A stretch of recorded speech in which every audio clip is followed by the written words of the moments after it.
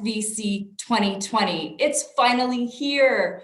My name is Robin Crosby, and I'm a business development manager with Layton Canada, a global consulting company helping businesses thrive and innovate with R&D claims. You'll be hearing more from me today as I moderate some of the entrepreneurship panels. I remember being contacted by the organizers a few months ago, and I said, yes, I am in. And here we are. We have an all-day jam-packed session for you. SBC has brought together some of the most successful entrepreneurs and executives in the world of business and technology, all under one digital roof.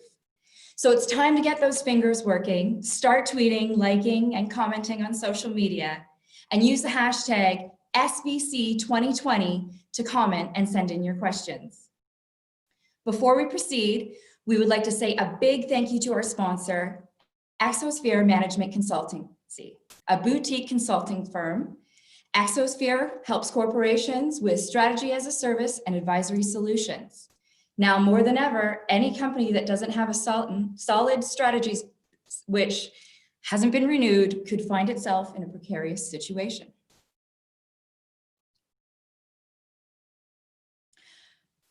We'd also like to thank our partner, Viome. SBC has partnered with Viome, and for 7 days, beginning today until Tuesday, the 27th, you will get $20 off when you use the discount SBC at the checkout.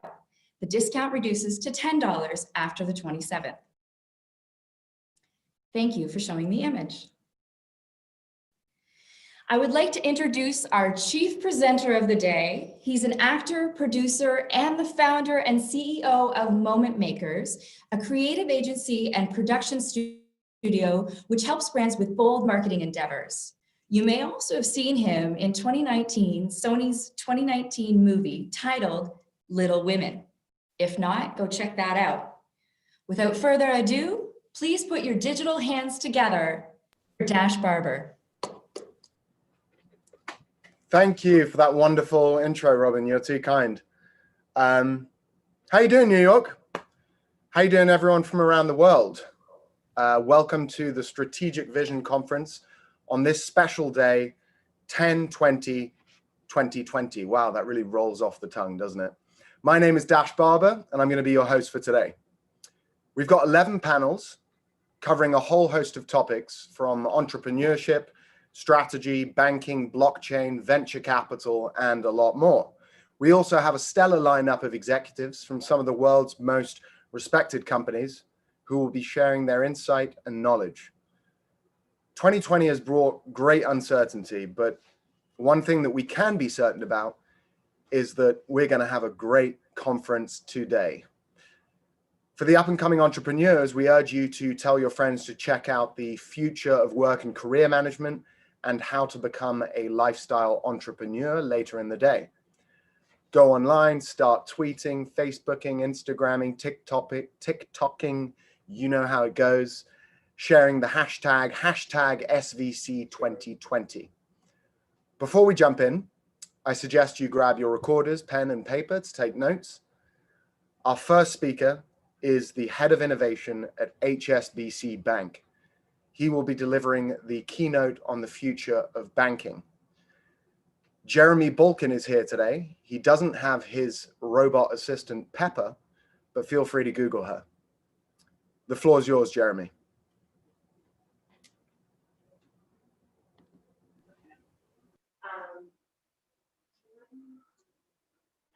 Thanks, Dash, and good morning, everyone. Thank you for making the time to be here this morning on such an important event. The future of banking and the Strategic Vision Conference, and what could be a more appropriate time than 200+ days into this lockdown, where I'm zooming in from in the heart of New York City in Manhattan. Let me confuse you further. I have an Australian accent, that's where I'm from. I work for a British bank that has an Asian name and heritage, and I'm based in America. So if that's not confusing, then nothing is, but it also demonstrates the diversity of experience and background that I bring to looking at age-old problems and paradigms and thinking about the future and innovation, which is my role, leading innovation and strategic digital partnerships for HSBC based here in New York in the US. And I think it's really sobering, and why this forum is so important, and why I want to say thank you to all of you who have taken the time to participate in the Strategic Vision Conference. Because what more time in history do we need a strategic vision in every aspect of our lives than October of 2020? And I mean that very sincerely. And it's now more important than ever, not only in a particular vertical, in my case, financial services, in all of our verticals and industries. And we need to continue to collaborate and work together, even in these remote times. And that's why today and this event is so important. So thank you very sincerely for making the time. And I hope that in 2021, we'll be doing this in person, as we should be, to continue to learn, share best practice, and see where we went right, and where we could improve as organizations and industries and partners. Of course, I'm sure many of you, when you saw the stellar lineup for the speakers and the industries, you thought financial services or banking would be the least, would be the last, if even if it at all should appear on this stellar lineup of events and speakers and collaboration and thought leadership, because of course the perception, in many cases fairly, is that banking is so far behind the curve when it comes to customer experiences, digitization, and innovation. And I'm going to humbly submit to you that you should start thinking a little bit differently. And that's why I'm so honored to be not only invited to speak for banking and financial services, but to open this conference and this event. And I don't know if they wanted to get me out front before everyone was kind of awake and participating, to get banking out of the way, or quite the opposite, to get your attention to think through this important industry and what the future might look like. In our case, I think what the future is here today. But more importantly, we all rise and fall together. If there's one thing this pandemic has proven, is that not only are we interconnected as humans and industries, but we're actually also interdependent. Our success and failure is inextricably linked as human beings, as consumers, as companies, as industries. And I think that's really humbling to remember. And so when I think through my role, having joined HSBC, one of the world's largest banks in 2015, based here in the US, I think through an industry at that time that was very paper-based, that was very branch-dependent, that thought, digitization, innovation was, taking a piece of paper and converting that into a PDF. I think, most people and consumers would probably, if this was done in person, I'm sure I'd see many people in the audience smiling and nodding their heads profusely at me saying that. Of course, in 2020, soon to be 2021, the industry's changed significantly. And Dash was very kind to mention our historic case study with Pepper the robot, the world's leading social humanoid robot and the world's first social humanoid robot to be put in a bank branch anywhere in the world, one of my projects, which I'll talk about amongst 3 other case studies a little bit later today. But what I think is most important is, let's just very clearly state what the future of banking means, because you can't manage what you cannot measure. And the way I think about the future of banking is a platform agnostic when, where, and how experience for our consumers and our customers. Let me say that again. A platform agnostic when, where, and how experience for our customers. Those customers can be people like you and I, or they can be large institutions and everyone in between. Platform agnostic means those same customers can be banking with us on their mobile device. They could be banking with us from the comfort of their home via a smart speaker. They could be banking with us in their car. They could be banking with us on their holiday. They could be banking with us on a tablet. They could be banking with us on a robot wearing a wearable device. They could be banking with us, of course, at a time of their choosing, 24 hours a day, 7 days a week, 365 days a year. Although in 2020, 366 days, it's a leap year, who could forget? And that's where this industry is heading.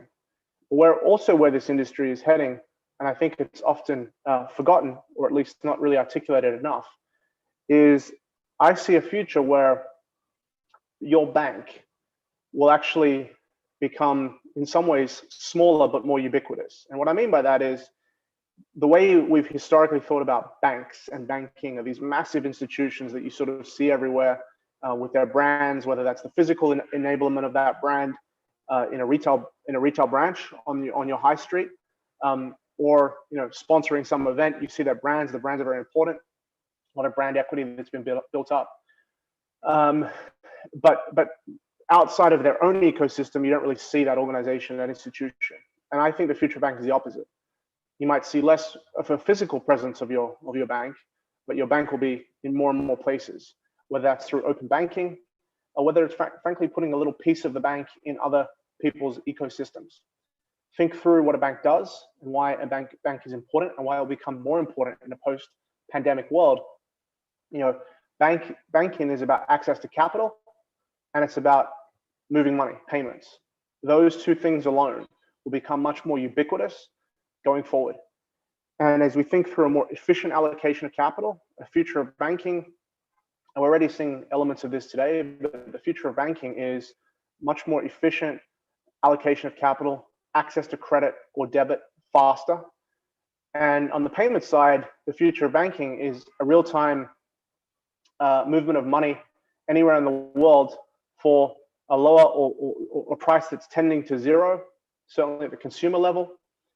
And the money will move as fast as you can click send. It'll be received on the other end in real time. That's pretty exciting. And it's even more exciting in a post-pandemic world when we get through this, hopefully together, hopefully sane, hopefully healthy, and we can all think through rebuilding the economy together, because we're going to need to. And in fact, financial services is going to play a much more important role than ever in that rebuilding of the economy, in that creation of wealth, prosperity, hope, economic opportunity, growth, and more importantly, funding entrepreneurs and startups and small businesses to do what they do best, which is to create things we've never seen before. That's why we're in financial services. That's why, if I can paraphrase the name of my first book, that's why finance is a force for good in the world. And we need to continue to remember that and promote that and work towards distributing that at scale, which is what the future of banking is all about and should be all about. So here's a couple of things I want you to think about. The first is, how do I think about innovation? Because often I meet people and they say, oh, wow, they look at the business card, or they hear me speak at something like this. They come up to me afterwards and they say, wow, I didn't realize banks do innovation, or I'm trying to do innovation at my bank or my Fortune 500 company. I'm having tremendous difficulty trying to get buy-in from my team or my leadership team or my executive committee. There's a lot of skepticism.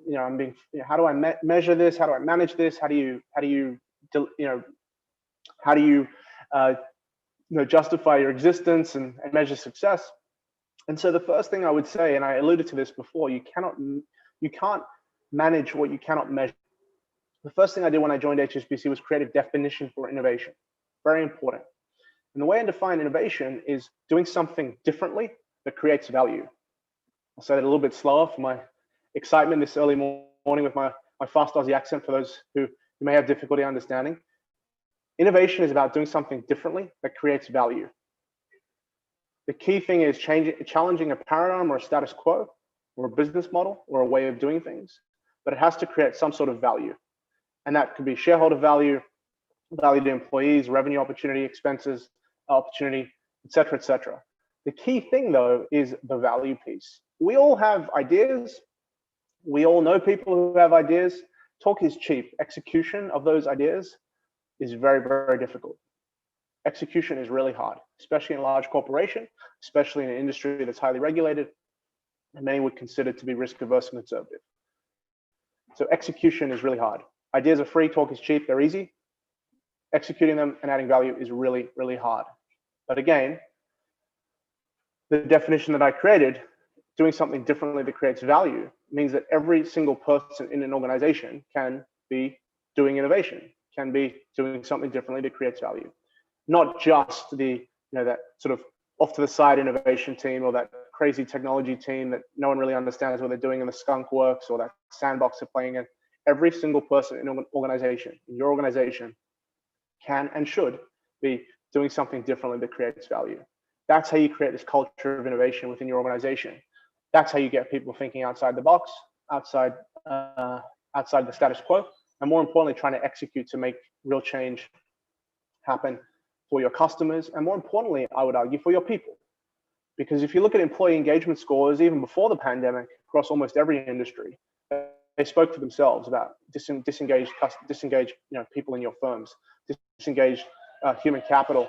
Of course, in this post-pandemic world, or sorry, during the pandemic, with people being forced to work remotely, it's not a surprise where you see employee engagement. It's not a surprise where you see people's mental health being working in their small apartments or their unsatisfactory home working environments that they were forced to do in a hurry. Yeah, they probably made it work for the first month or two, but 6 or 7 or 8 months later, these just aren't fit for purpose. People missing their physical work environment, they're getting repetitive strain injuries and all sorts of working from home aches and pains and niggles. But more importantly, they're missing that collaboration. And collaboration is key with your colleagues, with your peers, with your competitors, with your leadership teams, with your team members, your subordinates, with your customers. And people are recognizing that. And of course, to do innovation, where to use dare I say, a football or a soccer analogy, to do innovation, you're not a traditional position on the field. You're actually trying to play between the lines. You're that creative sort of attacking midfielder that's sort of trying to create space through the lines to put that through ball in for your striker to score, to try to thwart an attack, to protect your defenders. But you're playing within the lines and having that little bit of extra freedom to be able to see an opportunity and go and execute that. And of course, it's October 20th, and my beloved Manchester United are playing in the Champions League today in Paris. And come on, you Redmen, let's go for it. Let's do it. Sorry for anyone out there who's a Liverpool fan or a Paris fan, but it's a little bit of fun. Point being is that's the way we need to think about our roles. Now, the point is that as we think through innovation, every company in the world needs an innovation and renewal and growth strategy. Think about it. If you went into lockdown without the capabilities to deliver to your customers or your people remotely, digitally, and probably on a mobile device, if you didn't have those capabilities before a lockdown, good luck trying to compete. Good luck trying to compete. Because think through what the lockdown has meant. By nature, the lockdown was about forcing people in their homes to stay in place. So therefore, every service had to be delivered digitally. I mean, you think through how entire industries have changed and be reshaped in the blink of an eye. Now, that poses a challenge for financial services and banking. In some ways, it's brought forward behavioral technology adoption, digital adoption for financial services almost a decade. And there's various studies, which I'll talk about in a second, brought forward digital adoption 5, 7, 10 years in the space of a few months. And that's incredible. Any more than what it's meant for every other industry that financial services touches, and why the future of banking is going to be, as I said earlier, embedded in other people's ecosystems. Think through, for example, e-commerce. I don't think there's anybody watching this who has not bought something online.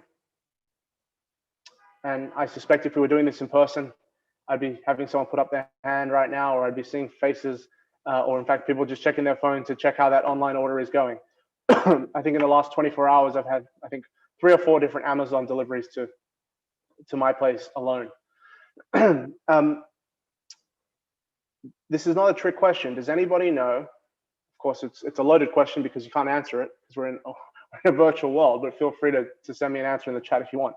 Does anyone know pre-lockdown what the percentage of e-commerce as a total of all commerce in the US, what that number was? So just let me ask you that more clearly so everyone's clear. E-commerce as a percentage of total commerce in the US before the lockdown, what was the percentage of the total e-commerce relative to the entire commerce ecosystem in the US? I've given you some time to think about it. I'm sure in the virtual world, I'd be throwing numbers at me as we speak. That number was 16%. So think about it, say February, March of 2020, e-commerce was only 16% of all commerce in the US. So think through it, let's just rewind our brains for a little bit. In the entire history of e-commerce, which I'll be generous and say is about 20 years old. The entire history of e-commerce, call it 20 or so years old, got to 16% penetration of all commerce. Pandemic roared through the world, government lockdowns in virtually every major Western, or in fact, every major city and country around the world, on or around middle of March. By May, June, could anyone guess what 16% had changed to? Either higher than 16, same as 16, or lower than 16? Giving you a little bit of time to think. 3 months into the pandemic, e-commerce as a percentage of all commerce in the economy had gone from 16% to 33%. So it had more than 100% growth in the entire lifetime history of commerce, e-commerce, 100% growth in 3 months. It's incredible. Now, that was in June. I haven't seen the latest numbers, but I would be pretty safe to bet, if I had to, that the number is higher than 33% now in October, almost November. And at the very least, it hasn't got lower than 33%. That would be my bet. And in fact, with Black Friday coming up and Thanksgiving and Singles Day and all, Amazon Prime Day, and all the US retailers trying to create their own sort of internal shopping network day via e-commerce this month and next month, and then leading into Christmas sales. I can only imagine what that number is going to be. But the point I'm trying to make is that in the entire history, the lifetime history of e-commerce, as a percentage of all commerce, we saw 100% growth in 3 months. That's extremely humbling, everybody. It is extremely humbling. Because, by the way, numbers like that, tectonic shifts in consumer behaviors and industries, it's not just e-commerce. It's not just e-commerce. That's very humbling. What does it mean for your industry? What does it mean for your stakeholders, your secondary and tertiary industry partners, counterparts, suppliers, stakeholders? Very humbling to think about, isn't it? And from a financial services perspective, it's extremely humbling to think about, because we're involved in just the whole payment ecosystem, at the merchant level, the issuer network, the issuer, the network, payments, cards, peer-to-peer payments, you name it. We're involved in every aspect of the supply chain of how money moves. As I said before, efficient access to capital and real-time payments. But this is the new world we're living in. Now let's think back to consumer behavior and how that's changed, because this is really, really important, because I want you all to think about this and your industries and your companies and your teams. Now, when I grew up in Australia, I remember my mother would tell me that it takes 21 days to form a habit. And that's how I've grown up my life. 21 days, 3 weeks is how long it takes to form a new habit.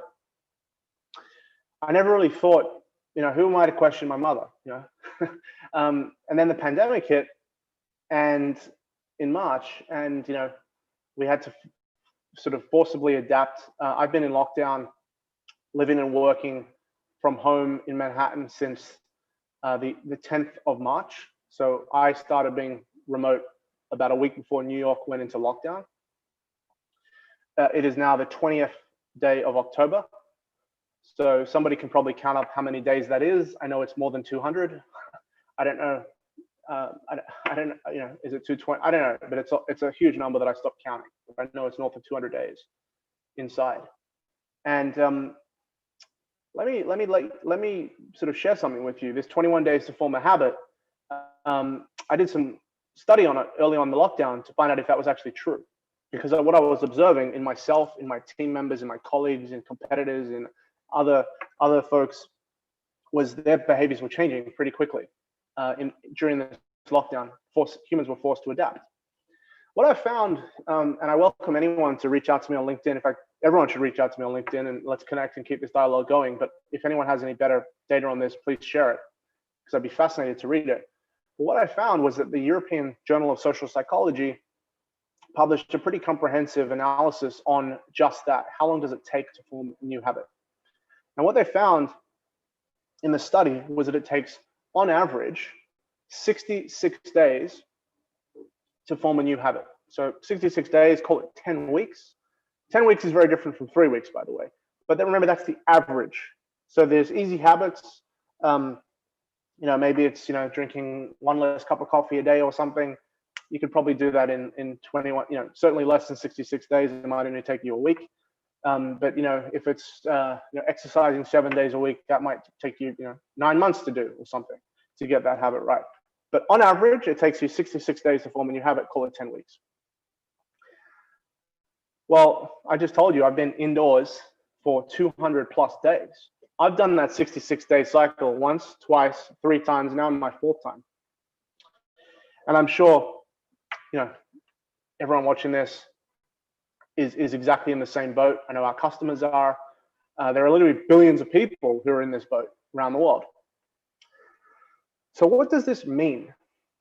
And this is what is actually much more important. What does this mean?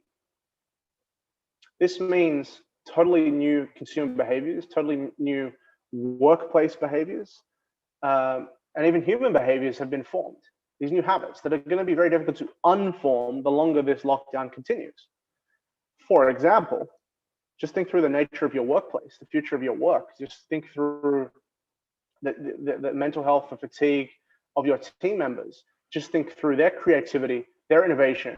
On the one hand, some folks have probably got a ton of ideas, and other people have just become even more insulated because they've lost all that sense of creativity, any more than productivity, efficiency, collaboration, team members, stakeholders, management, best practice, et cetera, motivation. What about your customers? What about the people who pay you money, who keep us in business? I gave you the example before about e-commerce and the 100% growth in 3 months for the entire history of an industry. That's just a tangible example of proving my point about how customer behaviors have changed. How many of those people, of the billions of people who have bought something online, in the last year, or the last 6 months during the lockdown, 7 or 8 months now, during the lockdown, who did it for the first time, and then had to do it the second, the third, the fourth, the fifth, the sixth, the 200th time during this lockdown, how many of them are going to stop doing that when this ends?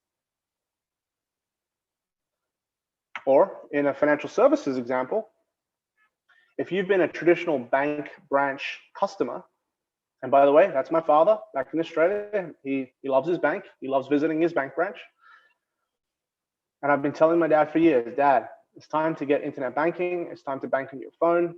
It's more efficient. In some ways, you could argue it's safer and more secure. And also, just from a risk management standpoint, think about if anything were to happen to him, how would my mother access her financial needs if it's sort of a primary relationship with him in the bank branch? So give her, the capabilities as well. So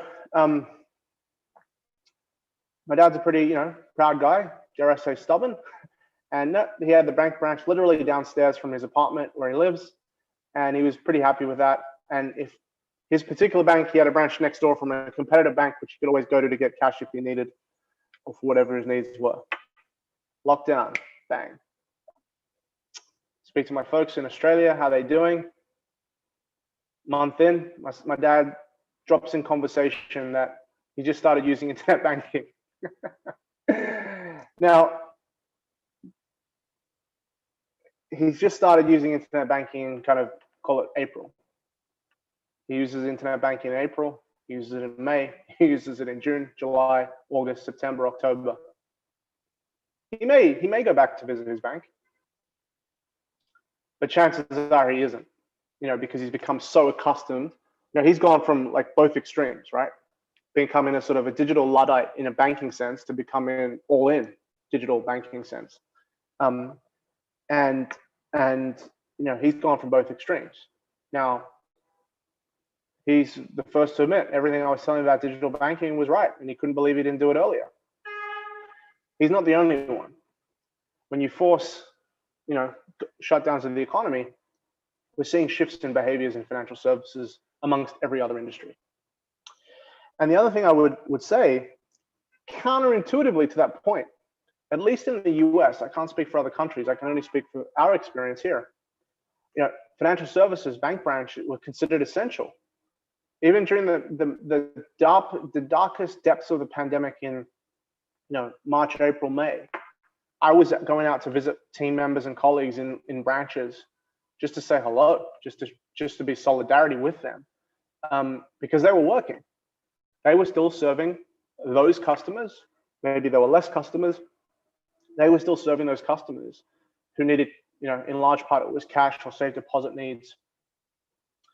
But financial services, counterintuitively, is an essential service.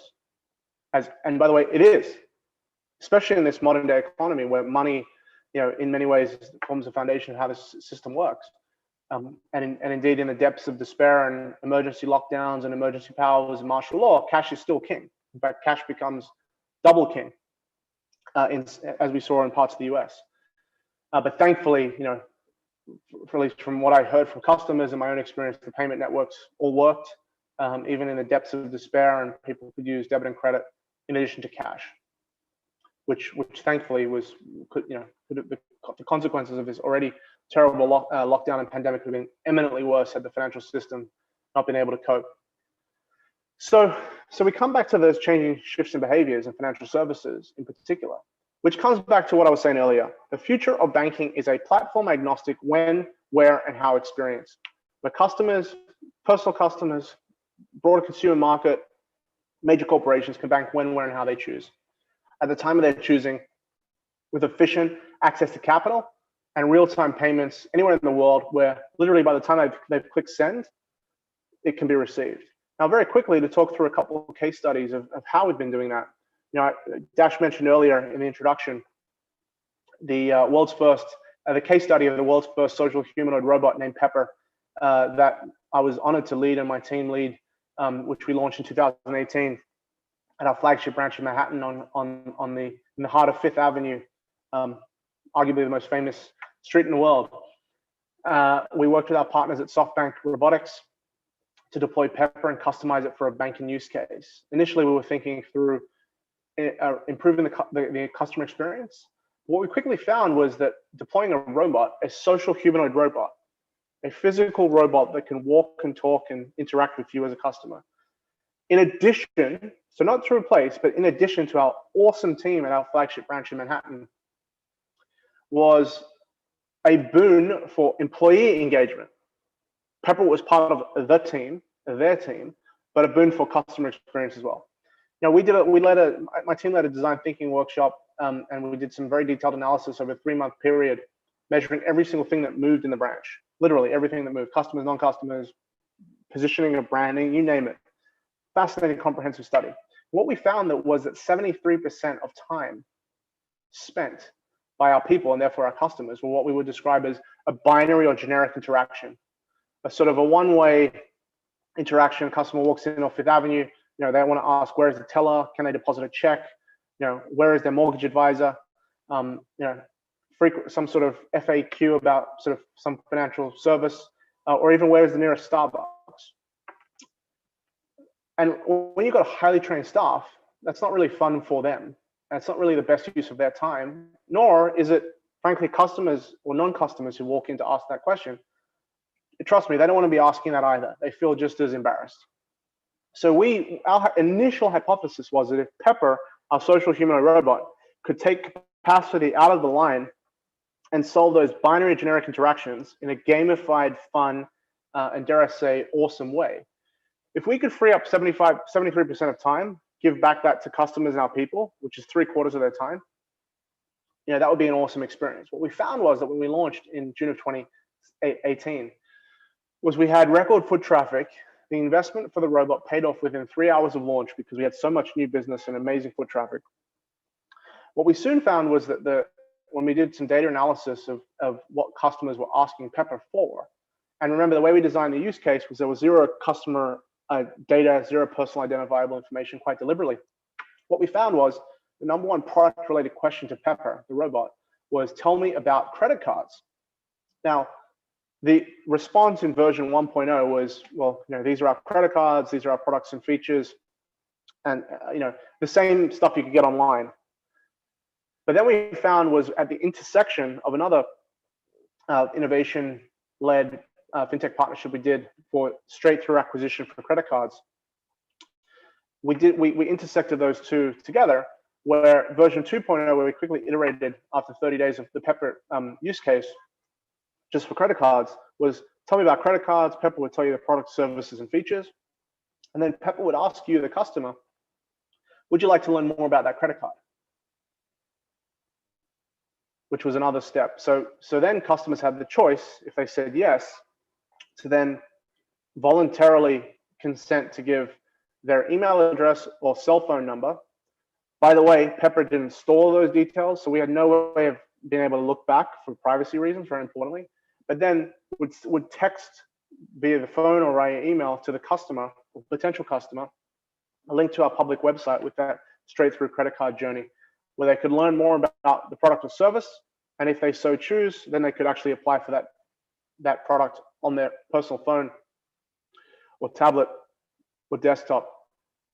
And we could do the opposite of what I was just saying earlier about online growth of commerce. We were promoting offline to online commerce and financial services, in this case, credit card acquisition. Suffice it to say, that was an amazing unintended consequence and positive development for the robotics use case, making history. We're now in 9 markets, 2 countries. We have 1 more to go, which I'm hoping that even we'll be able to get done just after Thanksgiving. I won't be able to say where, but watch this space. We had over 5 billion with a B, media impressions across traditional and social, with 99.9% positive sentiment. When was the last time a story about banks that went viral was positive? And it's not often that happens. And this was, by the way, a story about robots in banking and improving the customer experience and your employee engagement and driving record foot traffic. It's an incredible case study, absolutely incredible. And by the way, fast forward to the post-pandemic, you're going to see much more ubiquitous use of robotics in all aspects of commerce. All aspects: industrial robotics, cleaning robotics. In fact, you're seeing a lot of technologies out there. What I'm seeing, in fact, because I've just been fascinated by it, that can you imagine in the height of the next pandemic or in an unsafe health environment where we're going to send human beings in hazmat suits to go and disinfect an airplane or an office block or a highly sensitive laboratory or something. If there's an outbreak, a robot could do that, and probably should. And it's probably safer for your people. You could redeploy them in other areas of higher value, and it's probably cheaper as well. And no disrespect to the robot, but if the robot is irreparably damaged, then it's a different emotional circumstance to if it's a colleague of yours. If there's a tragic event because of some health issue, for example, we're going to see way more robotics all across corporate America post-pandemic. You watch this space. We are proud to have launched the first case study in financial services, which to this day still exists, and I welcome you to come visit. Even Pepper wears a mask in the branches she's open, the branches that are open where she is today. We also launched the world's first case study deploying wearable technology in a bank branch. We did that in partnership with Samsung. My hypothesis at the time was, at our flagship branch in Manhattan, it's over 3 floors, 25,000 square feet. The branch was built, 60 plus years ago. Well, the building was built 60 plus years ago, so the branch itself is not necessarily fit for purpose. It's a beautiful location, but it's not necessarily fit for purpose in the 21st century. In traditional corporate communications, like tablets, computers, laptops, landline telephones are tethered to desks and walls, but our customers want to be served when, where, and how they choose. And anyone who's a New Yorker, I'm an Aussie, I'm pretty laid back, but even I've discovered that in Manhattan and in New York in particular, they call it the New York minute. If custom best practice for average waiting times in financial services in the US is 4 minutes. In Manhattan, 4 minutes is like 4 years. Customers want things done last week, forget yesterday or today. So 4 minutes is way too long. So what could we do to, in some ways, have more efficient team member, person-to-person communication in our flagship branch? If so, if we could overcome that issue, could we get some sort of efficiency dividend by being able to serve more customers in less time, or more customers in the same time, in the same amount of time? And if so, then we could reduce customer waiting times. And because of the interviews we did with the team and design thinking workshops, banking is a dangerous business. Could we in some ways enable a security feature? Now, I'm a big proponent of wearable tech. I love wearable tech. I think I can't believe that wearable tech isn't, I don't want to say mandatory, but at least not as ubiquitous in corporate America as having a laptop is, or more so. And so we worked with Samsung, who proved to be the most technology savvy, enterprise ready, dynamic, aware of financial services and the complexity of our industry, to customize their Samsung Galaxy smartwatch for every member of the team at the flagship branch initially. And as I said, we had sort of 4 key objectives. One, could we optimize person-to-person communication?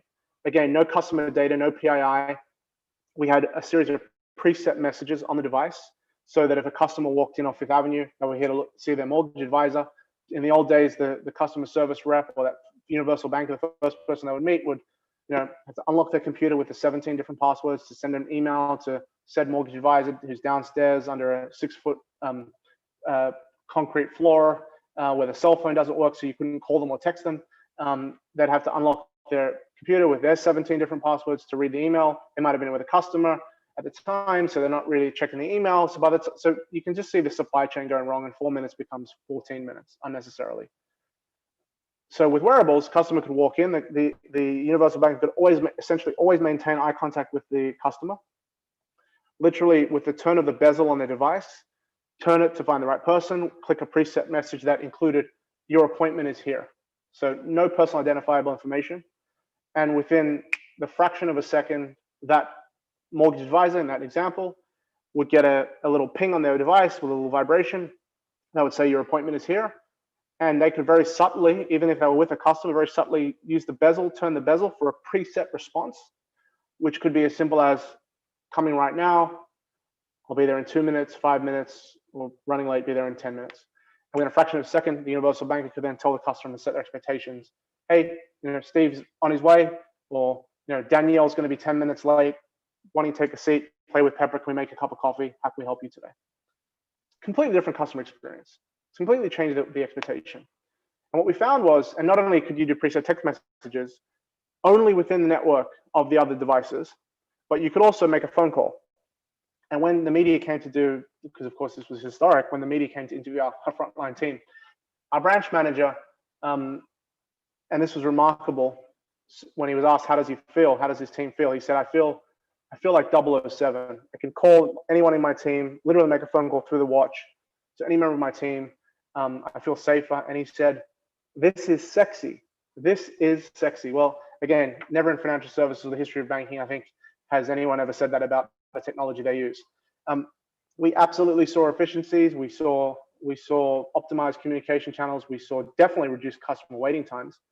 And finally, we embedded a security feature, which I don't want to talk too much about for obvious reasons, but we embedded a security feature that protects our staff with that device. As you can expect, banking is still a dangerous business. And so we got more adoption with the technology by building more trust with our staff and our teams by embedding a proprietary security feature in the device. The other thing we found was that when our teams were playing with the devices on day one, is the first thing they did was went down to the bank vault. Now, historically, our bank vault is built deep down into the ground. There are like 6-foot concrete floors, between our sort of lobby main and then the floor below. Then the vault's deep below that. Traditional cell phones don't work. They don't work in the branch, let alone in the vault. Because again, the building was built 60 plus years ago and built differently, and there's no cell phone coverage, which also creates a risk. Because of the advanced LTE micro SIM card in the watches, the first thing the team did when they were goofing around was one of the team went into the vault and started sending messages to one of their colleagues to see if it worked. And he was so surprised not only that it worked, then he tried to make a phone call. He couldn't believe it when one of his colleagues upstairs answered the phone on the watch. And he couldn't wait to tell his colleagues what had happened. And their trust levels, so if anyone was skeptical of this digital technology, their trust levels went through the roof.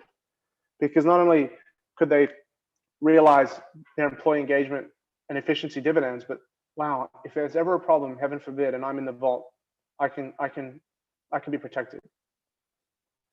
So that was a security feature we mentioned. And then finally, with the little bit of time I have left, we launched something early this year, pre-pandemic. I announced it in Las Vegas when I was allowed to travel, when we could travel, in January at the Consumer Electronics Show in partnership with Google, a brand new technology and enterprise level system in concert with another company called Volara for real-time translation.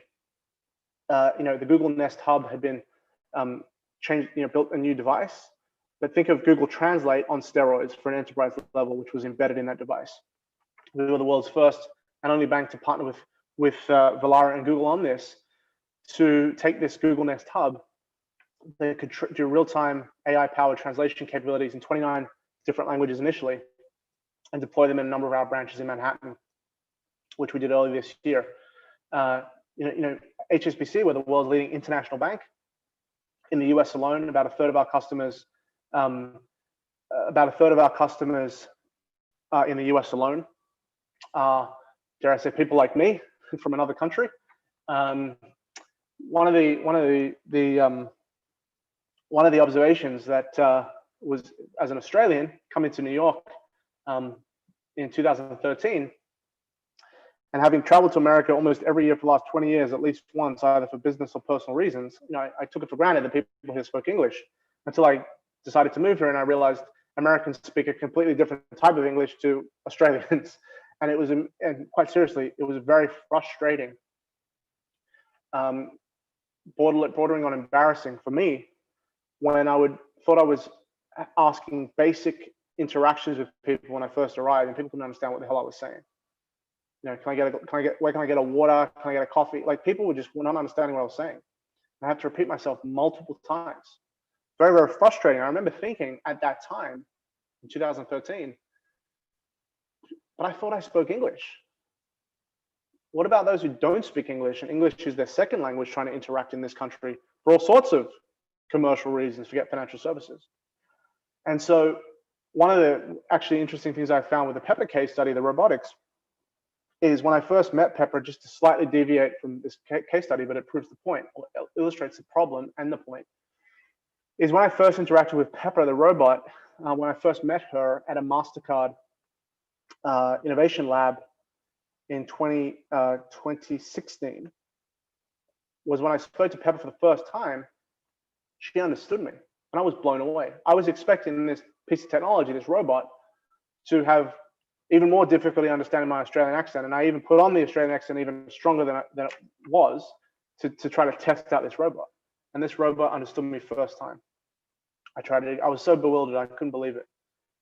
I tried it again. I was trying even more complex, and Pepper understood me. Now, that was 2016. The natural language processing capabilities, just think about the updates in your average cell phone in the last 5 years, how much improvements there are, let alone the NLP capabilities and the chatbot capabilities just in Pepper, any more than to this Google partnership. Ironically, the Pepper robot uses Google Dialogflow for the chatbot. So, in many ways, it's a similar technology in the Google Nest Hub, and with the Volara capabilities embedded, real-time translation that we deployed. But there are 70+ million Americans whose English is their second language. 70+ million Americans. So I think through my own experience of being an immigrant to this country, just how complex financial services is here. Consumer finance is very complicated for everyday Americans who've grown up here and English is their first language. Imagine what it's like for immigrants or immigrants whose English is a second language, or who have difficulty communicating. So we wanted to deploy this historic case study with Google on the Google Nest Hub with interpreter mode at our branches. At the branches we've been deploying it, to see if we could deliver a world-class first impression for customers whose English is not their first language. Now, candidly, we're not here to do a mortgage via this real-time translation. That's not what this device is about. But what it is doing is giving that great first impression. Maybe it's welcoming a customer in their native tongue. It's them being able to speak to you in their native tongue. The device can translate to the employee to the customer service representative or the universal banker. And to be able to manage and set your expectations, and if need be, to say, we can help you, please take a seat. We will find somebody who can communicate with you, even if it means a phone call or coming back another day. But imagine that first impression. And we think through the power of financial inclusion, how important it is. By the way, this was done pre-pandemic. Consider what it's like now, how important it is. We want to achieve, greater financial inclusion capabilities, using the technology to embrace more folks who speak another language, to be able to serve them, again, when, where, and how they choose. So those are three amazing case studies. And actually, I want to pivot on the second one, the Samsung one, just for a minute, because how we've adapted that in this pandemic world is really important. So, we think through social distancing. Social distancing was a term that I'd never heard of before March 10th. Now it's as ubiquitous as saying, oxygen or something, or water or whatever, coffee. And there's clearly technology going to have a greater role to play to help with getting back to work and enforcing social distancing, or helping to promote social distancing, promoting social distancing, should I say. And when this whole thing started, I thought to myself, my God, what else can our wearable technology do to help with this when we eventually get back to work, or to assist our frontline staff beyond what they're already doing? And so I remember speaking to my team one weekend, Monday, but I'd been thinking about it all weekend. And I just sort of had this aha moment on the Sunday. I was like, wait, each of these wearable devices has its own SIM card, a micro SD SIM card with advanced LTE, soon to be 5G capabilities. And therefore, it has a unique IMEI number, and therefore an IP address or geolocation and coordinates. So if each watch has one, then the other watch has that too. Surely at the enterprise level and the cloud, we could just create a notification that if two devices were within 6 feet of each other, there might be a notification, some sort of vibration or message that could be sent to the or however many devices are within 6 feet of each other, that, hey, stay apart. So spoke to the team Monday, spoke to Samsung Tuesday, and sure enough, Samsung, again, just totally responsive, totally, but like, actually, it's funny you say that. We've been talking to another client about doing just that, and we're about to pilot something with them. Let's get you involved in that too. You may have seen on 60 Minutes, I think it was Ford Motor Company in Michigan, who they were interviewed, and they actually showed the wearable technology, the same solution that I was talking about with Samsung on their factory floor. Now, granted, financial services is very different to the factory floor at an automotive manufacturer. But when we think about going back to work, and we are doing that, when we think about going back to work, we think about, this work remote environment. If one person, how do we know if someone gets sick? Who do we isolate? Who do we self-contain? Who do we send home? Where do we close off? We don't. Technology can help that.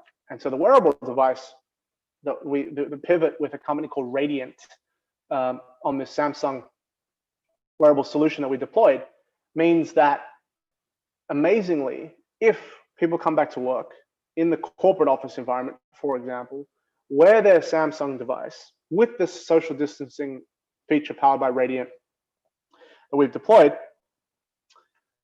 if someone, heaven forbid, gets sick or infected, we'll know who they are, but more importantly, we can trace who they interacted with, where they sat, where they moved to. So that if we had to isolate we wouldn't have to isolate the entire building necessarily, but we could isolate a team or part of the floor where they sat, in addition to the tactical social distancing feature of awareness, rather than having to shut down the entire office and then lose any productivity benefits we gain from going back to work by sending everyone back remote on a moment's notice. So there's huge dividends there. And again, just like I said, robotics are going to become more ubiquitous post-pandemic. So is wearable tech. It's inevitable. I'm amazed. There are so many use cases for wearable technology in corporate America and the Fortune 500. that I'm just blown away that this is not just BAU. And that's another case study of work we led that I'm really, really proud of my team. We were first. And the point I'm trying to make is if banking can do it, if boring banking can be at the epicenter and the cutting edge of robotics, wearable tech, artificial intelligence, and we were doing this pre-pandemic, then no other industry has an excuse. And in fact, the lessons we learned with our pilots, wearable tech, robotics, AI, in many ways have given us ways to pivot and think through, just as I mentioned, how can we take these technologies and pivot them in a post-pandemic social distancing world to get our folks back to work, to help our customers be safe, feel safer when they interact with us or with our competitors or with other industries going forward. This is so important. This is the future of banking. It's a platform agnostic when, where, and how experience. It's exciting. I hope everyone is awake now. This is an honor to be here. Please reach out to me on LinkedIn. Let's continue this conversation. I want to thank you for your participation and your attention. I would love to hear from you and share best practice and ideas. We are all in this together. That's the main thing. We're all in this together. We rise and fall together. We all share the same customers. Let's deliver a better customer experience for them. Let's create more utility, productivity, and meaning for our teams and our employees and our workforce. And frankly, let's build a better world together. Thank you very much and have a great rest of the day and rest of the conference, everybody. Cheers. Thank you very much, Jeremy. It was for getting us started with that keynote. It was fantastic to hear a football analogy in the context of banking. I have to tell you, I'm actually also a Man United fan, and I'm very happy that we finally have a good number 10 in Bruno Fernandes. And I don't think you'll mind me saying that or calling you the Bruno Fernandes of HSBC. Great. So I'm really excited about our next panel, guys. It's a pleasure for me to introduce Micah Koch, the Managing Director of UrbanX, and Skip Descant, also a staff writer at eRepublik. He will be raising some of the most important questions about the future of mobility, urban planning, and infrastructure as he begins his presentation on the future of cities. Micah, we're thrilled to be with you, and I'll leave it to you. Yeah, great. Nice to be here virtually. I wish we could be there in person, and thrilled to be here with Skip as well, who's got a ton of amazing questions that I will certainly do my best to answer. Micah and everyone, thank you again for taking some time to talk about the future of cities. And Micah, I was thinking, if maybe a good way to get us started is talk a little bit about your work with UrbanX. I know you guys are very involved with growing and mentoring urban tech startups. You've worked with New York State Energy Research and Development. It's an interesting and exciting resume, if you will. But maybe talk a little bit about the work you guys are involved with at UrbanX, and maybe I think that's kind of a segue into our conversation about the future of cities. Yeah, I'm incredibly privileged to be working at UrbanX, where I'm the managing director. So essentially, we work with early stage companies who are reimagining city life with the premise around decarbonization and resilience, right? That if we're going to solve the climate challenge, we have to look at cities. And if we're going to look at cities, we have to look at things like mobility and transportation, which are about 30% of our emissions profile here in the US. The built environment, which is roughly another 30%, and industry. We also look at things in clean water, waste, food systems, public health and safety, although we don't do any medical diagnostics or devices or anything like that. Sure. But really anything that can make city life brighter, can make city life more efficient, more enjoyable, more equitable. And this initiative was created about 4.5 years ago by Mini, the automotive manufacturer that's owned by the Right. BMW Group. I think the real reason I get this all the time is, if you look at the history of Mini, it was started by a really interesting engineer and designer named Sir Alec Isagonis, who it turns out was actually a refugee from war. Started the company after World War II during the first gasoline crisis in the late 1950s, really at the urging of the prime minister at the time, who said, we need a better way for Londoners to get around.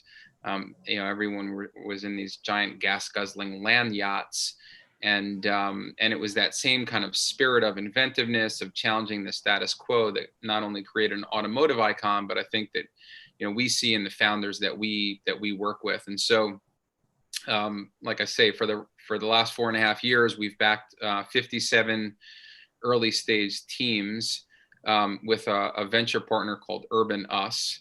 And those are teams like Blueprint Power that are working on distributed generation and on-site renewables. There are teams like Mobilize, which is developing an algorithm to help identify prospective EV buyers. Teams like Robotics, who are using AI to help identify where road infrastructure improvements need to be made. So it's a pretty diverse mix of founders who are trying to solve some of the biggest problems that cities face. Yeah, those are all great areas to explore, and thank you for giving us that sort of backstory of Mini. I did not know it, and so I really appreciate hearing about that level of innovation post World War II. That was great. I think right in that sort of wheelhouse, is this issue of sustainability, energy. Obviously, many of us here at GovTech all feel that the climate crisis is the signature crisis of the moment. And I was thinking, maybe give us your thoughts about kind of when we think about transportation and energy in cities. What's some of the most sizable trends you're seeing from your perspective over at UrbanX? I'll sort of as kind of the backstory. I know in few years ago, micromobility and on-demand everything kind of was all everyone was talking about in transportation. Also, and it was often sort of looked at as this sort of mechanism for slowing car use, slowing greenhouse gases. How have these movements evolved and shaped, particularly given the COVID crisis? Yeah, so it's a really interesting question, and I will say that the idea of these connected crises, I think, is really interesting to me. I hear a lot of folks say, like, well, I can't wait until 2020 is over. But it does seem to me that the challenge around the climate crisis and the challenge around the employment crisis and the equity and social justice crisis, obviously COVID and public health, I think, is front of mind right now, but it does feel like we are kind of living in an age of connected crises. And that's why, again, I do think that, the perspective of the entrepreneur is really valuable in terms of addressing some of these interrelated challenges.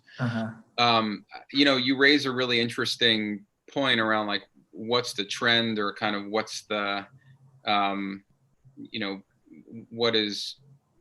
what's the evolution of the way that I think on-demand and micro mobility have evolved.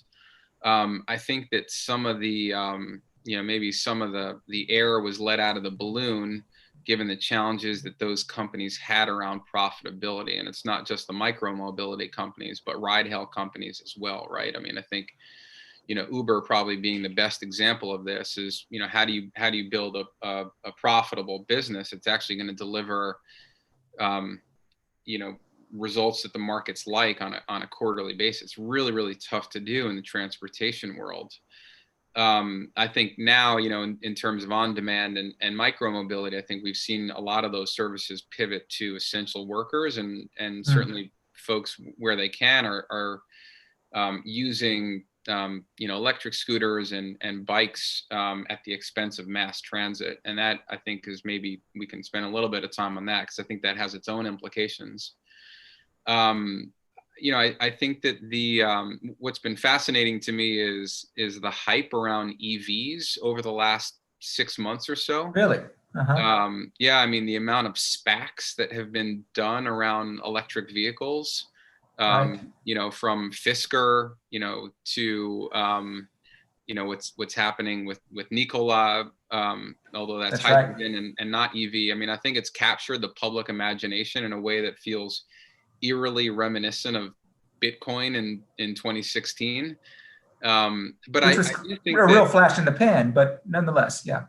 I mean, it's, look, the hype cycle, you can't control the hype cycle, again, to the Mhm. extent that people actually believe that we are approaching a tipping point around zero emission vehicles. I think that's a positive thing. Right.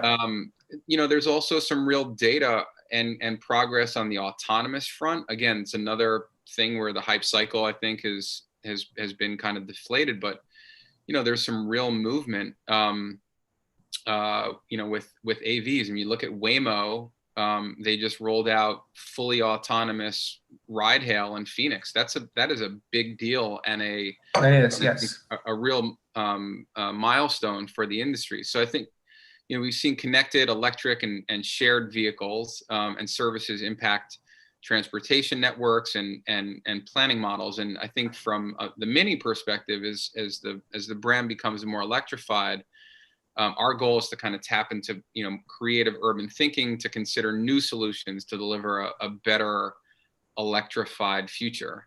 At the same time, I think we're seeing immense growth in people-centered streets. How do you reserve less space for cars and provide communities with more opportunities to live, play, and connect out in the open? Again, particularly with COVID, this has been a real policy priority, and I think it accelerated during the pandemic. And I think the idea of flexible curbs and how do you price the curb? We've seen some really interesting developments there. There's an interesting startup called Cord.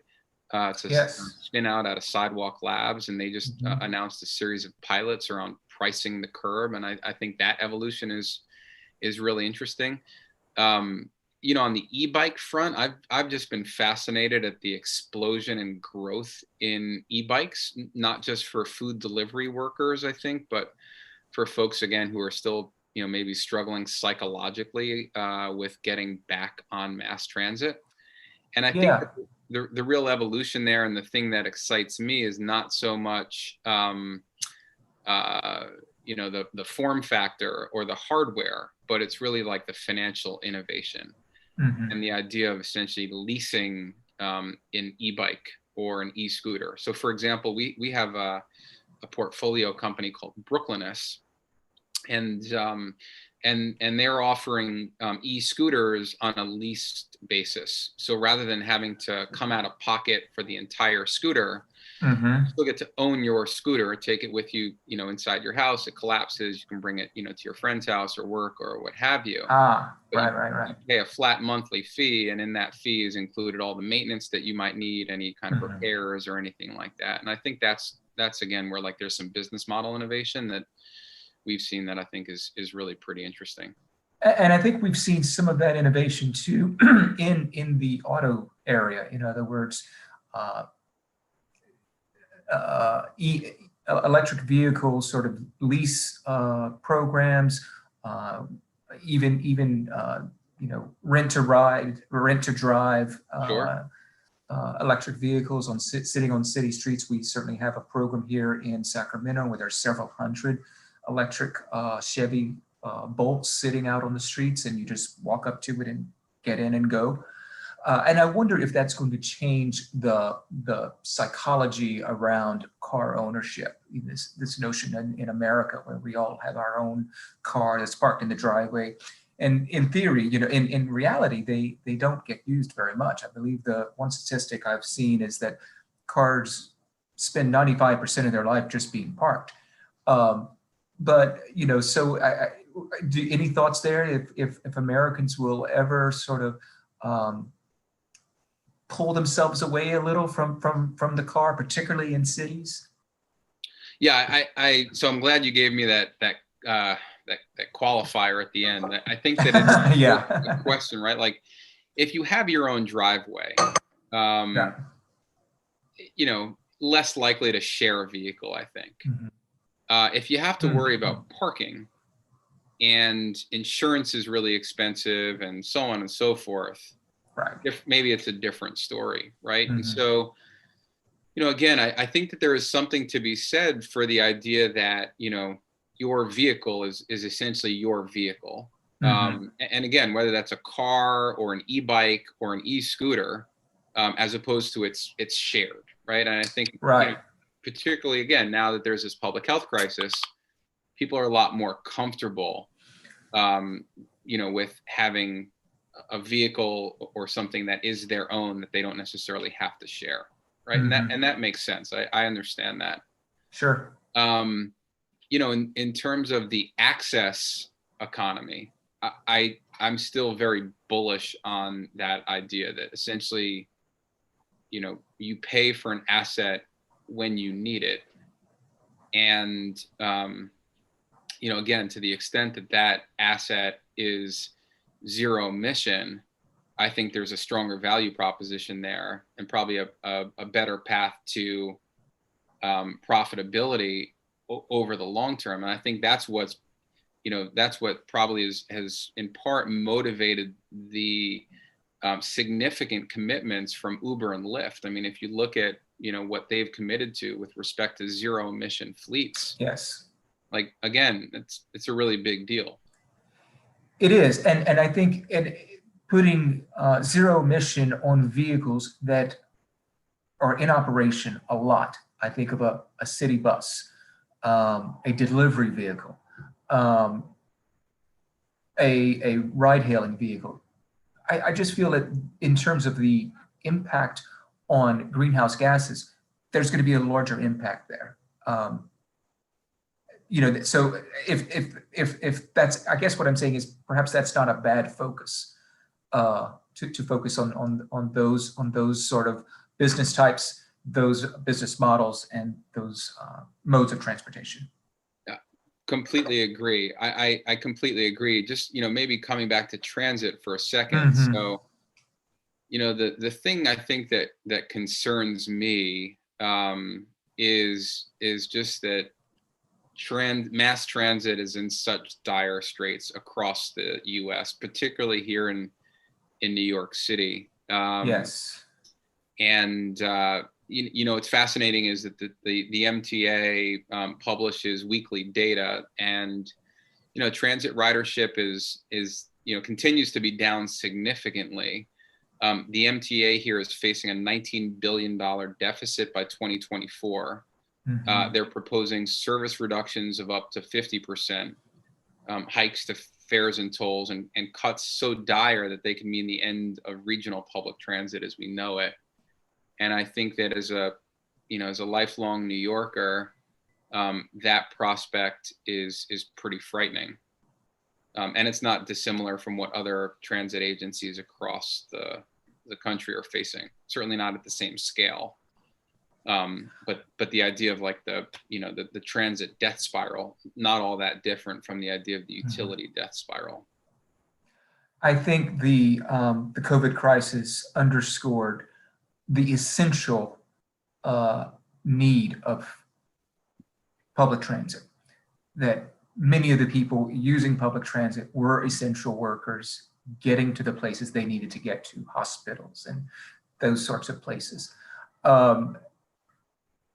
Is that perhaps another sort of conversation among policymakers? Look, this is not about transportation. This is about this is an essential service that our society absolutely needs, and it needs to be funded. I guess where I'm going with this is if that's a way to maybe possibly save public transit as by sort of offering it a sort of financial lifeline in it, if you will.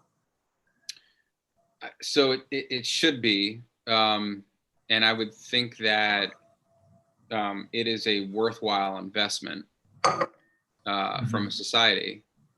I think that maybe there's a false expectation that that mass transit should be profitable when most other forms of transportation are not. Right. And to your point,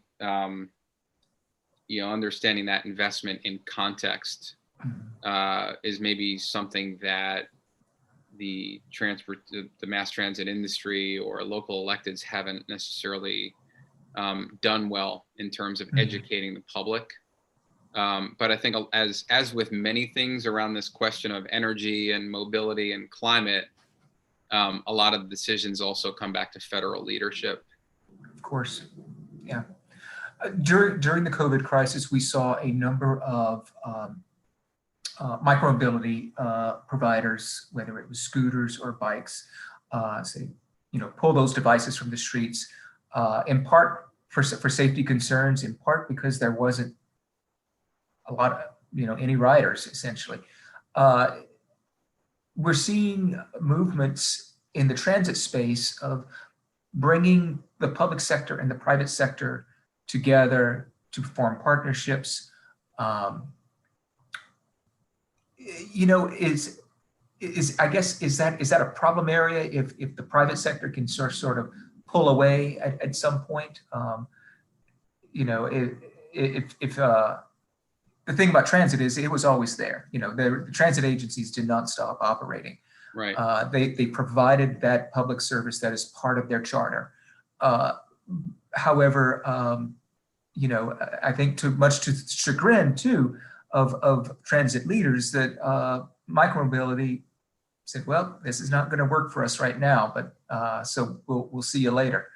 Is that sort of a policy issue that needs to be hammered out well as transit agencies form these partnerships with private sector companies? I think so, and I think that there are some interesting case studies, and I think that you can look at some specific interventions where these public-private partnerships have worked well, and where they've been part of a holistic model around transportation, right? Closing gaps in the system, helping to solve for transportation deserts, providing last mile transportation to and from transit hubs. We have a pretty neat company in the portfolio called Circuit, and they partner with the city of New Rochelle here in New York. They have an electric vehicle, a shuttle that they use to get people to and from the MTA station in New Rochelle. And again, particularly for essential workers, that was a critical service during that time. And I think there are a number of companies who operate in a similar space. Arguably VIA is the most kind of prominent and well-funded. Yes. But that idea of essentially micro transit services for public sector customers, I think, is a really interesting trend. And again, I do think that it maybe touches, this philosophical nerve as to what's the role of the public sector, what's the role of the private sector. But certainly it does seem like in an environment in which, municipalities, in particular states, are incredibly cash strapped, what are the best ways for, on-demand mobility providers to get people from point A to point B, and again, to connect them with mass transit where it's up and running and works. The scary thing is, again, with respect to service cuts and disinvestment in infrastructure, that's where, again, you get the challenge with people who have other options will avail themselves of those other options. And there goes your downward spiral. Right. Yeah. Right. You know, the concept of mobility as a service has often involved technology and sort of innovation in areas, you know, whether it's trip planning or a seamless operability between the public, a transit provider and maybe a public sector mobility provider. What's the future of these sorts of movements, particularly in this, you know, financially challenged environment that we're clearly in right now and only getting more into? Right. So again, you know, this might be one also for the hype cycle. You know, to my knowledge, I think the most advanced experiment in mobility as a service has been in Helsinki, where essentially there's one kind of seamless, you know, mechanism for all modes. I don't know that that's been incredibly successful. I'm not sure how much you attribute that to human choice or just to the way that the service is currently configured. I think it's really difficult to do here in, you know, in the US, where we have a very fragmented transportation landscape. I will say that it seems to me that the major players like Uber and Lyft are kind of trying to create in a way, like a walled garden where, you know, you have access to, you know, the local subway map, but, you know, you can also call an Uber car, or you can take a, you know, a Lime bike, or, you know, what have you, or a scooter or whatnot. You know, I don't know. I think it's a really tough nut to crack, and a way to make, you know, to make it economical and profitable is something that has yet to be demonstrated in a way where there's like significant uptake, and it really moves the needle. That being said, like, it does seem to me that there are some very well-capitalized players like Intel, for example, who bought Mobileye and bought MoveIt, who have their eye on that opportunity. I don't know how long that takes to play out to when you can essentially get all your mobility needs met through one, you know, subscription service. Yeah. And I know they're also exploring kind of the robo-taxi concept.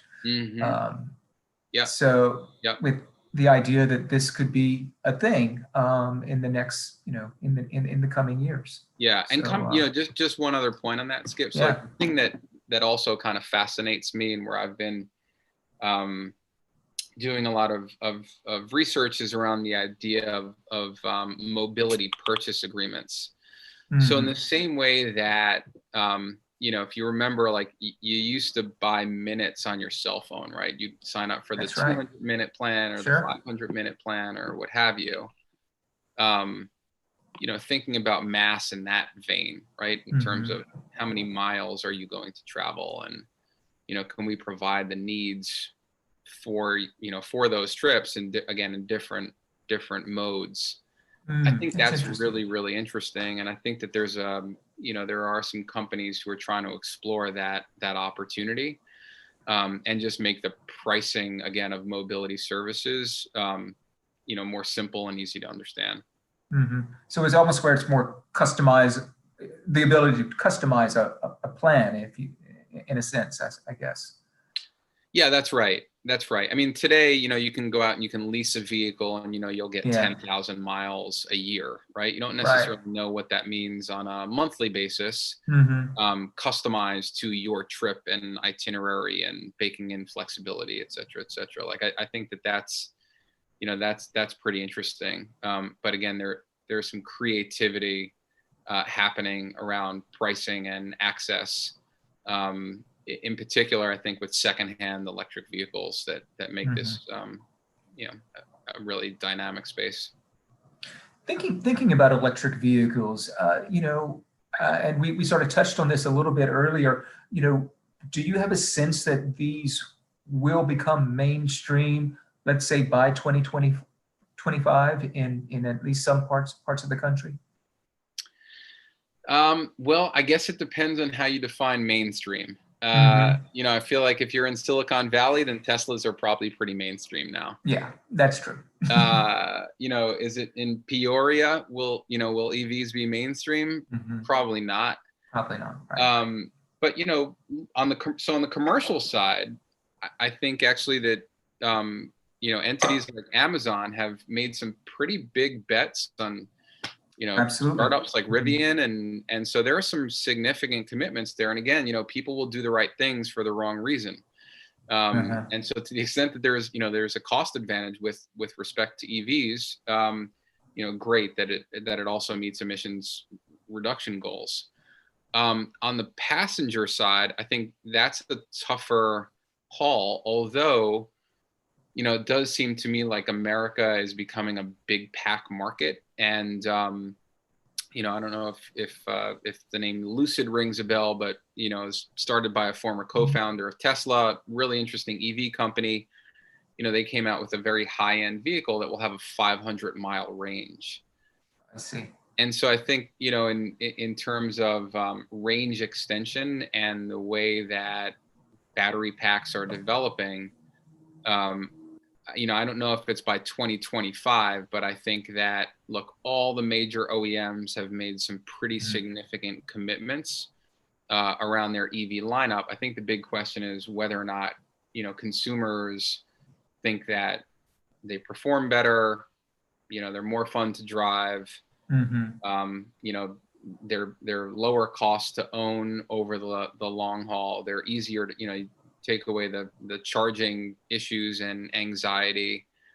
You know, that those are some big open questions, but we've also seen, you know, on the state government side, you know, there are states that have made some major commitments around this. I mean, here in New York, we have a $700 million make ready EV order, you know, that's going to put tens of thousands of chargers in the ground. And that's Right. exciting for the industry, I think. Yeah, the charging infrastructure is often regarded as, understandably, an essential part of this equation. Yeah, any thoughts about the development of the secondhand EV market, which could really sort of, when I think of areas like expanding the use beyond the more well-to-do drivers, this would really get EVs in the hands of people at sort of lower economic groups, and really make a difference in terms of their personal home transportation costs. Yeah, I think there's huge opportunity there. I think most EV batteries at the end of a traditional lease will still retain like 80% capacity. So beyond the stationary storage applications for aftermarket EVs, I think that, you know, as you said, we think that there's a real opportunity to expand the pool of potential customers. We backed a company called Borrow. They operate out in California, and they offer a 3-month, 6-month, or 9-month lease term for a fleet of secondhand electric vehicles. Oh. And again, you know, if you don't want to sign a 3-year lease or a 5-year lease, but you're experimenting with, you know, is an EV right for me, that experience of being able to drive it for 3 months, I think is, you know, absolutely invaluable, and potentially a lead gen tool for for new EV sales. Absolutely. But also really, you know, designed for people who, you know, again, are not, you know, in the market for, you know, long-term commitment. And that includes a lot of younger people who might be looking for, you know, just a 6-month term while they're in college or whatever the case may be. So again, I think, yes, it is the product, but it's also the business model innovation and kind of the go-to-market, where there's some opportunity for new thinking. You know, when thinking about innovation in either the transportation or the energy space, who seems to be, or what seems to be sort of leading in that conversation? Is it the public sector, the private sector, academia? Or is anyone leading, I guess? Any thoughts around that? I'm going to put in a plug here for a guy who I used to work with at NYSERDA named Varun Sivaram. And Varun is a senior fellow at Columbia University's Center for Global Energy Policy. And they just put out a really interesting paper about the need for a national innovation strategy for energy. Mm-hmm. Now, so what the fascinating thing here is that actually this is one of the few areas that Democrats and Republicans can actually agree on, is the need for energy innovation. So it does actually have some bipartisan support. They just put out a book in kind of the form of a policy proposal for a national strategy around energy innovation. And, I think that one of the really interesting points that comes up in this white paper, essentially, is that roughly half of the reductions that the world needs to get in order to achieve net zero have not actually been brought to market today. So there really is a need, I think, for energy innovation in this country in a way that we've historically funded things like healthcare or national defense. But just to kind of put it in some perspective, the federal government in the US spends less than $9 billion annually on energy innovation. That is less than a quarter of what we invest in health innovation and less than a tenth of what we invest in defense innovation. And so I think that, again, at a macro level, at a 30,000 foot view, this is where the innovation is really needed. Because if you have technology push coming from the government that's kind of focused on early research with market pull policies, Sure, draw technologies into scale, that I think is where you get job creation. It's where you can compete with China. And it's where you get the emissions reductions ultimately that we need. And you see this in other countries, by the way, like government partnerships with industries, huge feature of the German innovation system, right? They have 66 Fraunhofer institutes that focus on practical research and industrial challenges. And I think, fundamentally, that's kind of what we need, is a massive investment at the federal level in these kinds of technologies in order, again, to reap the economic benefits and the job creation benefits and also the climate benefits. yeah, and that perhaps that's a good segue into, we are today 2 weeks away from the close of the 2020 election season, where Americans will be choosing who will be their next president. Looking at the Trump administration and a possible Biden administration, and where do you see the most possibility for the kinds of energy innovation you just spoke of? Has there been a lot of traction in the last 4 years in those areas? And should we, could we possibly see more effort in that area in the next 4 years? Well, I mean, I think actually, so it's been interesting to me to see the Biden campaign, take ideas from, the quote unquote left, but people, for example, like Governor Jay Inslee in Washington, and really make, jobs and climate kind of a central part of his way to think about an economic recovery, which we desperately need in this country. you know, I view this as kind of, you know, one party is kind of abandoned science. And so it's not necessarily about, you know, what we don't believe, but kind of who we are.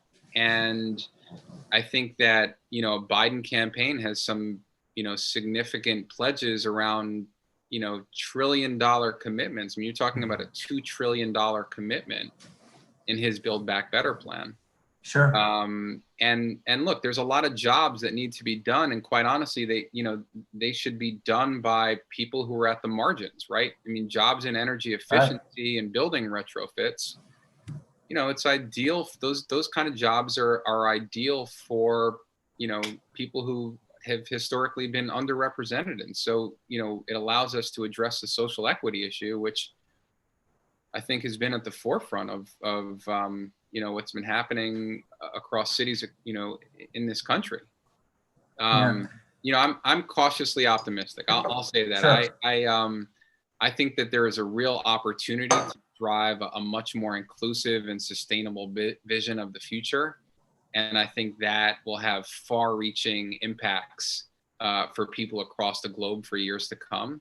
And despite the suffering around us and the challenges to come, I'm optimistic that we've already embarked on a new path that can meet this moment. Certainly, the you know, you referred to a lot of innovation that is not happening in this space that could be happening, and it's a chance for the U.S. or someone to lead in this space. So I'm going to forgive me. I'm scrolling through some of my notes. You know, talking a little bit about car automation in cities. We touched on it a little bit when we were talking about sort of the Waymo and that sort of thing. Do you suppose we'll see some other types of automation sort of take hold? You know, there have been some pilots in a number of cities. I think of, say, like Ann Arbor. There's Ann Arbor, Michigan. There's another one down in Peachtree Corners, Georgia, that's kind of looking at very small automated devices or remote operated devices to do things like deliveries and what have you. Are these sort of businesses going to take off, or do you see them having some potential? Yeah, I think certainly on the commercial fleet side, I think that's probably where we see it first. You know, in food deliveries and logistics, I think that's probably where you get to you know, the first use cases at scale. And on the passenger side, you know, obviously, you know, you're already seeing some degree of self-driving, if that's kind of what we're talking about. But, you know, again, I think the Waymo example should be kind of a wake-up call for the industry.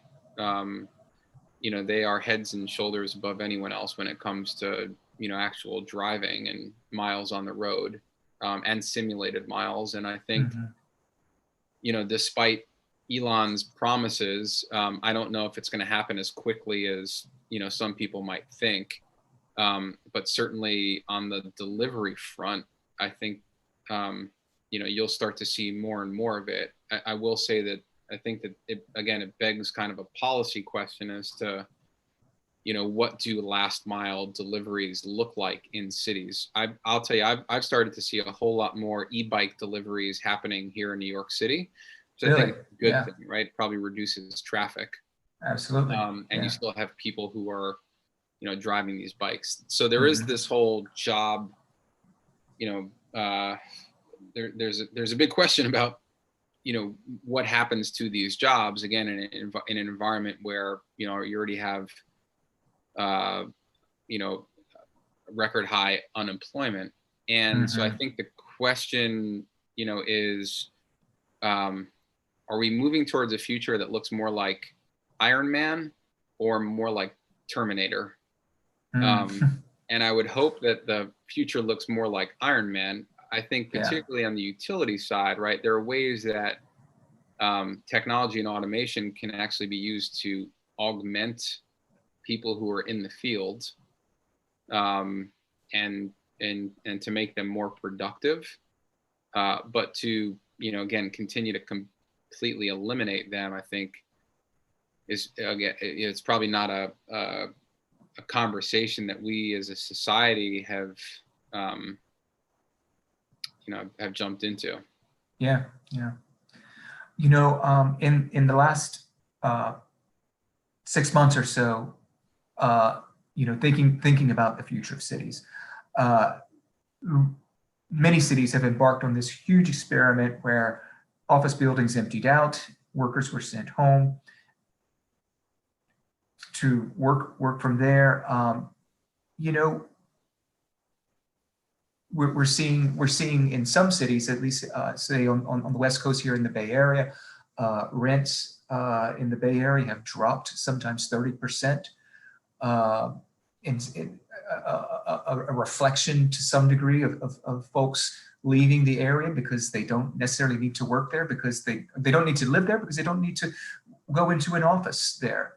They can work remotely.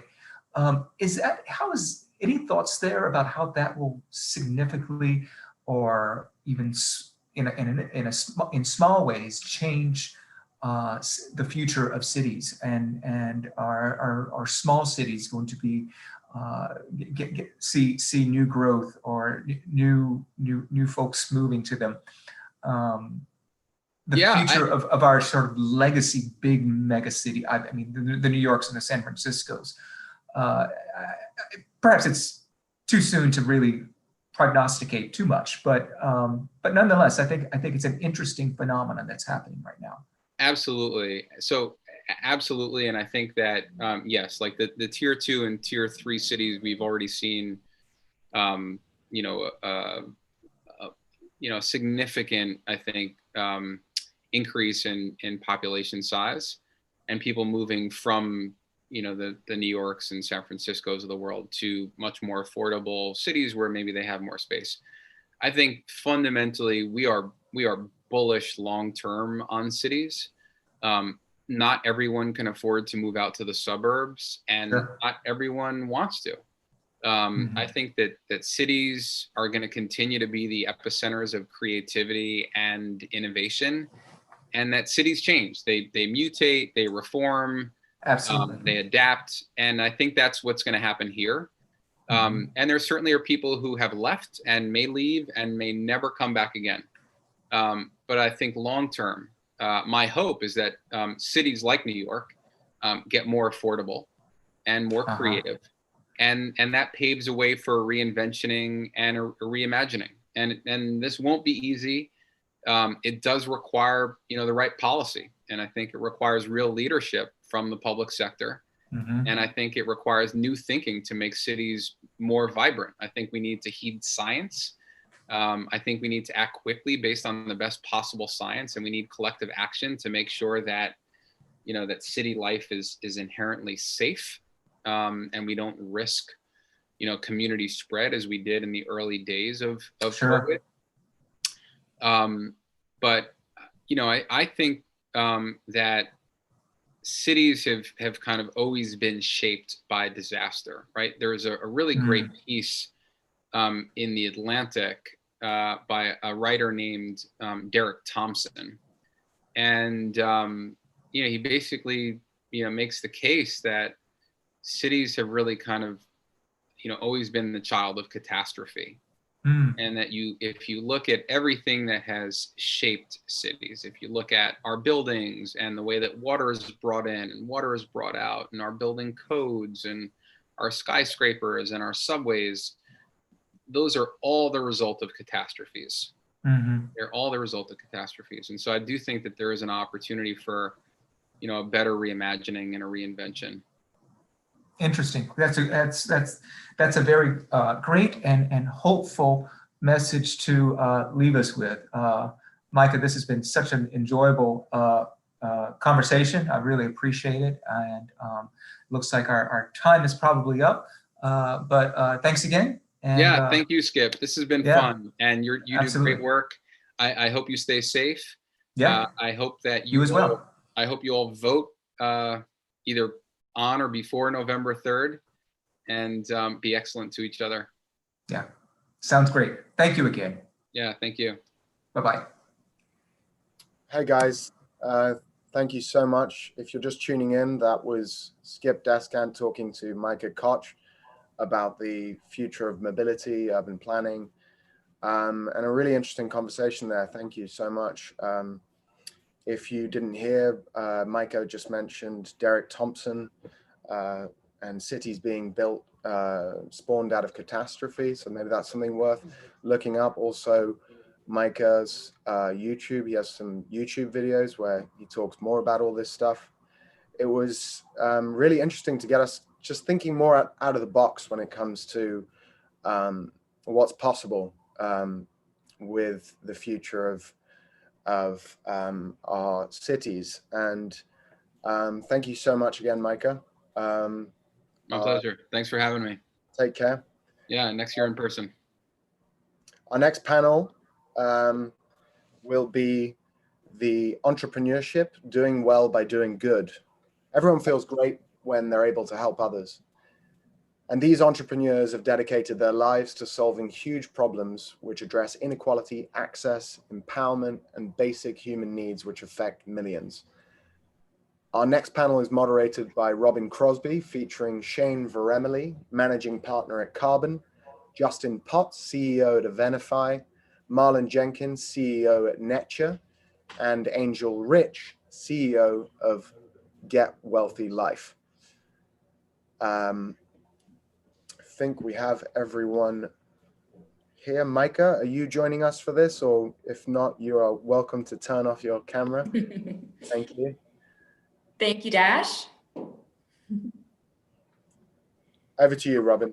All right. Okay. My name is Robin Crosby. You may have seen me earlier. I'm a business development manager at Layton in their Canada division.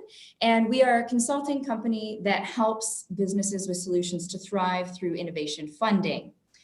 Businesses are created for several reasons, amongst which profit, creating value for shareholders, and benefiting lives are key. These executives on this panel are preoccupied with improving lives and situations.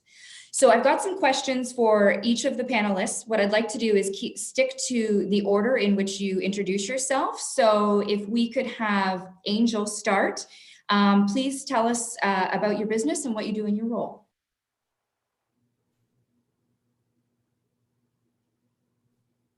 All right, Shane, I see you're ready. You're up. Hey, it's a pleasure to be here.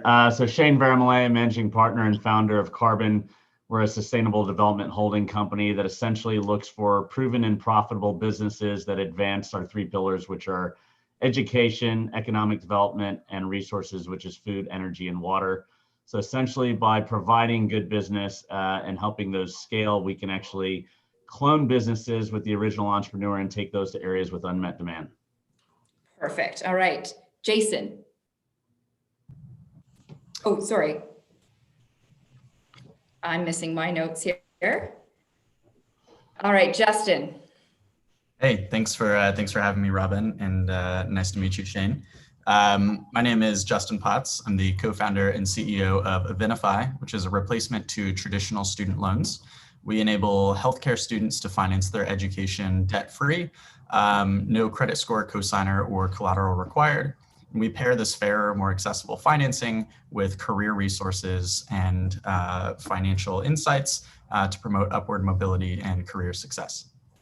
Great. Okay. So Shane and then Jason, what was the impetus of starting your company? And please share the backstory. For me, it was literally born out of impatience. So I'm not a very patient person. So I started my journey in emerging growth finance 20 years ago. So grew up in Indiana, made my way out to Wall Street. And after being in an investment bank, I went into venture capital, and that's where I found my love for clean tech and sustainability. And then, so that seed was kind of planted roughly about 17 years ago. And it got to the point in about 2018 where I just got fed up with seeing headlines and deal announcements of another payments company getting $100 million in funding. And honestly, what I call a lot of nonsensical things that really don't advance humanity or actually will matter in about 30 years from now. So I, out of necessity, and I had to create something that addressed a lot of the problems I've seen. We're structured as a holding company because I don't fully believe in the fund model. We take a long-term view. We're focused on creating generational wealth. So how do we do that? We have to look through a wider lens and coming up with a better return model than just waiting for businesses to be bought and sold or go public. So we did that. And so my backstory is really about trying to find a way to elevate the common man, or person, I should say, by really finding a way for them to innovate for themselves. And so by cloning businesses that actually are already working and taking those best practices, we can spread those around the world and find a bench of talented local entrepreneurs that can start those businesses for themselves. So that's essentially what we do, is we work with solution providers around our pillars, really look at their replication ability that address massive consistent problems across regions, and clone those businesses through an ecosystem of entrepreneurial talent worldwide. Got it. All right, Justin. Yeah, so my co-founder, Timo Sheridan, and I were both recently students ourselves. And we experienced kind of the impact of student loans firsthand, seeing ourselves and our friends go through the process. And what we found was that there were really two main problems that existed in the student loan industry today. The first being access to capital, and the second being outcomes as a result of receiving that capital. 95% of student loans on the market today require that credit score or cosigner, despite only 20% of young people having one. And when you look at low income neighborhoods, only half of those consumers can be accurately underwritten or accurately scored. And so we saw a big opportunity to develop an alternative underwriting model that took into account their future earning potential based on their academic performance. So we can basically underwrite students without using that traditional credit criteria, making it far more accessible for students to attend school and get over the finish line. And on the outcome side, default rates are continuing to rise. Students are paying off their loans well into retirement.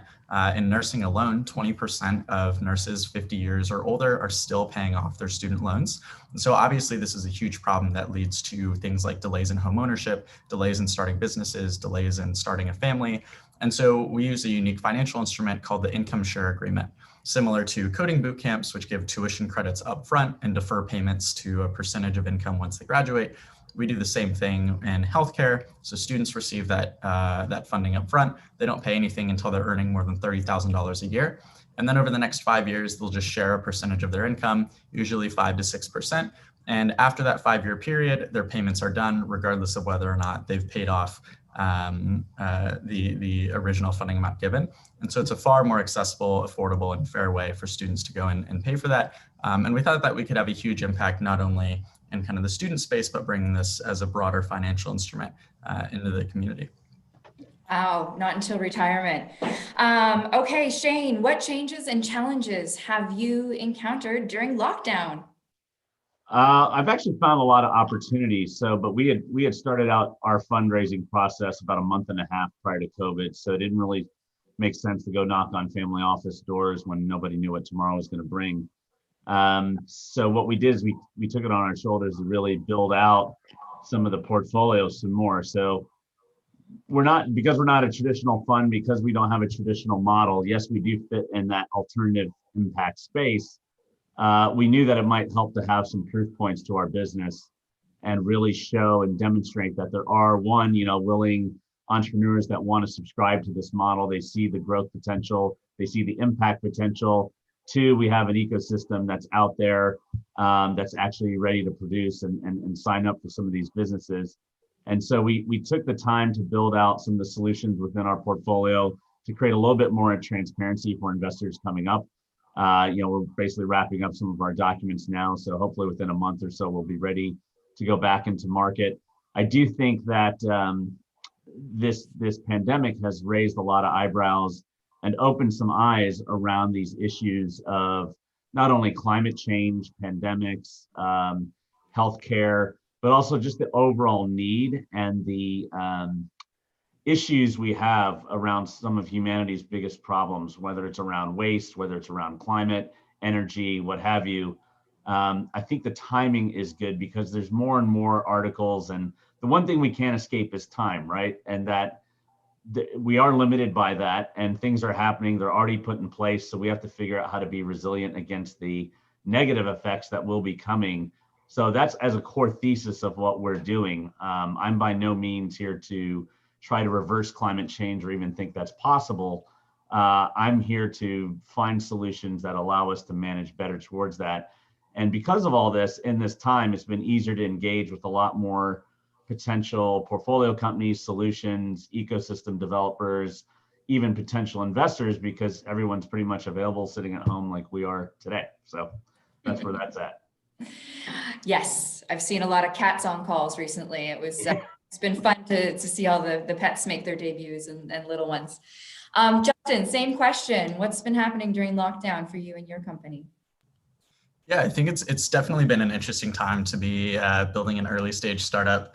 I think Shane touched on a lot of it, right? Learning how to be kind of resilient in these changing times, and I think we're in kind of the unique intersection of both education, helping these new grads get hired, and healthcare. Obviously, in this pandemic, where we have a nationwide and worldwide shortage of healthcare workers. And so something we've been thinking a lot about is not only, how can we set up our new grads for success, but how can we build products to make it easier for students to enter the healthcare field and address this shortage, not only in this global pandemic, but beyond, so that we can be prepared for future ones. Gotcha. Feel free to take your time too on these questions. Let's do you think it's a good time for people out there thinking about starting a business? A lot of great companies were started during recession, for example, IBM and General Motors. Given the level of uncertainty, though, in this atmosphere, would you recommend to somebody that they pull the trigger and just do it? Justin, we'll start with you this time.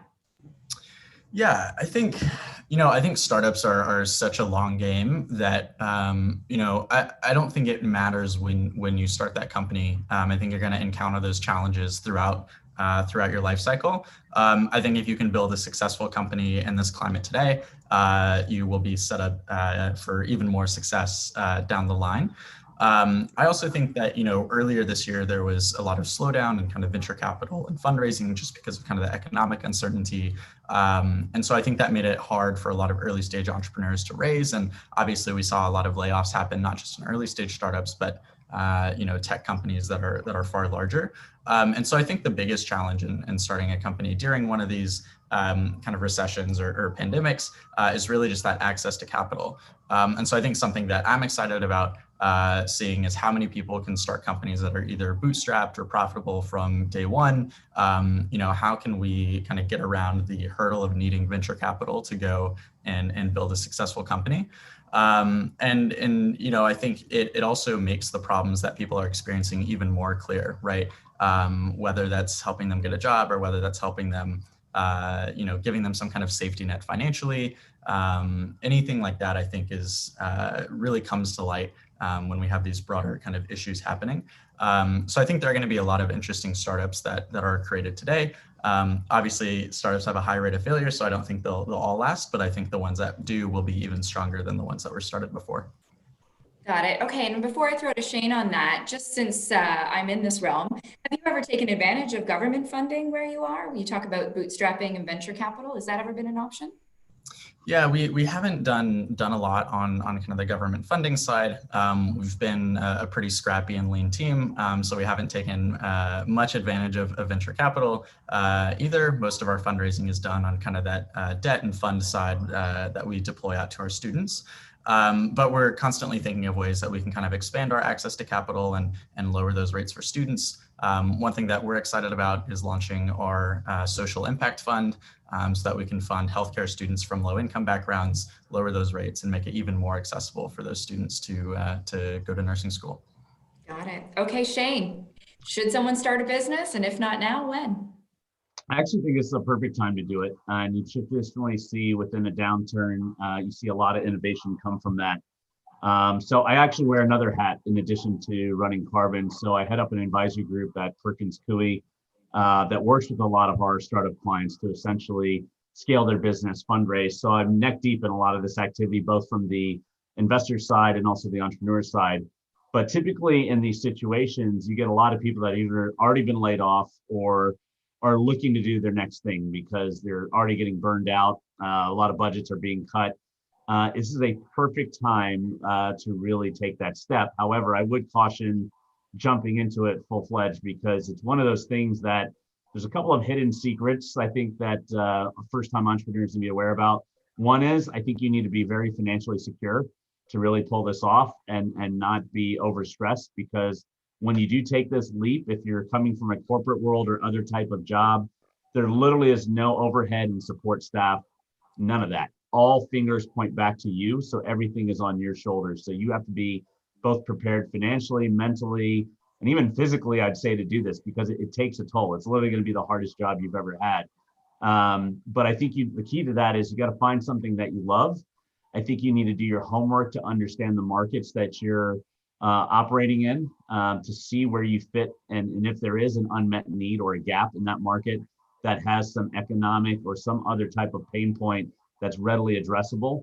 I think a lot of people miss those things, and there's a lot of things that just miss business 101, right? Just knowing your customer, understanding the business model, the potential profitability. Yes, you see a lot of Silicon Valley companies launch and basically not really have a profitable business model. I do think that when you have downturns like this, investors are looking for much more cash conservation and profitable, or at least potentially profitable businesses that actually have a working model that, where revenue minus expenses still nets out to something positive eventually.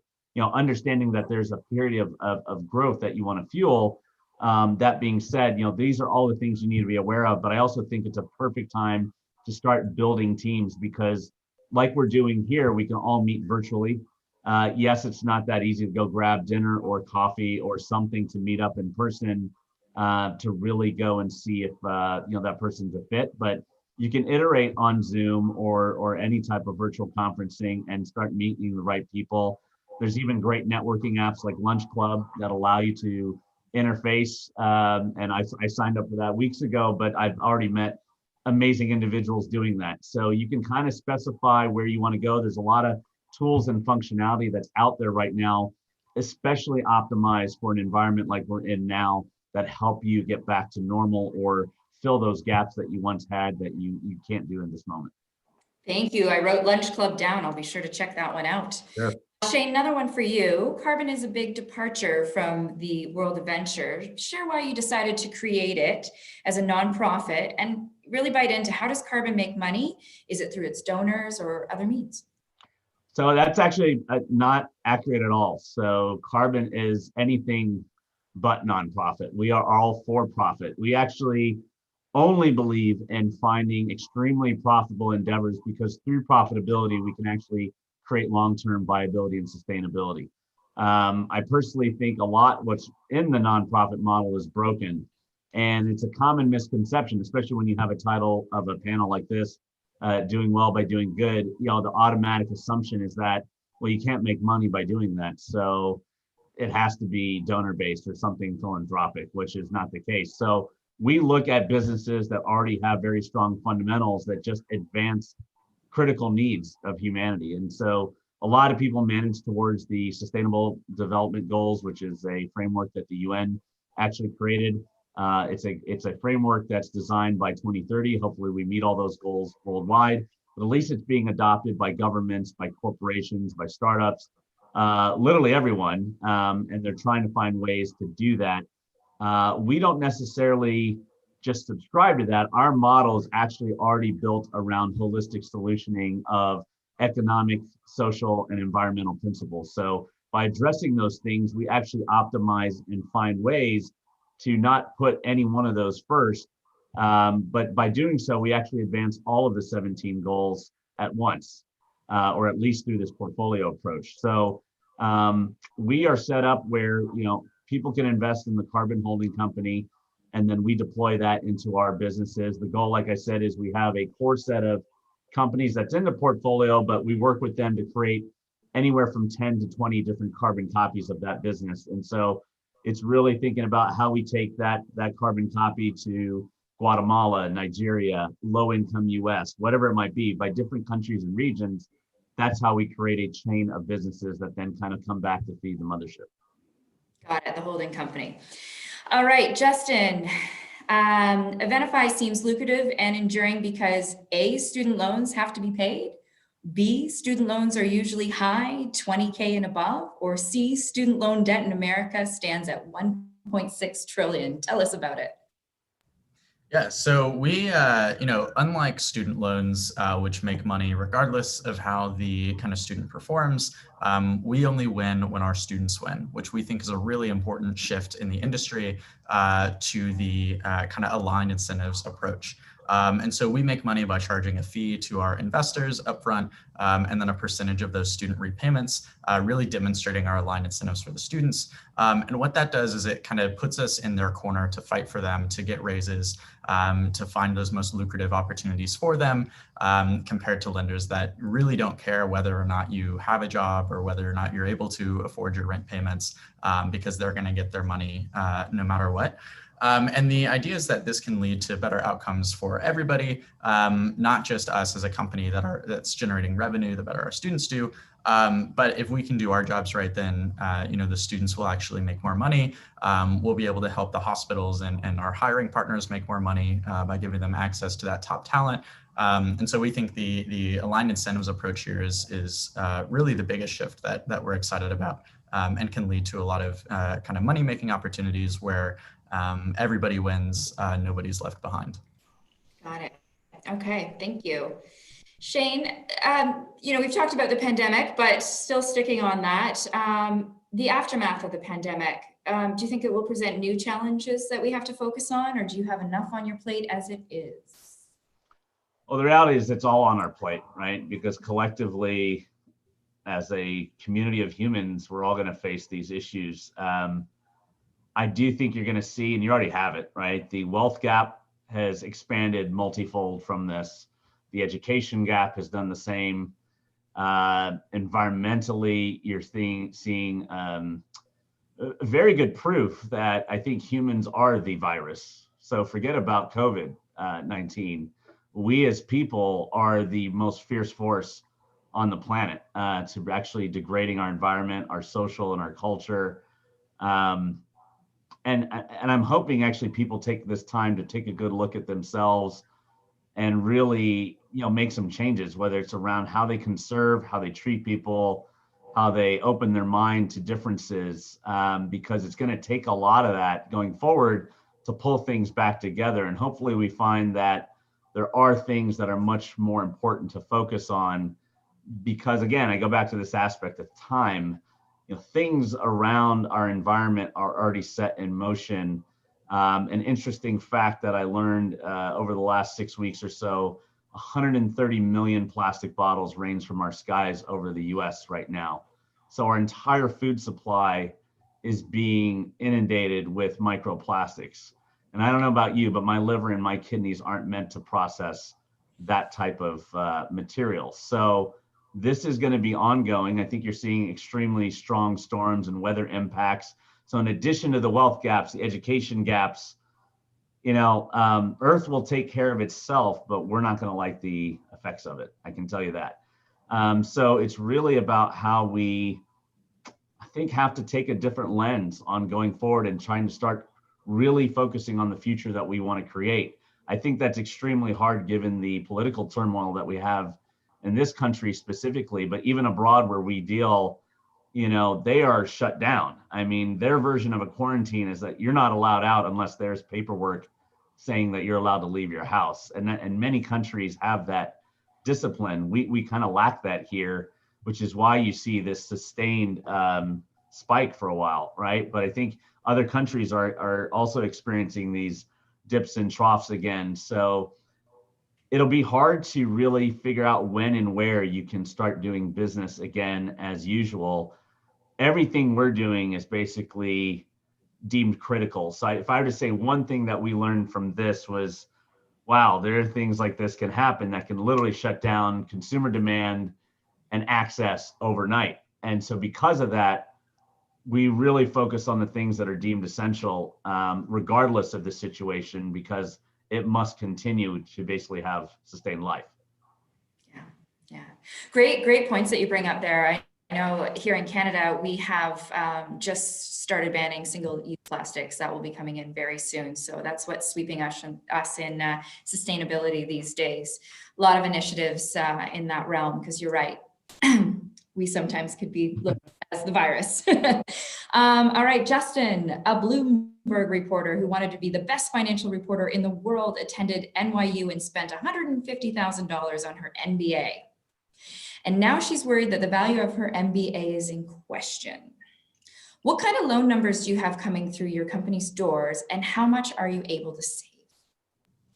Yeah, so on average, we're seeing students apply anywhere from $10,000 to $15,000 in funding. And right now we're primarily focused on healthcare, which not only has a great ROI on kind of the investment that they put into that education, but great job placement rates and broader kind of impact as well on the healthcare ecosystem. I think a lot of students kind of question that value of their degree just because they have a lot of debt to pay off. But the numbers actually show that a degree in most scenarios is worth it for the student. People who graduate with their bachelor's degree are earning 84% more in lifetime earnings than those with just a high school diploma. And so while there's that initial hump for them to get over and paying off those student loans, I think it is worth it most of the time. I think the biggest thing that really calls into question kind of the value of the degree is that ease of getting a job and then kind of their quality of life afterwards. And so with the traditional student loans where, your entire paycheck, right, half your paycheck might be going to student loans, we envision a world where all of your payments are affordable and flexible. And so it makes it really easy for you to see that value of your degree. And with the aligned incentives approach, we can increase that value by making it easier to get a job and succeed beyond graduation. Okay, so go to school still. Keep that plan. Yep. Okay, somebody mentioned earlier about your physical can even play a role here. So this is just a broad question. How has being an entrepreneur affected your life, your relationships with friends and family, and just things in general? Justin?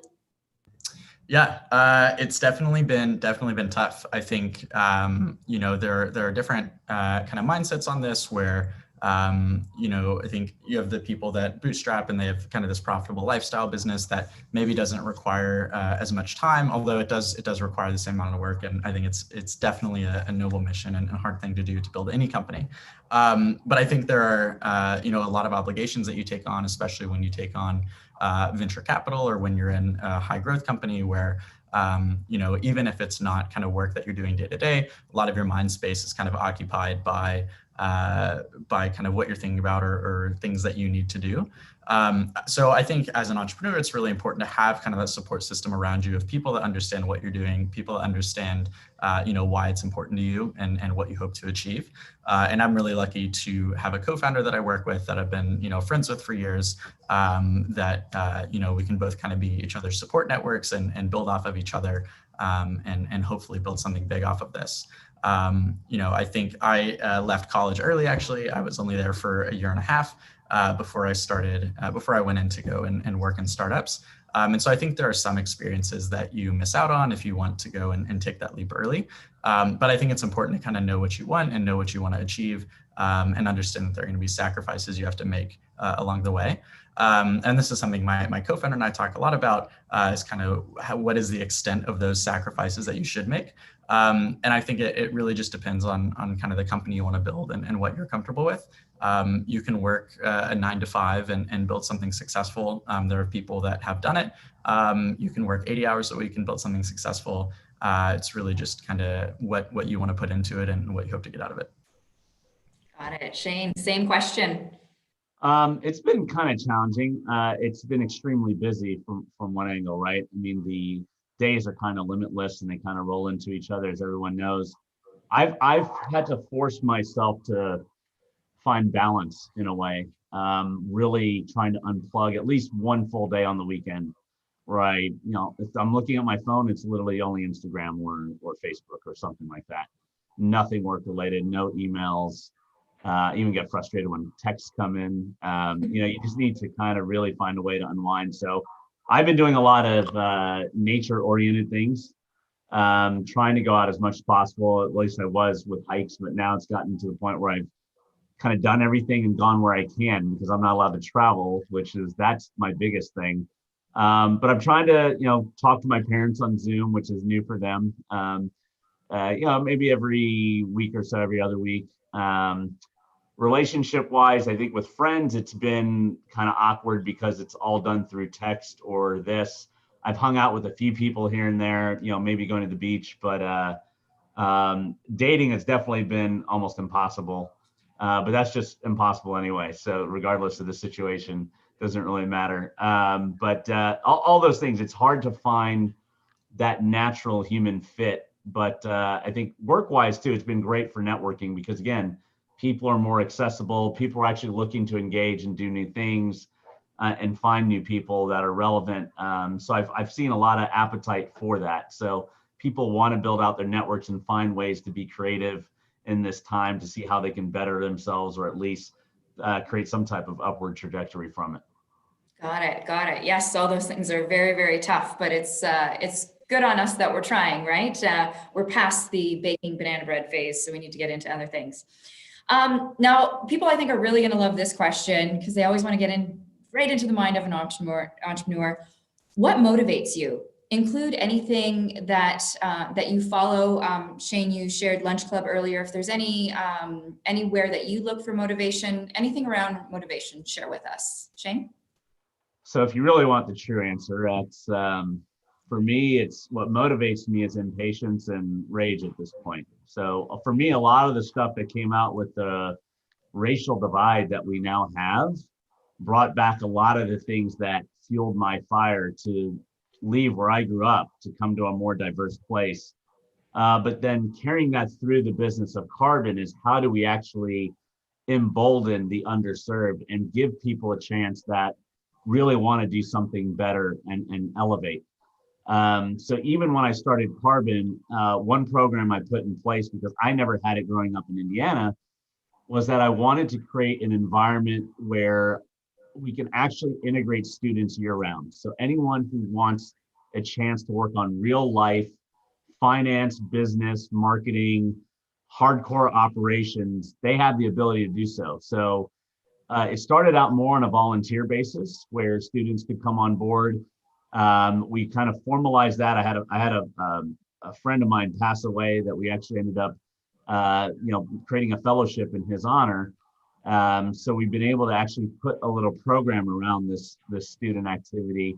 So over the summer, we had 30 summer associates across only 5 partners. So it was a lot of workload, but it was an immense opportunity to advance our portfolio, but then really give these students a chance to rise above and have something differentiated. And to date, over the last couple of years, we now have about 10 students have gotten their dream job coming out of college because of the Carbon story and the experience. So I know that works. And like I said, as much as I say humans are the virus, but we're also the cure at the same time. And that's a rare thing, right? Where you get to choose which one you want to be, but you have to be aware of certain things before you can make that decision. So really just basically as part of our DNA is how we put that best foot forward, but create change from the inside out. That's kind of what I would have to say. Okay. Justin, motivation, where does it come from? Yeah, I think for me, it's the idea of building something big and kind of realizing this opportunity and having an impact while doing so. One of my favorite parts and kind of my day-to-day role is getting to talk with our students on our customer support channels. And while majority of this is just kind of questions about their application or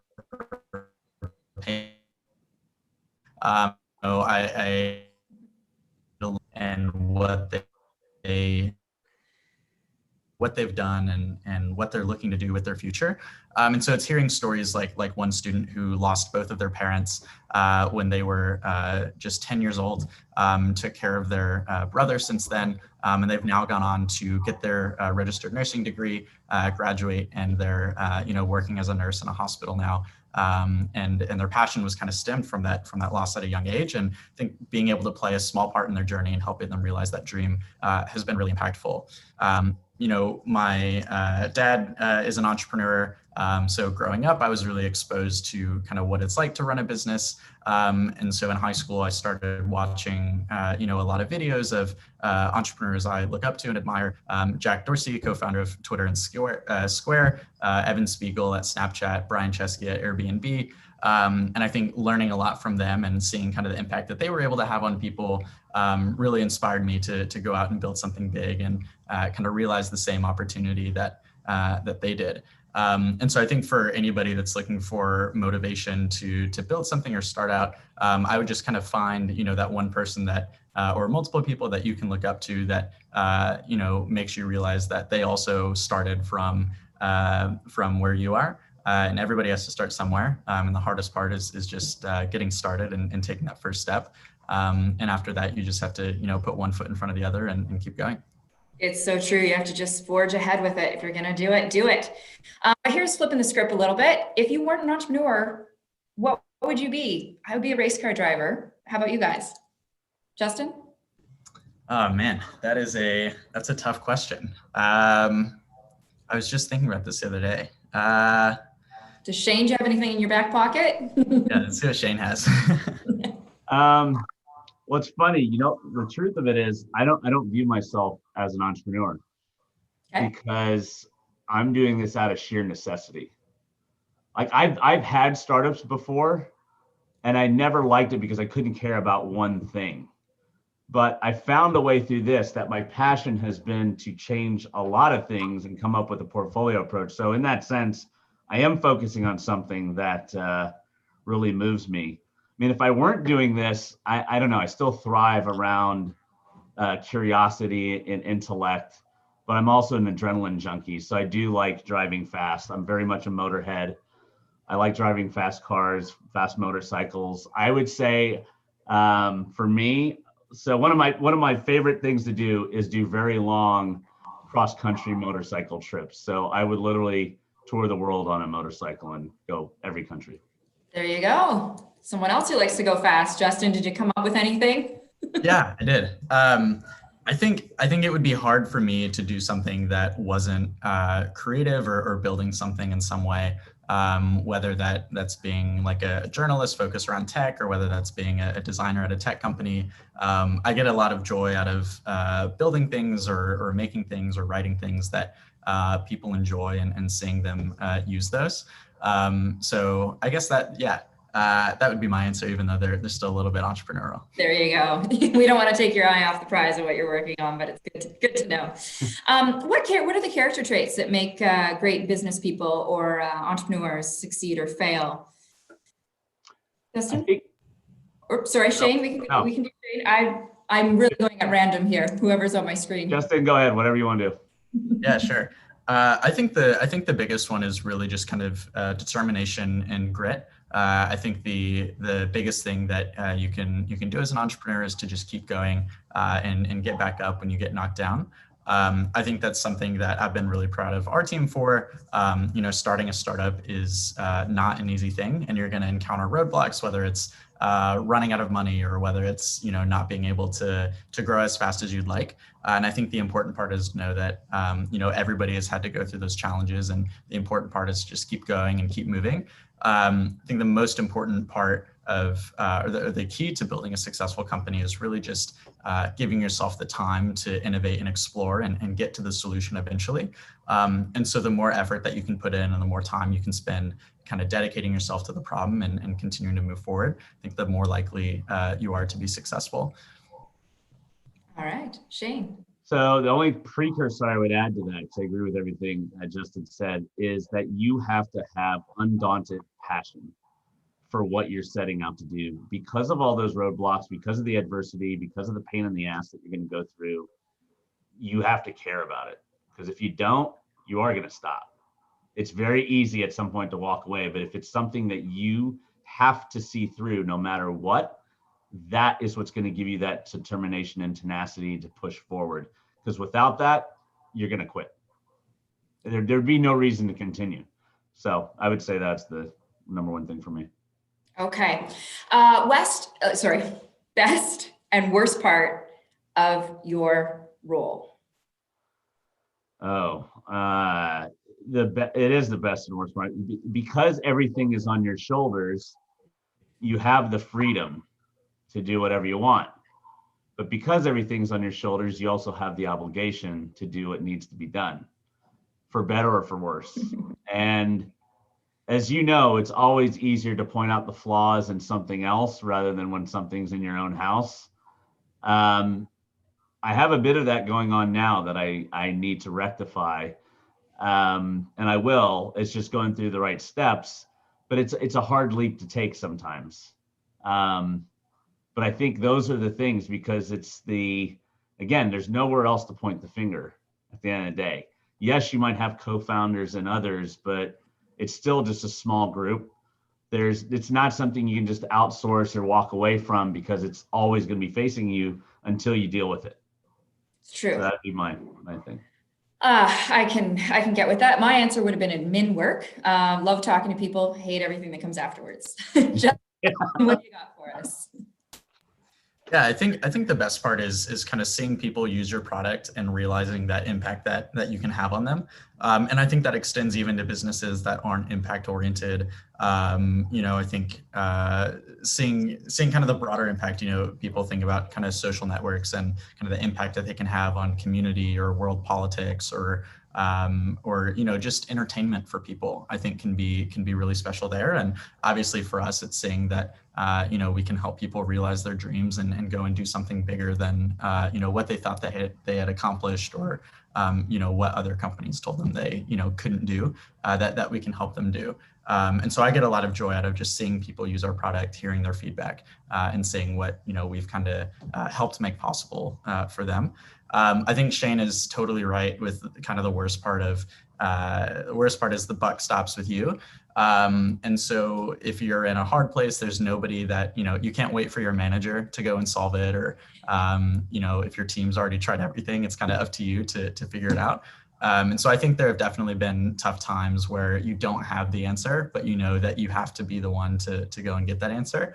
And that can be obviously really stressful. It'll keep you up at night. But I think it makes it even more rewarding when you figure it out and can move forward. All right, good tips. I want to end. We're nearing the end here, and I want to end on a very positive note.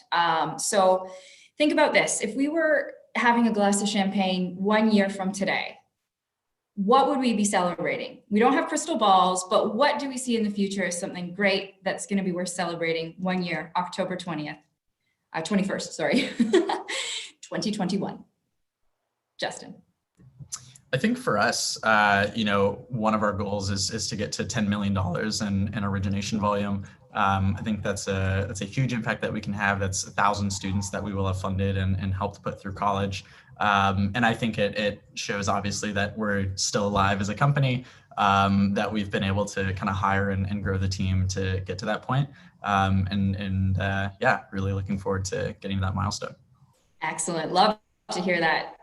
1,000 and 10 million. Love it. Shane, what do you got? For us, I think it would be raising our first million of capital to invest and deploy, and really then start deploying that into our active zones in Ghana, Liberia, Guatemala, and low-income U.S. Activity. So I think that would be a huge win. I think that would be worth celebrating. I think it's going to take about a year to do that, and we're ready for it. All right. Well, cheers in advance, guys, because I can tell that you're on the trajectory and that's going to happen. And thank you very much for joining us on the panel. Doing well by doing good. Thanks for having us. Okay. Thank you so much to you, Justin and Shane. Real talk there about being an entrepreneur and what it takes, the importance of values, I think, having a mission statement, and really the wizardry required to build companies such as what Justin and Shane are up to there. We're going to see Shane later in the day, but now we're going to move on to our next panel, which is called Moonshot Thinking. A moonshot can be described as a huge problem that proposes a radical solution using advanced technologies. We have the moon man himself here, Naveen Jain, talking to Samuel Bazua, the founder and CMO of the SVC conference. They're going to be giving us practical ways of applying this theory. Over to you guys.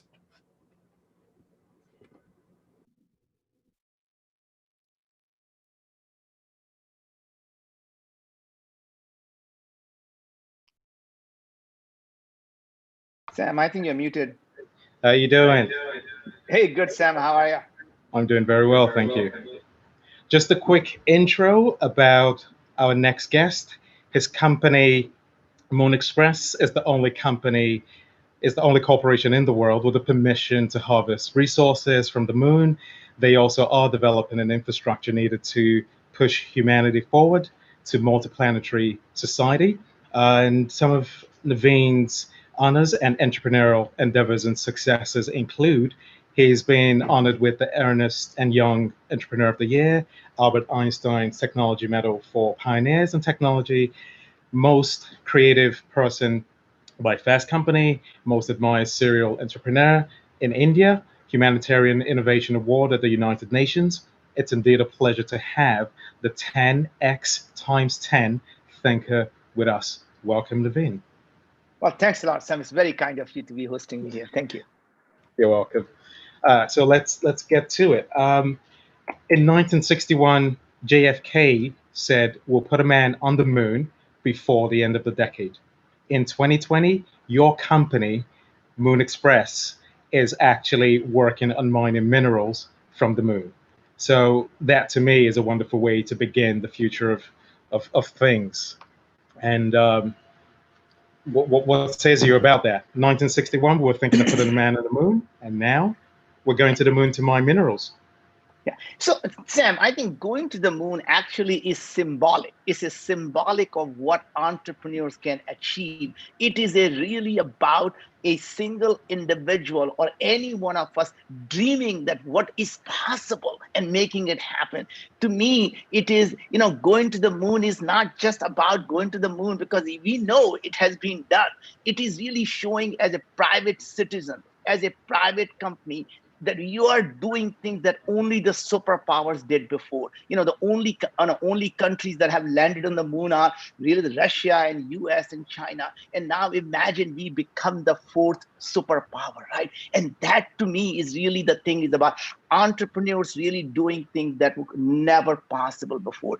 To me, it is about 4 minutes a mile, that no one ever thought the human body is capable of running a mile in under 4 minutes. It took one person, Mr. Bannister, to do that. And guess what? The 13 people after that did that the next year. And to me, once we can show that we can go to the moon as an entrepreneur, imagine what the next set of entrepreneurs is going to do. They'll be settling on not just in the Venus or Mars, they're going to be going beyond our solar system, even beyond our galaxy. And they're going to be intergalactic travel and intergalactic net. And we're all going to be connected as humanity, living on all kinds of spacecrafts, not just planet Earth.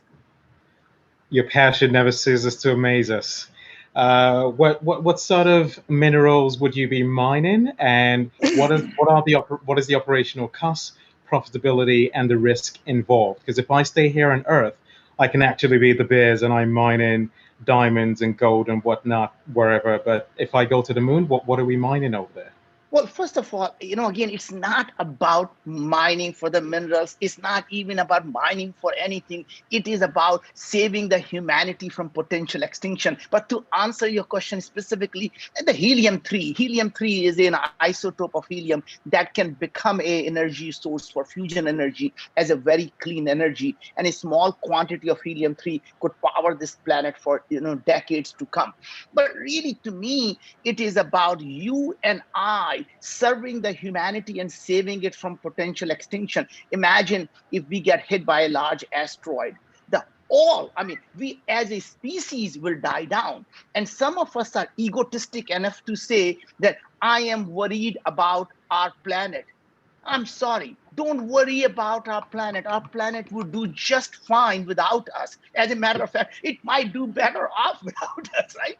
I mean, the fact is, when we got hit by asteroid 65 million years ago, when all the dinosaurs died, planet survived. It's the dinosaur, which was a magical big species, they couldn't survive.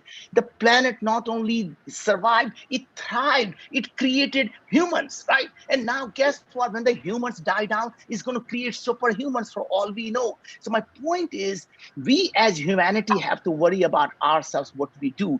And to me, a lot of the time, Sam, I get asked about, why go to the moon when there are so many problems on the earth alone? And that reminds me of a mindset of a scarcity, that if you do this, you can do this, right? Answer is yes, you can go to the moon, and yes, you can solve the problem on Earth. And that's the reason now I'm working on both, going to the moon to save the humanity and working on Earth to save the people living healthy. And that's my another company called Viome, where we are literally looking to say, can we make illness optional? Thank you very much. We definitely will be making the illness optional with Viome someday. And to my next question, find something that you are willing to die for and live for it. That is a direct quote from you. That's one of your best quotes that I love and that I like so much, just because it tells us much more about what entrepreneurship is. If you could explain that to our viewers, that would be really interesting, and I believe that would help a lot of people to anchor on their beliefs of whatever it is they're trying to achieve in life. Find something you're willing to die for and live for it. Yeah. Well, Samuel, first of all, thank you very much for saying that. But look, as an entrepreneur, your life is like a heartbeat. It goes up and down and up and down. And that tells you that you are alive. When you are running a smooth life, you are dead. You never want your heartbeat to be smooth. And that's the life of an entrepreneur. When you start to coast, you're dead. You need to see these things are going up and down. And the beauty is, when you're down, all you have to do is hunker down, because you know the next beat is going to be up. And when you're on top of that beat, never get too cocky, because winter is coming and winter will come, right? So point is, I really find that, lot of entrepreneurs talk about they have to have a passion for what you're doing, right? And I tell you, passion is for losers. Passion is for hobbies, right? See behind me, passion for collecting space rocks, that's my passion. My obsession is to make sure that humanity doesn't have to suffer through chronic diseases. And the way you find your true obsession is, do you jump out of the bed when you wake up in the morning? And if you are not jumping out of the bed when you wake up in the morning, whatever you're doing, you should quit and do something else, because that's not your obsession, right? And the reason I say is, if every day of your life, if you don't have that type of obsession to solve the problem, not obsession to make money, not obsession to do anything, obsession for fellow humans to live a better life. So the only way you can create a $100 billion company is to improve the lives of 1 billion people to live a better life. If you can do that, and every day you wake up in the morning asking yourself, what can I do to improve the lives of fellow humans? You can create a massive enterprise, because doing good and doing well comes together. In fact, the bigger the problem, the bigger the opportunity. So to me, it has always been is about find something that you're willing to die for and then live for it, because that's the only way you will go out and push the trajectory of how humanity is going to live. That's how you're going to push the humanity forward. That's how you're going to allow, when you die, to pass on the baton to the next generation, that even though you could not take it to the finish line, someone is going to come take the baton and take it across the finish line, and the humanity still wins. Sounds great. It's been one company after the other for the past 25 to 30 years. It was Intellius, Blue Dot, TalentWise, Viome, Moon Express. Have you had the time to rest at all in this past 25 years? Honestly, I wake up every morning and I think I am retired, because to me, retirement is about one thing and one thing only.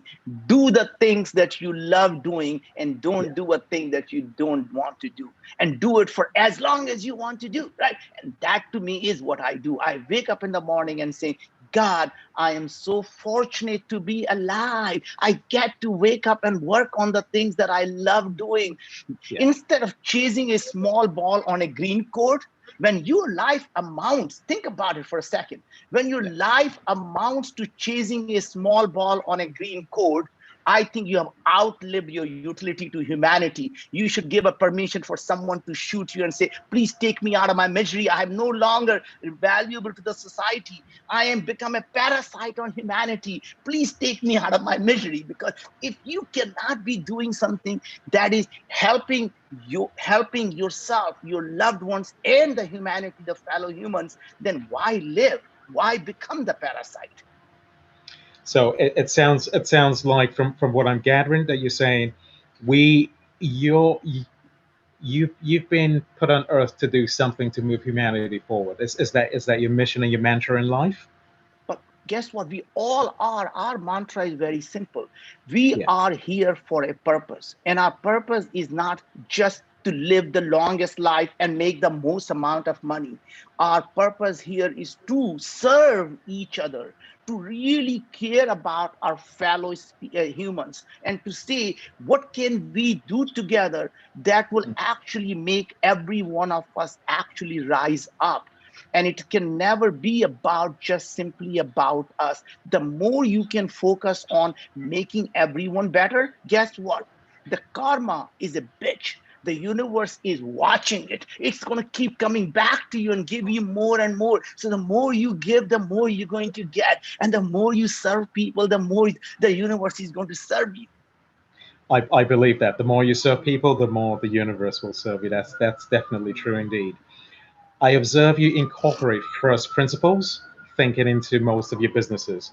And first principles thinking is something which helps in terms of monumental change as opposed to incremental iteration. Can you explain the thought process so others can actually experience dramatic shifts as well? How do we internalize and actually go into making sure that we can, if possible, use first principles to enhance whatever it is that we're doing? Yeah. So the one thing to ask yourself is, anytime you start something in whatever that venture is, I go through a simple, framework. Why this? Why now? Why me? Right? Why this is really simple. You ask yourself, whatever you're trying to do, God forbid I am actually successful in doing that. Would it help 1,000,000 people, 100 million people, 1 billion people live a better life? If the answer to that is no, and you say, life is too short for me to be dedicating 10 years of my life to doing something that is just not going to move the needle, it's not a big enough problem, right? The second part of his why now is, what had changed in the last couple of years that allows me to solve this problem today than it was possible to do a decade ago? If you're still using the same set of technology that were available a decade ago, just know that you're not the smartest guy. Somebody would have solved that problem. That means you have to be thinking, what has really changed? COVID happened. The world had changed. Now, set of things, the new businesses that I can create today didn't exist. Who would have thought putting a cloth on the face is going to be $1 billion industry, right? Before COVID, nobody would have said, Americans are going to be putting the masks, and we should really think about creating masks, right? My point is, the world changed, and you have to find out, as world is changing, what opportunities are being created. And number two, what technologies are coming together that allows you to now solve the problem that was unsolvable before, right? Healthcare. Now, the reason I did Wyoming, and I'm going to apply the same framework to see, when we said, I wanted this 4 years ago, I said, I'm doing this Moon Express, going to the moon. What is going to be my next moonshot? And I said, imagine there are billions of people on planet Earth are suffering from chronic diseases. When I say chronic diseases, I mean diabetes, obesity, autoimmune diseases, dementia, depression, anxiety, cancer, heart diseases. People are dying from this every day. What if we can make illness optional, right? So we say, Number one principle, God forbid I'm successful. Would it help 1 billion people? Answer what? 7.4 billion people, check mark, right? Next part, what technology is in a why now? And we say to solve this problem, you have to be able to digitize the human body. Or the cost of digitizing or cost of sequencing has come down or will come down in the next couple of years that allows you to do so. And that was at that time when I started, the cost of doing those several $1,000s. And I knew it's going to come down to $1,200. Guess what? Today we sit here, the cost is under $10, right? And that to me was exponential curve down. The second part was once you digitize the human body, how would you process all this massive amount of data? You won't have access to supercomputer. Are there systems available that allows you to process the data cheaply? Come AWS, right? You can power 1,000 cores and you can now have massive processing power. And the third thing was, once you have all this data, can you actually decipher and analyze it? And AI was becoming more and more powerful. And I say, confluence of all these things allows you to solve this problem, and time is now. And the last part as an entrepreneur is really interesting. Why me? You always have to ask yourself, what is it? What questions are you asking that are different from what everyone else in the industry is asking? So it's not about having the right answer, Sambo. It's about asking the right question, because the question you ask is the problem you solve, right? So if you go into the moon and you say, hey, if you're going to live on the moon, how are you going to grow the food on the moon? What happens when you ask that question? The only solution. I love that. The only solution is to grow the food. But what if you ask a slightly different question, why we eat food? Guess what? Now you have many possibilities because you eat food for energy and nutrition. How many different ways can we get energy? Radiation, photosynthesis. How many ways can we get nutrition, right? Now you have many possibilities. I applied the same principle to Viome, and I say, what would it take? Why is the chronic diseases happening? It turns out everyone was focused on looking at the human genes or microbial genes. They thought once they understood the genes, that's a software for human body, they will be able to solve the problem. And to me, what was really interesting was not being a scientist or a doctor. I kept thinking, your genes or your DNA never change when you become obese. Your DNA doesn't change when you become depressed. Your DNA doesn't change when you have heart disease. So what is really changing? It is the gene expression. So our question that we were asking was, I'm not going to worry about what every question that everyone is asking the same question. What genes are there in the human body? We're going to say what genes are being expressed in the human body are really the key to solving this problem. And we say that is really the differentiator why we are going to win. And just by simply changing that, it allowed us to create a company that could never have been created before. So to me, this framework, by the way, you can apply to anything in life, not just entrepreneurship. You meet a girl you want to date, you ask, why this? Why now? Why me? You can solve the same question. Right? So my point is this framework applies to any problem in life. So before you met your wife, was that the frame mind? Was that how you actually? Why me? Why now? Why her? Why her? Yeah, maybe not why her, but why you? Oh, that right. My point was really, yes, of course, that was 30 plus years, 32 years ago, right? So yes, at that time, I wasn't that smart to apply this framework. So today, if I were to ever rethink about that, I probably applied that framework, and I probably still would have married the same one. Impressive. And how do you keep looking young? A lot of individuals have said he's young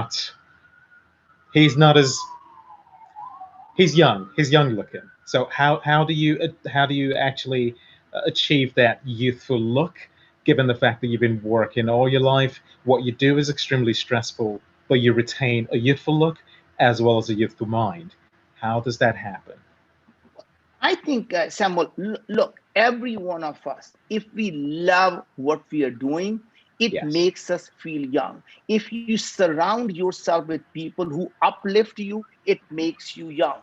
If you surround yourself with people who are constantly bringing you down, they become the energy sucking machine, the energy vacuum cleaner. They suck Yeah. the energy out of you. They make you old, right? So to me, waking up every day with life, joy of life, and loving life, and being grateful for what you have.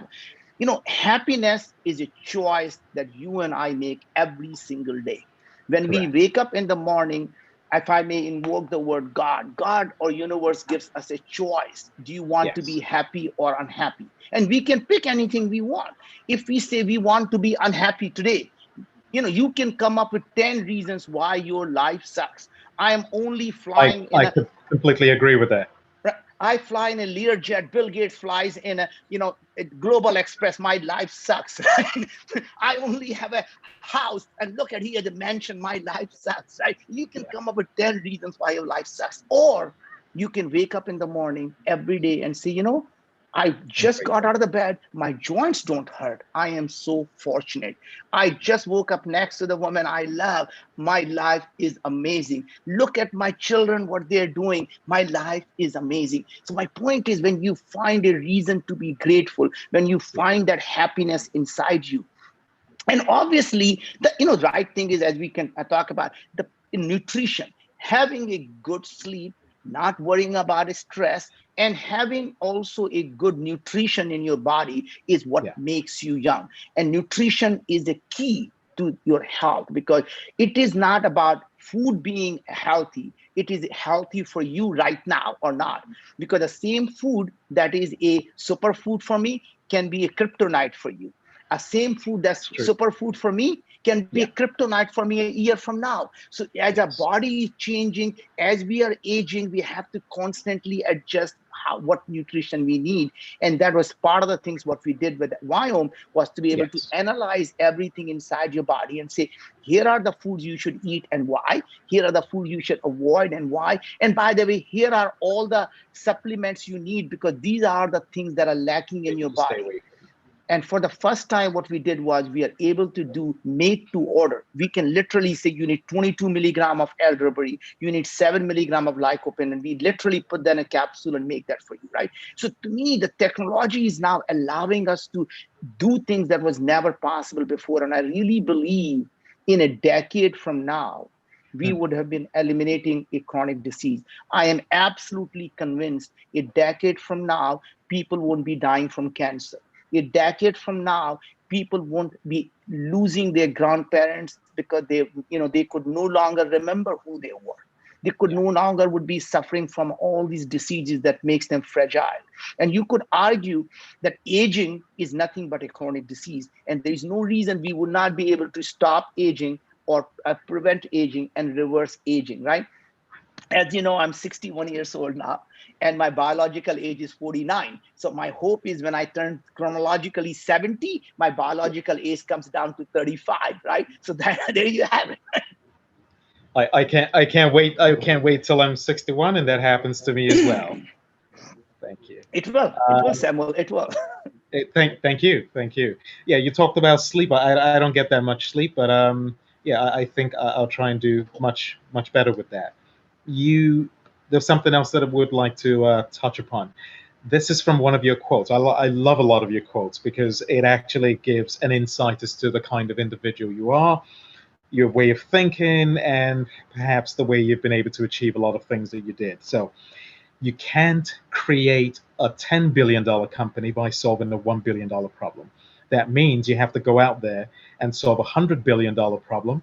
And it so happens that a $100 billion problem is massive educational problem, healthcare problem, water, energy. Was that the frame of mind you used in starting Intellius and Viome? Yeah. Is that what you were thinking?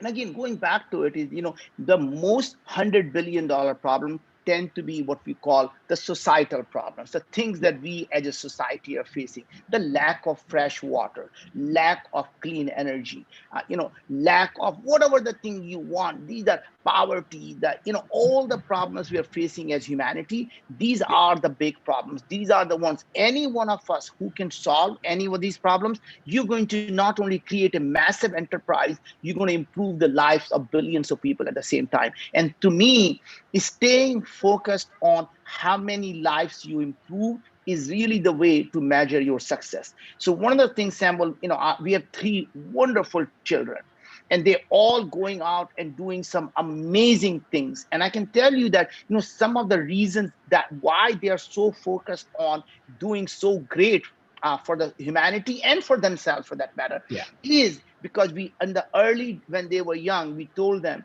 your success will never be defined by the amount of money you have in your bank. It will be defined by how many lives you are able to improve. Your self-worth is never going to be about what you own. Your self-worth is going to be about what you create. And if you own a lot and you haven't created anything, you're still a parasite on humanity. So don't be that parasite on humanity, right? And know the only way you will know you're successful is when you actually become humble. The humility is a sign of success, because if you still have an iota of arrogance left in you, that means you're still trying to prove something to yourself or someone else, right? So to me, anytime I start a company, again, going back to why this, that God forbid you're successful, is it going to really help 1 billion people? And is it really $100 billion problem? Because that's how you're going to create a massive enterprise and have a massive success in that definition of being successful. I love the fact that you talked about humility. When we reached out to you, you actually reached out back to us directly without any third party emailing us, and that's really rare for people in your in your field. And yeah, so can you tell us more about that? Being successful doesn't necessarily mean you have to be arrogant or So one thing is, a lot of the people somehow feel that once they become successful, somehow they are beyond reach for everyone else. To me, you can never forget where you come from. Where you come from is, I come from very humble background. We didn't have a food to eat. We didn't have a place to stay. I never forget who I am. When someone reaches out to me, it reminds me of my time when I reached out to someone and how I felt when they didn't respond. I felt, what an arrogant asshole, didn't get 2 minutes of his time to respond to this. And I always remember, if I don't, how am I, the person on the other end, is going to feel? And it's giving 30 minutes of my time, God, someone who's listening to it, if one person whose life changes, if one person goes out and does something different what they would have done but for this, I think my 30 minutes of my life has been really worthwhile. So to me, when God has been so kind to you, it is your responsibility to go back and remember there are a lot of people you left behind, to bring them right back up. Just because you took an elevator up, don't forget to send it way back down again so other people can come back up again, not take the key of the elevator and throw it out and say, no more, right? Which is really surprises to me is that as people become successful, they become so inaccessible. I give my email out. Please reach out to me. I'm here because at the end of the day, I can't say I want to help the humanity, but when humanity reaches out and say, I have no time for you, right? How does that work, right? So to me, I really feel that, you have to live the words you say. You can't say something, and a lot of people, you and I both know, they go out and make these speeches and the grandiose statement on how they want to help, and you reach out to them and say, I need help, and say, go talk to someone else. I don't have time for you, right? I'm sorry. Okay, I thought you said you wanted to help. Maybe not, right? So anyway, Samuel, it's very kind of you to say that, but to me, I always feel that it is not anything different I do. It is something I feel who I am as a person. Thank you. You're going to the moon. Elon Musk is going to Mars. You've been publicly, we've publicly heard you saying you disagree with him. Do you still hold that position of going to moon as opposed to going to Mars? No, I did not say I disagree. What I'm saying is this, the moon is a better stepping stone for us to live on other planet. And here is the reason, right? Yeah. Because anytime you're going to live away from the planet Earth, there are going to be problems. There are going to be issues. And moon is only 3 days away versus Mars that's 6 months away. So as I said, it's better to be a lunatic and be on the moon when something goes wrong and come back versus have to stick out for 6 months before somebody could come and help you. So I really think you are better off learning to take your, before you ride your bike, take your training wheel, go to the moon, make sure everything works before you take your training wheel off and say, I'm going to the Mars. So yes, we need to be on the Mars. Yes, we need to go to Venus. And yes, we need to go beyond our galaxy. But let's make sure we know how to ride our bike on it with a training wheel first. I agree with that. Have you always been a big thinker who believed everything was possible, or an experience made you that way? Because sometimes some people want to achieve things, they may have the prerequisite, but perhaps people did not encourage them when they were much younger. So achieving whatever it is they have in mind becomes inaccessible. So how did you go from where you were, which you mentioned previously, to where you are now? And I really think it is about creating this cycle of virtuousness, right? The small amount of success gives you confidence, and that confidence leads to a bigger success. And once you can create this virtuous cycle, you constantly are able to push the boundary. And, everyone always say, what was that thing that actually made you change to where you are? And, in life, it's really is a continuum. It keeps building on top of each other. Every person you speak to, every interaction you have changes who you are as a person. And, everyone knows that it's not the last straw that breaks the camel's back. It is all the straws combined and that actually breaks the camel's back. And so you become a person based on life that you live. And one of the most interesting thing that I find, Samuel, is that people would say, hey, if you were to go back in your life, change one thing, what would that be? And I always wondered, why do people even ask that? Because if you could change one thing and you do change that, you don't realize that you will become a different person, because the trajectory of your life will become completely different. And if you're happy and you are here and people are asking you that you are here and you're so happy, what would you change? The answer is nothing, right? Because if I change anything, any bad thing that happened, anything that happened in my life, I won't be where I am today. So the fact I love myself today, that is to mean there is nothing needs to be changed, right? So I would say every day you wake up and say yourself, I love myself, because the day you fall in love with yourself is the day the world is going to fall in love with you. When you keep hating yourself, you're going to hate the world, and the world is going to hate you. I love the positive words. How about if I'm in a situation whereby things are so bad that, as much as I'd like to love myself, I cannot? Maybe because there's war going on around me, or famine and poverty and everything. How do I get to love myself if I see everything around me is bad? But remember that the heartbeat, you're just at the bottom of that beat. All you have to do is find that gratitude that your family, that despite all the things that are happening, your mother still gave you a hug. You have a loving mother. A lot of people don't have a chance to have a mother to be telling them everything is going to be okay.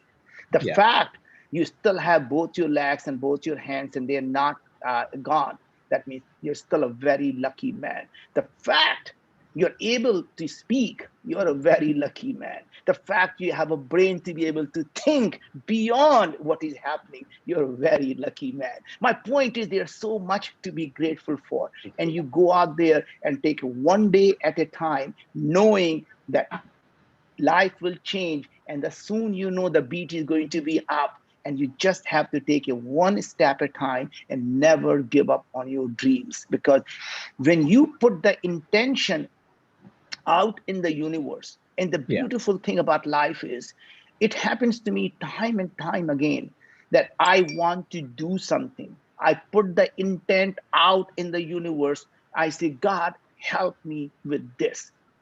It may be possibly because now I keep my eyes and ears open to that possibility. Next thing I know, I'm meeting people. I say, oh, that person can actually help me get here, right? So my point is suddenly universe starts to bring the people around you who can help you. But your job at that time is to keep your eyes and ears open once you put the intent out there. But if you put the intent out there, you say, universe is my enemy. Everything universe is doing is conspiring against me. Guess what? Everything you see around, you're going to find that conspiracy why the universe is against you. The minute you say universe is my friend, universe, even if the bad things are happening to me right now, you say universe knows this is my time for testing. It is testing me to see when I have success, I remember this, right? Universe is not bad. It is going to find a way for me to take it back up. And that is really the way to always know that believe that things are going to happen and put the intent out there. Surround yourself with the people and say, Samuel, yes, you can do that. Rather than saying, oh, you come from this block, you will never get there. Forget that. You are crazy. That will never happen to you. That only happens to rich people. Guess what? One day you're going to be that person. I couldn't. I love the way you finished at that. Wayne Dyer actually said, "The way we see, if you see things in a particular way, the way you see things change." I can't remember how the quote goes, but it said something about if you see something in a particular way, that's how it will end up being. So if you think the glass is half full, then it's half full. If you think it's half empty, then it's definitely half empty. So what is the next moonshot project that you can share with us that you're working on? Well, I mean, honestly, there's so many things. At the end of the day, I only focus for the decade and at a time on focus on this problem. And once we solve, problems are never going to go away. If we can solve healthcare for billions of people so they never get sick, you know what? We got education to solve. We got energy problem to solve. We got hunger to solve. We got poverty to solve. And if we solve all of that, it doesn't mean we are out of problem. That people are going to say, hey, why do we have to speak to communicate our ideas? Why can't you just connect brains to all the brains out there and upload your brain and they instantly would have all the knowledge that you have? Why do you have to sit in the class for 4 years to learn the knowledge from a professor? Why can't you just broadband connection to them and just get the thing downloaded and you're done? Right. So my point is, we'll always be solving the next set of problems, whether the problems are going to be around us becoming better person, us really having the massive capacity, because why have a limited neocortex up on your head when you can connect it to the cloud and have unlimited neocortex, unlimited memories, unlimited processing power, unlimited imagination, right? Sounds like you're working on the Limitless pill. There you go. You remember the movie Limitless? Yes. Yeah. So anyway, since this is the future of things to come, how do you see AI changing or shaping our lives in the next 5 to 10 years? Well, AI has been changing our life for a long time, except that once AI becomes part of our life, we no longer think of as AI, right? Dishwasher is an AI. I mean, right? We never think of a dishwasher as an AI. It's got it's a robotics AI. It is literally doing everything that AI robotics would do. So my point is, as things become part of our life, so for example, Google Maps are an AI. We now rely on that. When it says make a left turn, you make a left turn. So point is, AI is already there for us every day. It just becomes more and more part of it. And when it really becomes part of us, we no longer think of as AI. I would argue this idea of this artificial intelligence one day is going to change because there is nothing artificial about it. One would say that humans will become the AI, and we'll call that ancient intelligence, right? So this is going to be the real intelligence, and humans are going to be the AI, which is the ancient intelligence. And then we are going to merge into one. So it is never going to be about human versus AI. It will be human and AI together, actually doing things that neither AI nor humans could do. So AI that is powerful enough to take my job away is powerful enough for me, allow me to do the thing that I couldn't have done. So as a truck driver, I may lose my job because now I have a driverless trucks. But guess what? Now AI allows me to become a healthcare worker because I don't need to know about that. The AI is going to triage for me and say, Samuel, do this, now do this, and now put the results here. Good, this is a problem, you need to now just give her a big hug, right? Point is, you will do the thing that you couldn't have done as a truck driver because AI can help you become that now. So point I'm trying to make is that artificial intelligence is here to stay. It has been here for decades, and it's not going anywhere because it will always become part of our life. In fact, in almost everything you do today is driven by AI. Depending on the searches on a Google, it actually uses AI to determine what you're going to be actually wanting, right? So I think everything is going to be more and more intelligent. Everything's going to be more and more personalized. Everything is going to become more and more precise. And the world around you is going to become so personalized that everything you see is going to be catered to you. You couldn't have ended that on a better note. That takes me to another question. When it comes to, so what camp are you on when it comes to singularity? Some people have said that is machines taking over, and some say something similar to what you've just said. Machines and human beings will come together, and that would better our lives. Which camp are you in? Are the machines taking over or not? The point is, machines can't take over because machines need us for them to take it over, right? So in a sense that at the end of the day, you have to ask yourself, what makes us human, right? What is it us that when we say, let's assume I say, I want to live forever. What is that I? Is it my body? My body is dying all the time. It's born and dying all the time. Remember, I was a baby and now we've grown up. My body is constantly changing and dying. So what do you want to live forever, right? Now I change, I get old, I replace my knees, I replace my shoulder, I replace my hip, I replace my heart, I replace my kidney. What part am I not me anymore, right? The answer is our memories and our experience is what makes us who we are, right? Now, we can take those memories and experiences, now we can put that anywhere else. Is that us? And what if? We can now have remember, today we are limited by our sensors, our ears and eyes. Our brain doesn't know what you are seeing. Brain is dark. It simply gets a sensors, it gets a signal from our sensors. Now, right. What if we can be in 5 places at the same time, and your brain is getting the signal that you're in Atlanta, you are here in North Carolina, here you are in Florida, right? And your brain is simultaneously syncing. So my mother would say, you can't be in 2 places at the same time. Mom, I'm in 5 places at the same time, and my brain knows it is there. It smells Florida, it smells Texas, right? It smells everything, it sees everything, it hears everything. So the point I'm trying to make is that at the end of the day, call that a machine, call that a biological robot. We are basically analog biological robot. Making a digital doesn't change who we are, right? So point is, I think at the end of the day, our memories and experience, if we can save them, we are the same body. We can change the body someday, and the body can be biological or it can be non-biological. Thank you.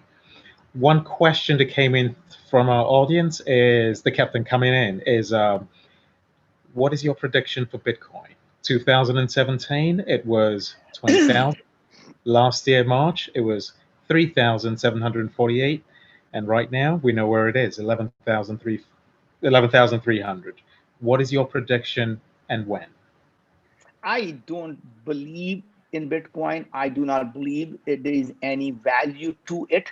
Okay. At the end of the underlying blockchain it is a great technology, but creating a currency is really not something we need to do. And it doesn't, in my humble opinion, it doesn't solve any problem. that is not solved, because everything we have today is digitized anyway. When I move the money, it's digitized. I can send any money to anyone. It's simply digits that get transferred. Nobody physically moves money anymore. So everything is, for example, is digitized already. And the only problem that Bitcoin solves is to do illegal things that you don't want people to know. And that to me is not a business. There you have it. You have done a wonderful job by ending this conversation at the right, precise point at which we were meant to end. Naveen Jain, it was a pleasure speaking with you. Thank you very much for your time. Thank you, Samuel. Appreciate it. Thank you. Naveen, I can see why they call you the Moon Man. I feel like we just went to the moon. He's gone, but I feel like we just went to the moon and back with that conversation. Thank you very much. I appreciate it. Why this? Why now? Why me? Why this? Why now? Why me? I'm going to repeat that myself. And also getting some dating advice was a real bonus as well. Oh, God. We appreciate that. Great. My turn to moderate. Thank you, Naveen. Thank you. Take care. Bye-bye. Bye-bye. It's my turn to moderate, and now I will be talking to Samuel, who you just saw there talking to Naveen. Samuel Bazua is the founder and CEO of the Strategic Vision Conference, and I'm going to be talking to him about how all of this came about and his upcoming book, Predicting the Next 100-Year Corporations. But before this interview begins, let's watch a video to set the context. Once in a while, something new comes along which alters the paradigm shift, and most of the time, it's usually not what we expect. However, when we encounter it, we pause to address, acknowledge, or be part of the discussion. Come along on this eventful journey to meet the author, who figuratively put on Nostradamus's hat in order to predict the next 100-year corporations. The book comes alive with adjectives you wouldn't expect. It's insightful, captivating, funny, and inspiring. But the puzzling question still remains. Apart from most being public companies, what do big brands that have been around for a century or will likely be around for 100 years have in common? I believe you will find the answers in this thought-provoking book.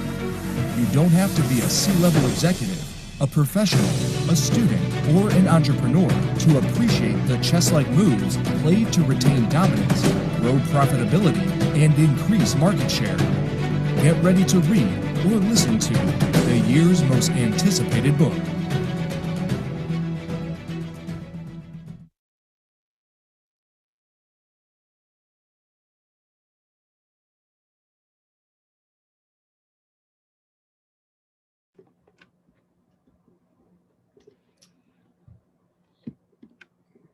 Great. Well, we are back, and it's a real pleasure to be here. Thank you, Sam, for putting on this, Samuel, for putting on this conference. I think it's something we're really missing is the energy and of exchanging ideas with a group of people. And although we would have preferred to do this in person, it's fantastic that you've created this and that we're enjoying that exchange of ideas. So tell us a bit about yourself. I started off in banking several years ago, and I went from retail banking operations to digital marketing, as well as digital strategy. And from there onwards, I went to management consultancy, and that's what I've been doing. But I'm an entrepreneur at heart. I love to create things. I love to create new businesses. I love to create products, digital products, and I just like the process of creation and doing things from scratch. Awesome. And tell us about your book, The Next 100-Year, Predicting the Next 100-Year Corporations. Did I get that right? You did that. You did. Yeah. So what made you want to write it? Where did the idea come from? Yeah. 15 years ago, I was speaking with a friend. I remember exactly where I was and how this actually came to be. And I said, I'll write a book or two someday, forward to 2019. The idea gripped me because I had already written something about another company, which we all know well, a public company, being 100 years. So it was, and I was going to write about other companies being a 100-year corporation as well. So I said, why don't I just combine this, amalgamate this, and put it into a book, which would be of value to more people, as opposed to writing it as an article, which I usually do. So that's how the idea of the book came to be. And I do a lot of research, as well as a lot of empirical research when it comes to my writing.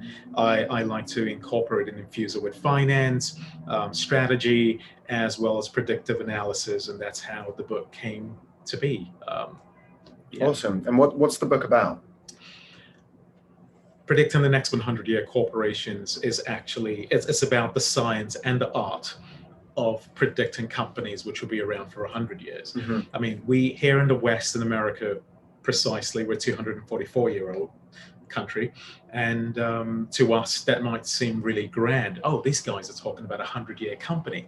100-year company is actually a toy story when it comes to companies that have been around for 1,000 years. Some companies have been around for 800 years and 700 years. So if we go to Japan, you would see a lot of companies that have been around for that long. If you go to Europe, you see a lot of companies that have been around for 500 years, and some of them are still in existence today.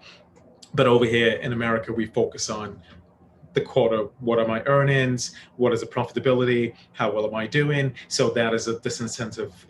That doesn't allow for CEOs to manage a company well enough into the future by, conceptualizing strategies which will make them really successful. They usually manage companies on a quarterly basis in order to boost profitability and make it good for shareholders. So to answer your question precisely, 100-Year Corporation is about the art and science of predicting companies which will be around for 100 years. 13 of those companies are talked about in the book. I'm sorry, 13 of them. The 13th one is a bonus. They're actually 12 companies, and people can actually see the 12 companies on the website right now. Awesome. And how did you come to those companies? I'm assuming there's a lot of companies out there. There are. One of the first examples I would use is to clarify, these are companies that currently exist. Mm-hmm. So we're not talking about companies that are going to start today and are going to be around for 100 years. We're talking about companies that are currently in existence, mm-hmm. and would be that the book believes that will be around for 100 years. And one of them is Samsung. Samsung was started, I believe, 1938, mm-hmm. and it's 82 years old now. It has 12 more years to go. So 12 more years for Samsung to become a 100-year corporation is not that far-fetched, given how big the company is, how vertically integrated the company is, and how vast its tentacles are. A lot of people may not be aware, but Samsung is a company that supplies some of Apple's chips, and I'm talking about 3-4 years ago now. So that may have changed, but Samsung is actually working on creating a lot of its own silicon chips as well, mm-hmm. which, as a fabrication company, it takes billions of dollars to be able to create something of that magnitude. Mm. So you need to have a lot of money to do that. So Samsung being vertically integrated, number one, is a big deal. Mm-hmm. Having all of the products which it has is a big deal. I do not believe there's anyone out there who would disagree with the fact that Samsung is definitely going to become 100 years. Mm-hmm. What were the things that went into analyzing 100-year companies? Mm-hmm. Number one, it would be the founder's DNA. Founder's DNA matter a great deal. And what I mean by founder's DNA is, when you start something, you need to be able to see far beyond what anyone knows. An example of that would be when Jeff Bezos started off. Jeff Bezos was known within his company, aside from his funny laugh. People knew, the ones that were close to him, his C-suite guys, knew that Jeff was going to set up a company that would sell everything. Mm. But if you tell that to someone out there, I'm selling books. Books have never been sold on the internet. So now I'm selling books, and in 15, 17 years time, I'm going to be selling cars, I'm going to be selling pianos, I'm going to be selling whatever it is you want to think about. I'm going to be selling them all. So no one would have thought that would have happened. He knew. And that's what I term founders DNA. Founders DNA is how do you run the company to the next level and take it from being just an idea which you conceptualize. That takes a lot of guts. It takes a lot of effort. It takes a lot of sweat, and it's not for the faint at heart. Entrepreneurship is the hardest part of entrepreneurship is the setbacks, not necessarily creating a business. So when people, you reach out to people and they say no all the time, that's what kills a lot of entrepreneurs. Having the fortitude to keep going on into the future, into the next phase, I guess. So cool. It sounds like you're talking about the individual kind of fabric that is required of an individual founders to be able to persevere difficult circumstances. On top of that, other tenets. What are some of the other tenets? You mentioned some already, having a vision towards and being able to implement it in the future, creating culture. Correct. Within a company. What are the criteria of all of the, what is the main criteria that you used? Are you able to kind of break that down for us a little bit? Management is another one, and you actually hit on quite a few of the points. I'm not sure. Did you read it? Did you read an excerpt or something? Yes. Okay. There is no precise formula for it, but the way the book is written in such a way that there are 13 chapters because there are 13 of those companies. If you read chapter 1 and you read chapter 2 and chapter 3, which are for different books, it would make sense in such a way that after you read 10, 6, 5 chapters, you begin to see the patterns of how you can see why a company would be 100 years. So as opposed not if I'm not going to delve in too much into it, it's better to check it out in the book when it comes out. Sure. Cool. Very interesting. And can people pre-order the book now? Very soon they will be able to pre-order the book. Yes. On where? On the website. On the website, which is the next 100yearcorporations.com. It's actually live right now. Cool. And so this is your first book. Yes. You, I see that you enjoy writing on LinkedIn, here and there a few articles. Yeah.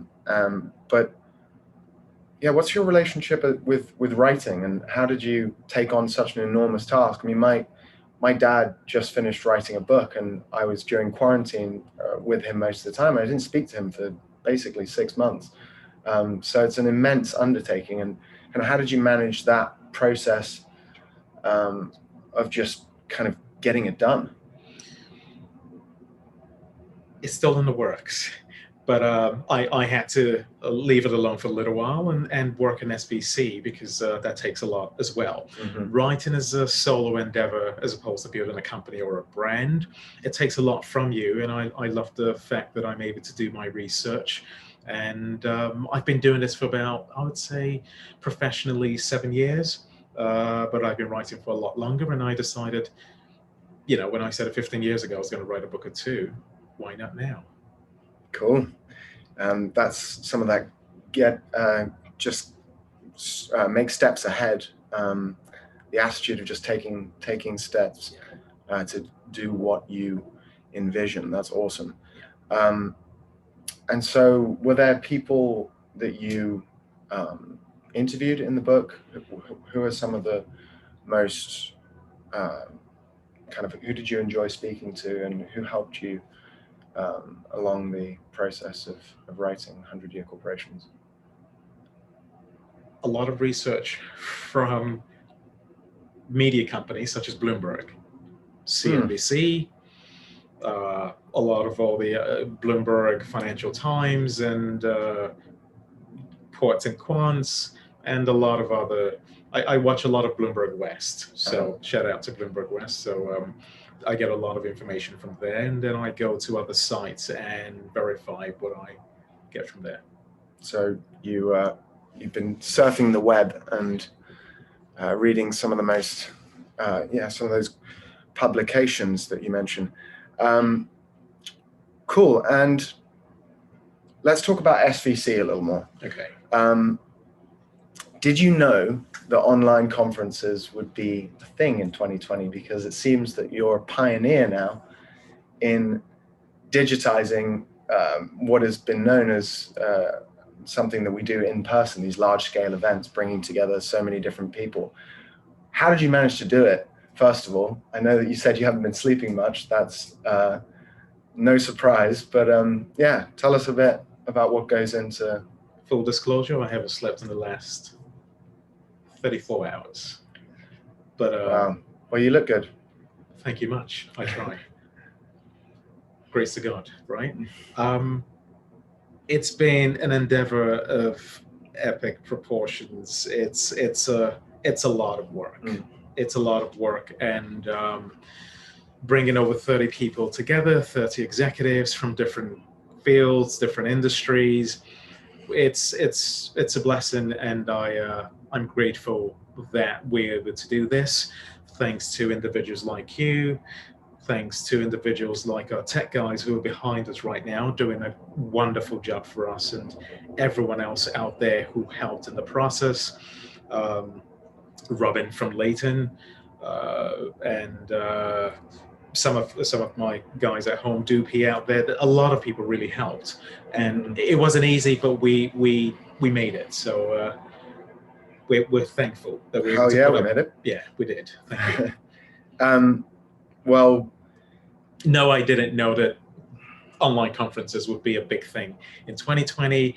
Serendipitously, it just happened. Awesome.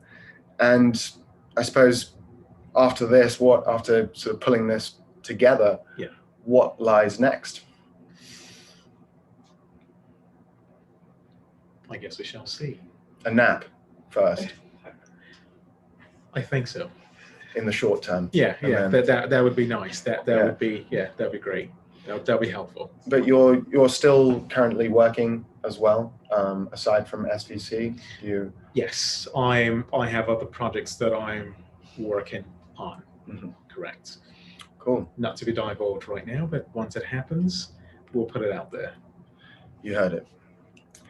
Cool. Well, I think what we'll do is if it's all right with you, we'll take a bit of an earlier break, give everyone a chance to grab some coffee, and digest what's been a really dynamic morning of conversations. In the afternoon, we have a lot more panels, 6 more panels, I believe. Yes. Yes, 6 more panels. And we look forward to the future of work and career management, because we know what's going on out there in terms of millions of people. We know what's going out there in terms of jobs. Yeah, most definitely. I'm sure a lot of people will be looking to get some tips on how to manage this very volatile work environment. And so with that, we'll leave you guys. Thank you so much for dialing in for the Strategic Vision Conference. It's a pleasure talking to you, Samuel. Thank you so much for having me. It's a pleasure as well. And we'll see you very shortly.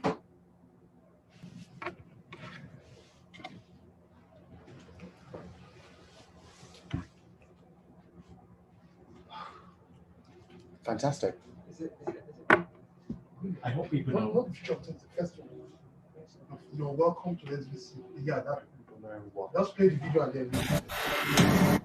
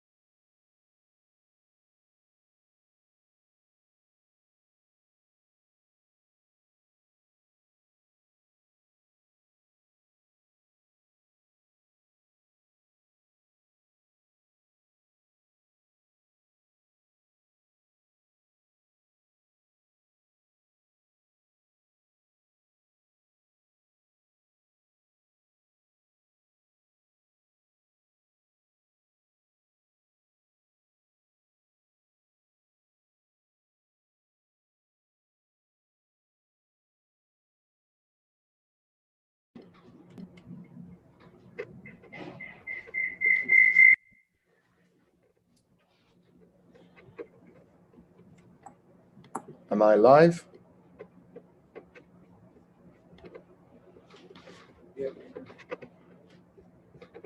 I don't see myself. How do I get to the screen where I see myself? Your video is turned off. I mean, Yeah, I turned my video off because I couldn't see myself. oh no, so you're just gonna show. Okay. Yeah, you're on right now. You're on YouTube.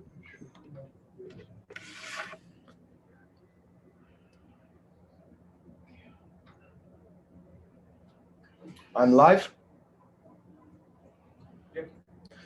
Hey guys, if you are still on YouTube Live or tuning in via Zoom, just to give you a heads up, we will be starting again in approximately 10 to 15 minutes with the next panel, Venture Capital During a Pandemic and the State of Unicorns. See you in about 10.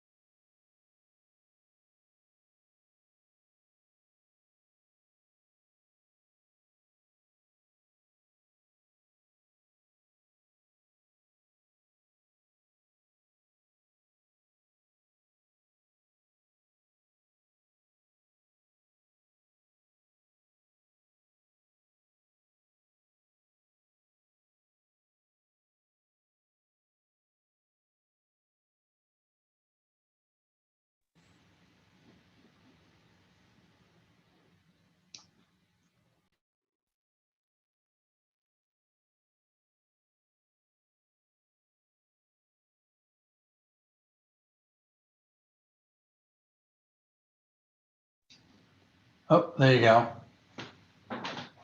Howdy. Hello, hello. Hey, all. How you doing? A lot of familiar faces here. Doing great.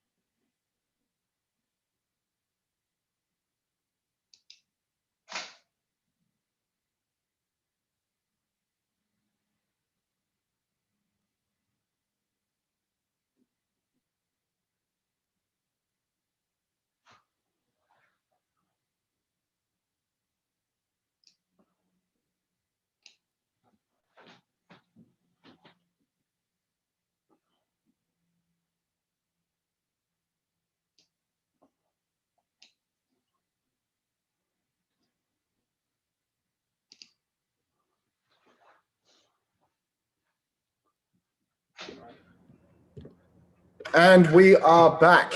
It's the moment 90% of the entrepreneurs have been waiting for. Our next panel is titled Venture Capital During a Pandemic and the State of Unicorns. Someone is repeating, a laptop is playing my voice in my ear, which is very distracting. Moderated by Zachary Sherman, an investor and strategist at Perig Ventures, featuring Gil Bader, the managing director at Comcast Ventures, also the founder of Genacast, John Frankel, the founder of FF Venture Capital, and Mark Peter Davis, founder and VC at Interplay. On a side note, I met Gil Bader at Microsoft in a room full of 300 entrepreneurs, and Gil invited all of us to send him our pitch decks and said he'd read them and respond, which he did. So who knows, maybe he'll share his email again, or maybe he'll kill me for suggesting the idea. It's a real pleasure to have you guys here. Please, the floor is yours. Great. Hello, everyone. My name is Zach Sherman, and I'll be moderating the discussion today about venture capital and the state of unicorns. A little bit about myself. I'm currently a senior associate at Perig Ventures. We're a New York and Tel Aviv-based venture fund investing in early stage US and Israeli companies focused on B2B data solutions that accelerate consumer-driven enterprises. We're backed by Nielsen and Tatcha Group as LPs, and we have a portfolio of amazing companies doing things with big data and machine learning in last mile logistics, on-demand consumer research, grocery retail competitive intelligence, and global meat monitoring. During this discussion, we're going to be covering an array of topics that entrepreneurs these days are dying to learn more about, especially given this new environment in which we've all been navigating. So all of you working at home or at the office or any other interesting place you may be working from, be prepared to learn a lot today, as we have 3 veteran VCs on the panel. All right, guys, so to start, I'll have you introduce yourself, telling us more about you, your firm, and your role. Gil, would you like to start us off? Yeah, absolutely. So hi, everybody. I'm Gil Bader, Managing Director at Comcast Ventures and also Managing Partner and founder of Genacast, which is Comcast Seed Fund. So Comcast Ventures, obviously, we're the venture arm of Comcast and NBC Universal. We're financially driven. So we look for great companies with great outcomes and align our interests there. We also, if possible, look for some connections with the mothership, but that's not necessary. So we're happy to open doors and make intros. Broadly, we invest in consumer and enterprise. I'm on the enterprise team, and we write checks, seed stage 500K checks up to $10 to $20 million checks. Awesome. John, you want to go next?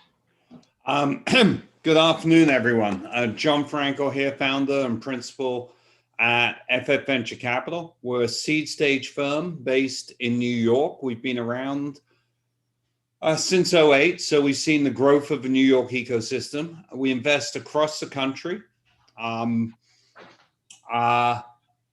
We like to invest sort of $300,000 to $700,000 for 10% of a company. We follow on deeply until about a $50 million valuation, and then we stop. We have a focus of drones, robotics, fintech, and applied AI. And we currently have, I believe the count is 76 active portfolio companies. We're a highly engaged investor. And a lot of VCs talk about it. But when we look at the metrics, 50% of our seed funded deals end up going on to raise a Series B, which is about 5 times the average in the industry. And so I think that's an indication that what we're doing is leading to higher survivorship and higher returns over time. And Mark.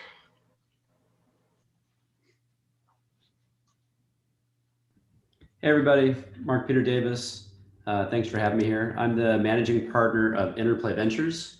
We are an innovation platform, so we have an early stage venture capital fund, which is the core focus. We primarily enter at the Series A investment point. We do a little bit of seed and some B, but A is kind of our sweet spot. We're generally taking a follower position in those rounds, co-investing with other great marquee firms. Very often we're identifying the deals we want to do, committing, and then helping to bring the syndicate together. We do B2B and B2C. And then what is a little bit different about Interplay is we've actually built out a robust operating platform. So we have 9 independent companies we've co-founded, which constitute a 400-person team that provides services to about 15% of all venture-backed companies in the US. We do things like commercial and health insurance, marketing, legal, accounting, tax, CFO, and many other things.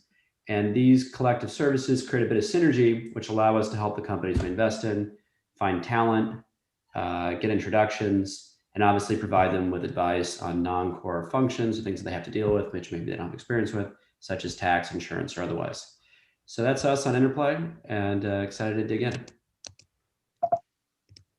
Perfect. So let's jump into the first question. For the benefit of the audience, what is venture capital and what does it mean to secure venture funding? Who'd like to start us off? I can lead off if you'd like. Venture capital is a very simple business. An entrepreneur comes to us. We give them hundreds of thousands or millions of dollars. They give us pieces of paper, a legal contract. And then 10 years later, they give us back a lot of money and we give them back the pieces of paper. It's that simple. Now, there's a little bit of detail in between because a lot of people who come to us who want money, we may not want to invest in. And so there's a filtering down. At our firm, we look at about 2,500 companies a year to filter down to the handful we want to invest in. And, you know, those are ones that are in line with our criteria and ones that speak to the partners personally. So they feel that they really want to spend the next 7 to 10 years working with the founder, helping them build their business. But that's fundamentally it. Not all businesses should raise venture capital. Certainly not all businesses that want to raise it end up raising it. But there's a lot of businesses where it doesn't make sense. But for a high growth, disruptive, in our case, technology-driven company at the seed stage, it fits within what we're looking to do. Yeah, I'd say I would 100% agree with that, John. And once a company secures venture funding, how does that change the dynamic and how they operate? So once they have the money, they then need to execute.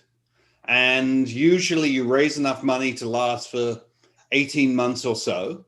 And hopefully over that period of time, there's enough execution that they can then go and raise a round at a higher valuation. Now, when they raise money, they're taking dilution, and people always, worry about the amount of dilution they take on the round. In reality, the dilution that happens between rounds is based on execution. If you execute very well, you'll raise money at a much higher valuation, you'll give up less to the company. So, and then you raise the next round and you're on all the way through along your journey. I think it's also important to note that once you take on venture funding, you now have a partner in your business forever. And as John mentioned, it's not always the right thing for all businesses, and for some businesses it's the right thing to do.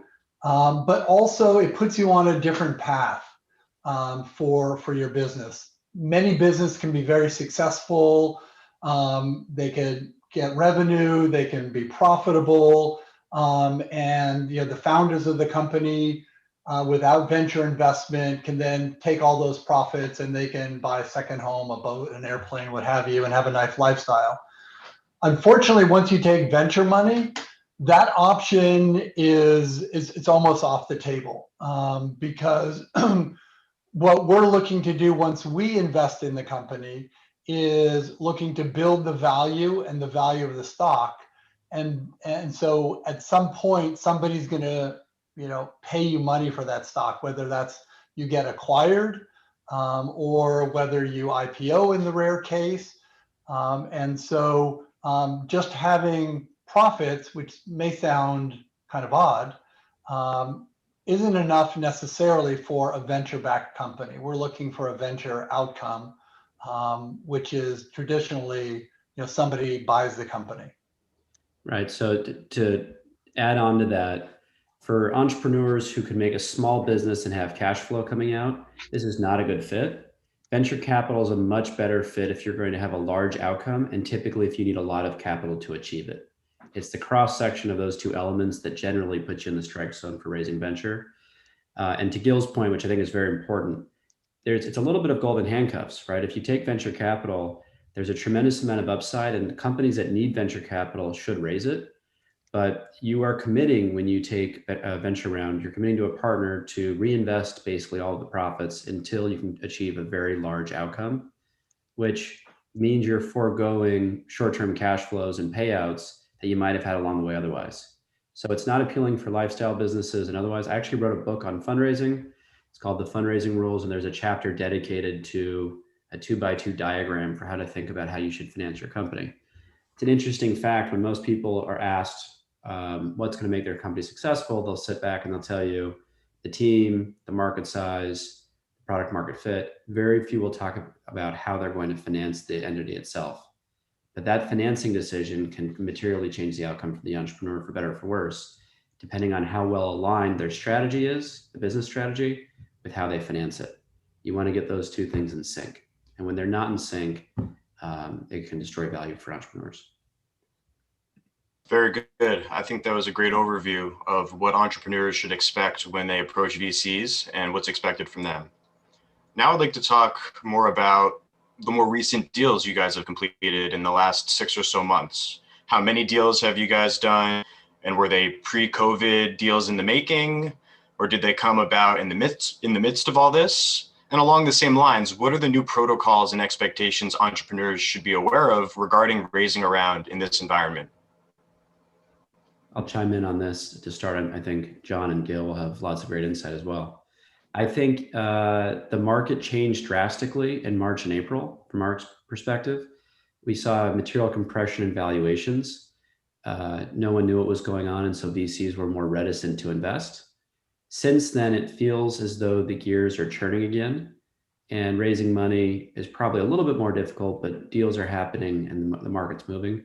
We've made 7 investments this year, which is pretty consistent with our normal pace.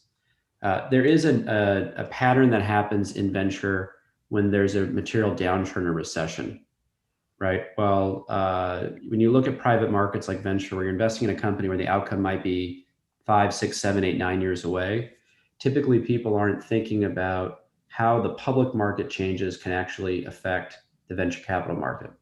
But there's a factor called the denominator effect, where the limited partners upstream from us, the people who give the venture capital firms money, may find that if their hedge fund positions decline because the market's down, they're suddenly overweighted in venture. And it may reduce their willingness to invest in additional funds for John, myself, or Gil. And the net result is a lot of VCs will slow down their pace of investment. We're seeing some of that today, but it hasn't been as strong of an impact as we saw in 2008, where things drastically dried up very quickly and held that way for a little bit. I'll pause and let the other gentleman chime in. I think they'll have great perspective. For us, we sort of are in phase 3 post-COVID. I think for us, phase 1 was really triaging the portfolio, trying to understand the impact of COVID on our portfolio, which ones needed cash, which ones are going to be just fine, and which ones might be in serious, systemic trouble. And that probably took about a month or two. And then I think the next probably month or two was all about understanding what is the impact of COVID long term on some of the sectors that we invest in, whether it's enterprise IT or on the consumer side, and see, are there some fundamental shifts? And obviously there were in hospitality and travel and other industries. And so really trying to understand for the sectors that we invest in, what might be some long-term impact. And so now I mentioned, I think we're in phase 3 for us, which is portfolio has been secured. We think we understand, the longer term impact, and then we're, in investing mode. Some of my partners have been investing throughout, whether it's doing follow-ons in portfolio companies or investing in new companies. But our diligence process has changed. It's difficult to meet entrepreneurs in person. And look, as John mentioned, we're tied at the hips for 7 to 10 years. And so we want to get to know these entrepreneurs as people, their personalities, want to make sure the chemistry is there, that we have formed that relationship between us. And that's difficult to do over video. And so we're end up having to spend more time on the phone, on video with them, maybe do a walk in the park if they're in the area, socially distanced. But we've also tripled down on reference checking. So whereas before maybe we would do 3 or 4 reference checks on an entrepreneur, now we're doing 10 and 12 checks. We're going deep into the bench to make sure that we get a good understanding of the entrepreneur before we invest. These are all, great responses to this question. It comes up a lot. Fortunately, some time has gone by and we actually have some data. And, we like to make data-informed decisions. So I'll give some data and I'll give some anecdotes at the end. What have we seen? When we look at it, our companies in aggregate have raised up to the end of August, pretty much to the nearest $3 or $4 million, the same amount in aggregate. So capital, which we all worried would shut down, really didn't shut down. Now the price people were able to get might have had a liquidity discount in it, and companies that raised, particularly in April, May, and June, raised at lower valuations than they would have elsewise. But liquidity stayed there, and I think that surprised a lot of people in the community. The second thing that we look for is how are the companies doing? Now, on average, our portfolio did just fine. In Q2, which was probably the largest quarterly contraction in GDP any of us have seen and hopefully will ever see, our portfolio companies grew revenues 30% year over year. So, COVID being an accelerant for tech played out across our portfolio. Anecdotally, we spent a ton of time initially triage, trying to understand, see which companies were under duress, working hand in hand with our companies over PPP and other programs to help the weakest companies in the portfolio. And when they needed to apply, making sure that they completed the forms correctly and appropriately. And so we proactively tilted our time to looking after our existing portfolio. And that we think was the right allocation of time. We've made follow-on investments and we've invested in a new company since, but we purposely slowed down new investment. Why? Because whenever you have a recession or a downturn in the economy, it creates disruption, which enables new talent to surface as entrepreneurs. And whenever you get a behavioral change that comes out of that, you get new companies that are created against that behavioral change. What we saw this time was a massive behavioral change throughout society that we're still trying to get our heads around. I think, you know, everyone around this table here, virtual table, another change. Everyone around this table here is trying to work out what their office life is going to look like post-COVID. Are they really going to go into the office 7 days a week? Are they going to fly out to every board meeting? Or are they going to use Zoom for some of them? Are they going to be more efficient with their time? Are they going to have different tool sets? And that's just in this narrow environment. But across the whole of society, there's a lot of change with regard to behavior. And then costs of starting a company have gone down. They've gone down and really because of a better efficient usage of tool sets, and the analog costs, if you're going to pay rent, is going to be less, and the like. So when you put that together, our expectation is 2021, 2022, we're going to see a crop of really interesting companies. And, you know, we still, throughout the downturn, we're looking at 50 plus companies every week. And I didn't see any amazing one. I mean, I did see one or two that were good, but, you know, nothing just sort of blew my socks off.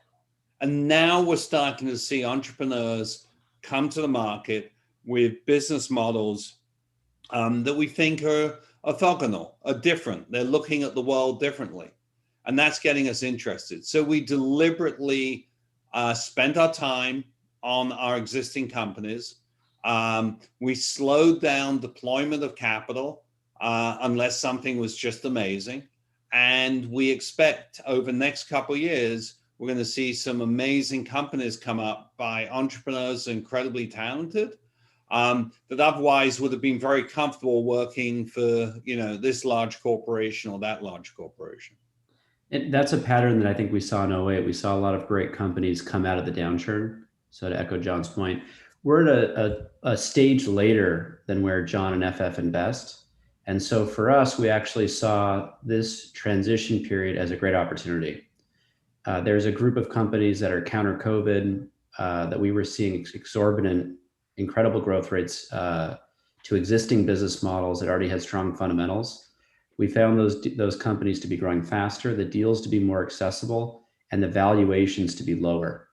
So we took a contrarian view in this market and proactively chased those opportunities and deployed, I think, into 5 or 6 deals since the cycle changed. I do think that what happens in these periods, though, is there's a little bit of a shaking of the tree where average companies are less likely to get funded, but the best companies continue to receive capital. And so as there's a flight to quality, we try to participate in that. But all these different strategies do make sense, and there's different ways to approach it. We've been a little bit more aggressive in this environment from the sound of it than some of the other folks. Thank you very much for these thoughtful responses. I'm not sure if we're having video issues or it's just on my end. If it's switching, do you guys see it not switching to whoever's speaking, or? I see it switching. Oh, it was switching to whoever's speaking. I don't see that now. Yeah, it switched it. I turned it back. I turned my view back from speaker view to multi-view or whatever. That's the way I like it.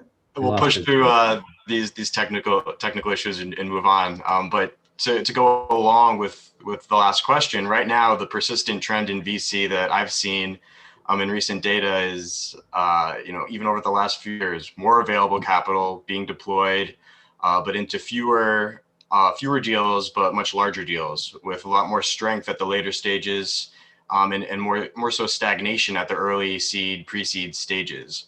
So post-COVID, will this trend continue? And do you think investors' expectations are going to change in terms of things like traction, revenue, and business models?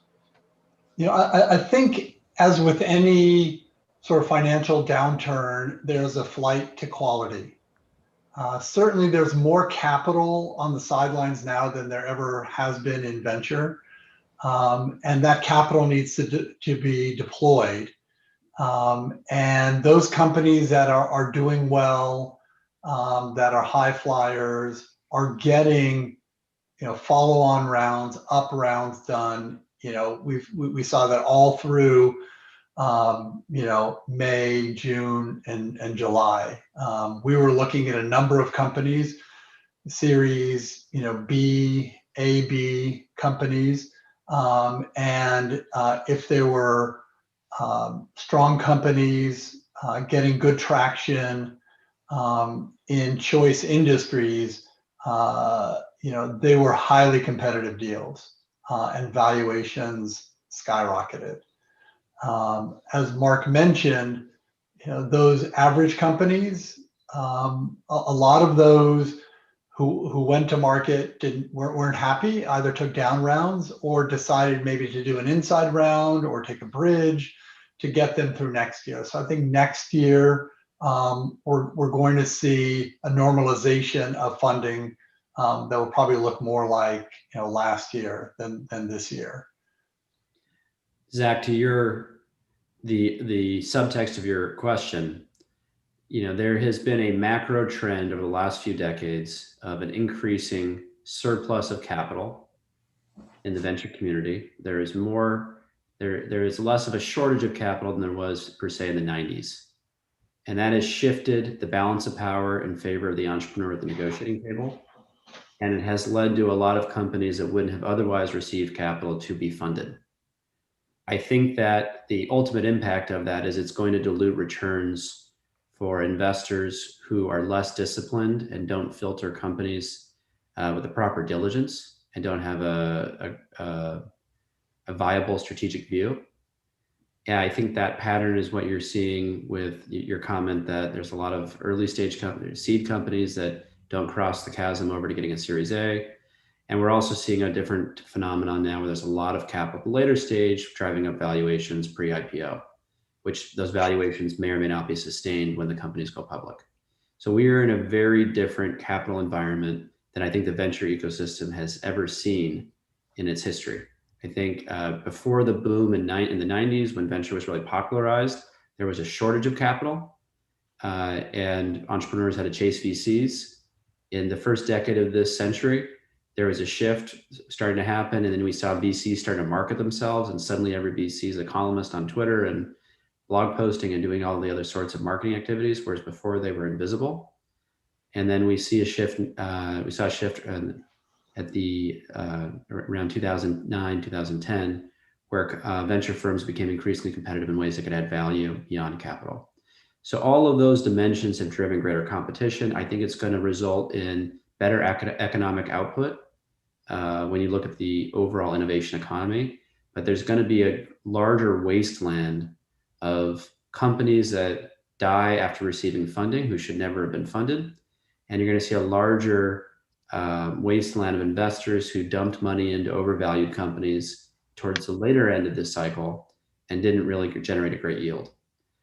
We believe Series A, and I think seed and B have sufficient arguments of this as well, is an efficient risk reward profile.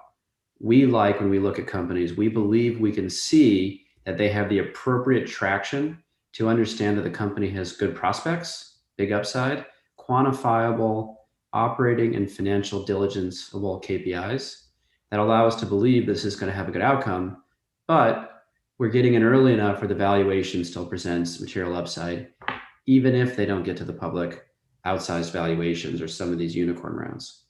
So that's how we look at this. We take a very math-oriented approach to early stage investing, which is, I think, an unusual strategy. And it harkens back to my background. I spent a lot of years doing private equity M&A diligence, looking at fundamentals in companies that were not venture-backed. And we've married that into our early stage thinking to give a mathematical viewpoint on how we invest in early stage companies. But headline is, I agree with you. I think the landscape has changed around the capital side, and there's a new set of levers that are being pulled. last thing I'll say, and then I'll shut up because I'm talking a little too much, is we're also seeing a more robust secondary economy. That market was not as critical back when companies could flip to going public within a 4-year cycle, pre-Sarbanes-Oxley. But in this world we're in now, where you've got companies that are very highly valued at the tail end of their cycle, it's unclear whether the public markets will support those companies as they try to rationalize the underlying business models. You're seeing a much richer secondary strategy. And it's something that I think early stage investors such as ourselves need to be thinking about when you make bets and you've generated, you put a good multiple up, you need to be thinking about liquidating and exiting even before the company has its own natural exit event. And that is something we actively do. Thank you. I think this was great information. You mentioned what you were doing before VC, so I think it's a good segue into our next question. One of the questions I get all the time, most common question I get is, how do I get into venture capital? So, what is the application process or path to becoming an entrepreneur in resident with your firms? Do you only accept people who've taken companies public or have a great track record? And also, if I'm 25 or 35 or 45, what is my path to becoming a venture capitalist? Well, let's start from a different perspective. Same question, different perspective. Why on earth do you want to become a venture capitalist? It is a tiny market. Private equity is a small market. Venture is a small section of private equity. Within that, if you are a venture capitalist, you're not going to know if you're any good for 10, 20 years. You need time to make decisions, make those investments, and get those returns.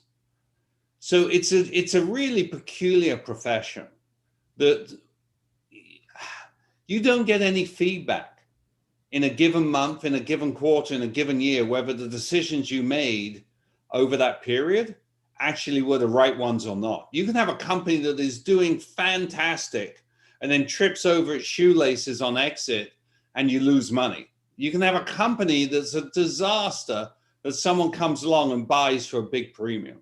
It is very difficult for people to know. And as folks know, venture capital returns have a wide dispersion, which means there are a lot of people in this industry who've been in it, multiple years and never even seen carry. They wouldn't know how to spell carry. And yet carry is the carrot, the incentive for them to stay there. So, when you look at it, I don't know, in my 20s, would have wanted to make a decade plus commitment into an industry where I wouldn't know if I was any good or not during that period? I strongly advise people to do this in the back half of their careers after they've built up some experience, confidence, maybe capital, connections. And then if you took everybody in New York in venture, you could fit them in a medium-sized conference room at Morgan Stanley or Goldman Sachs. It's really a very small industry. So let's start there.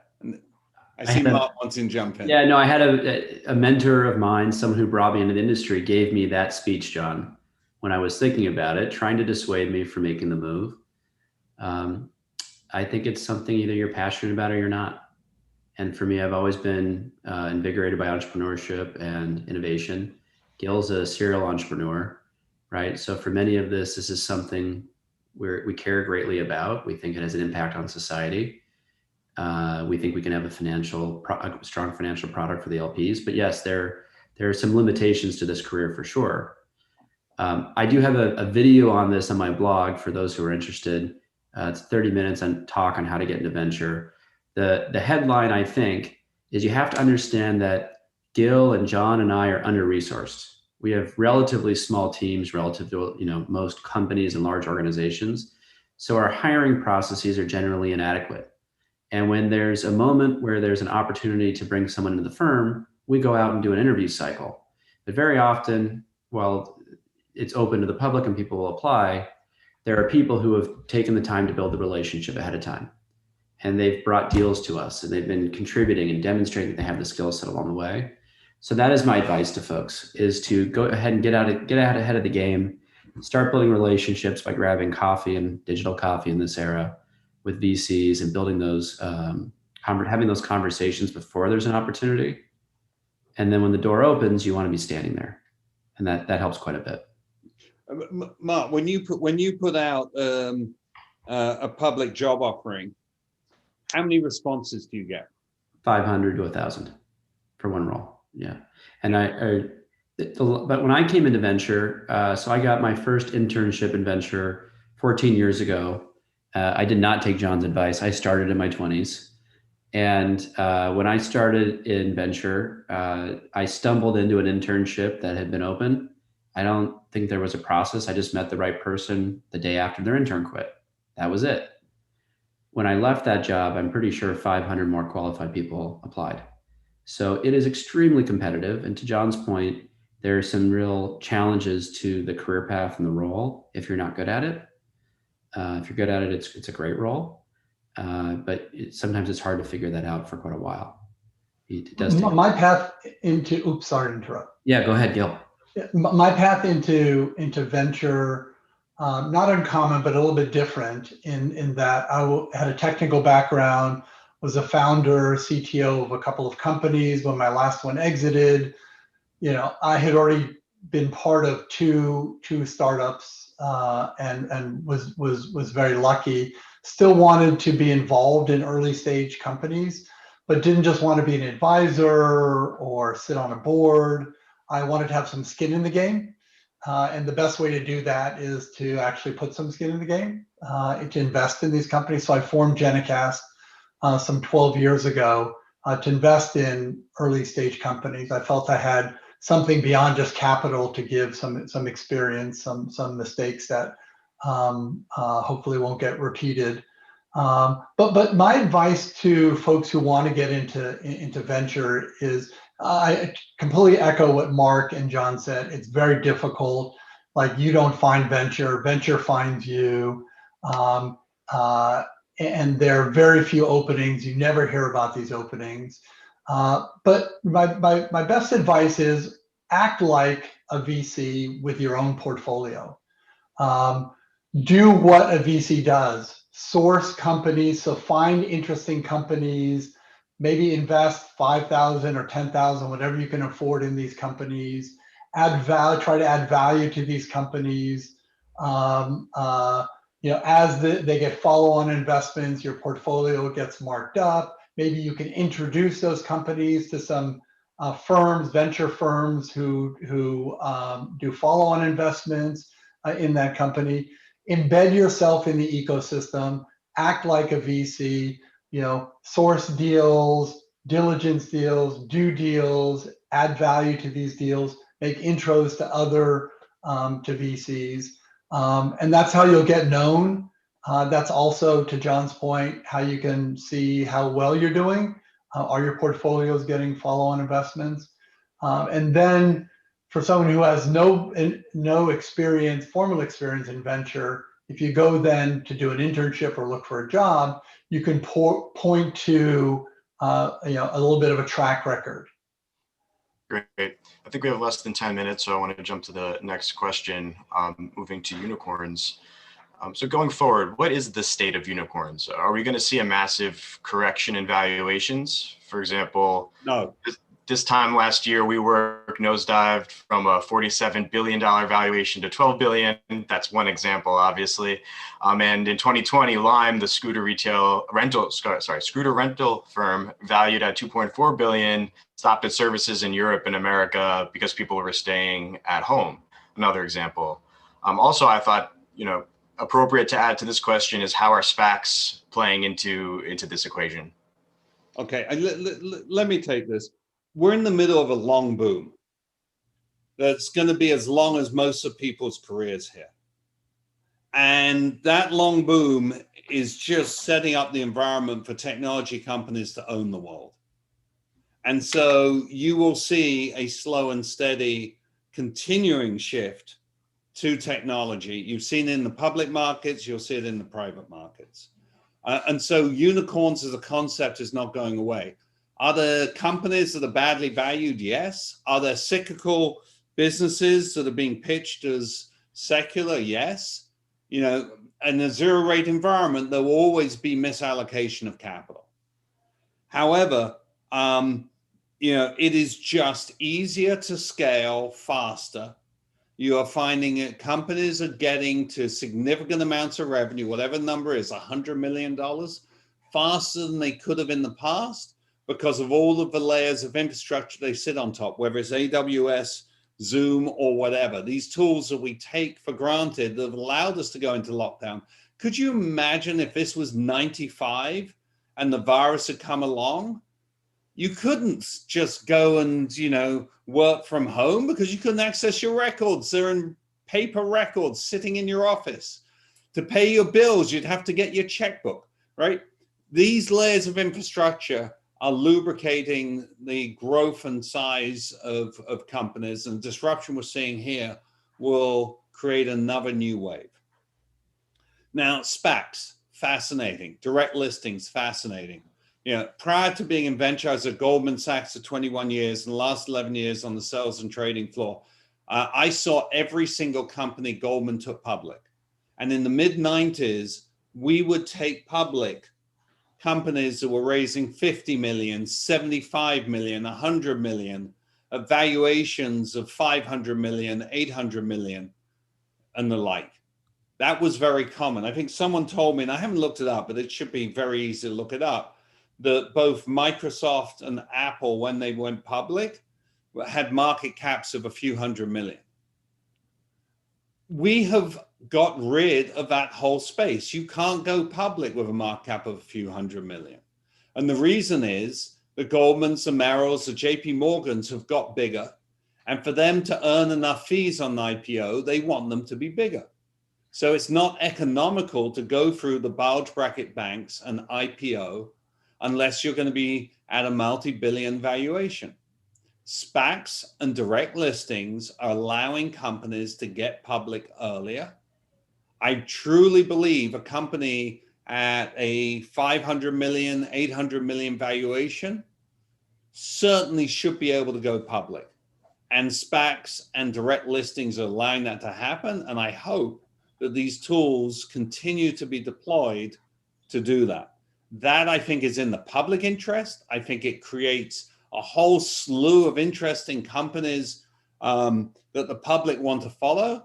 And I think it's an efficient allocation of capital, which is what the capital markets are all about.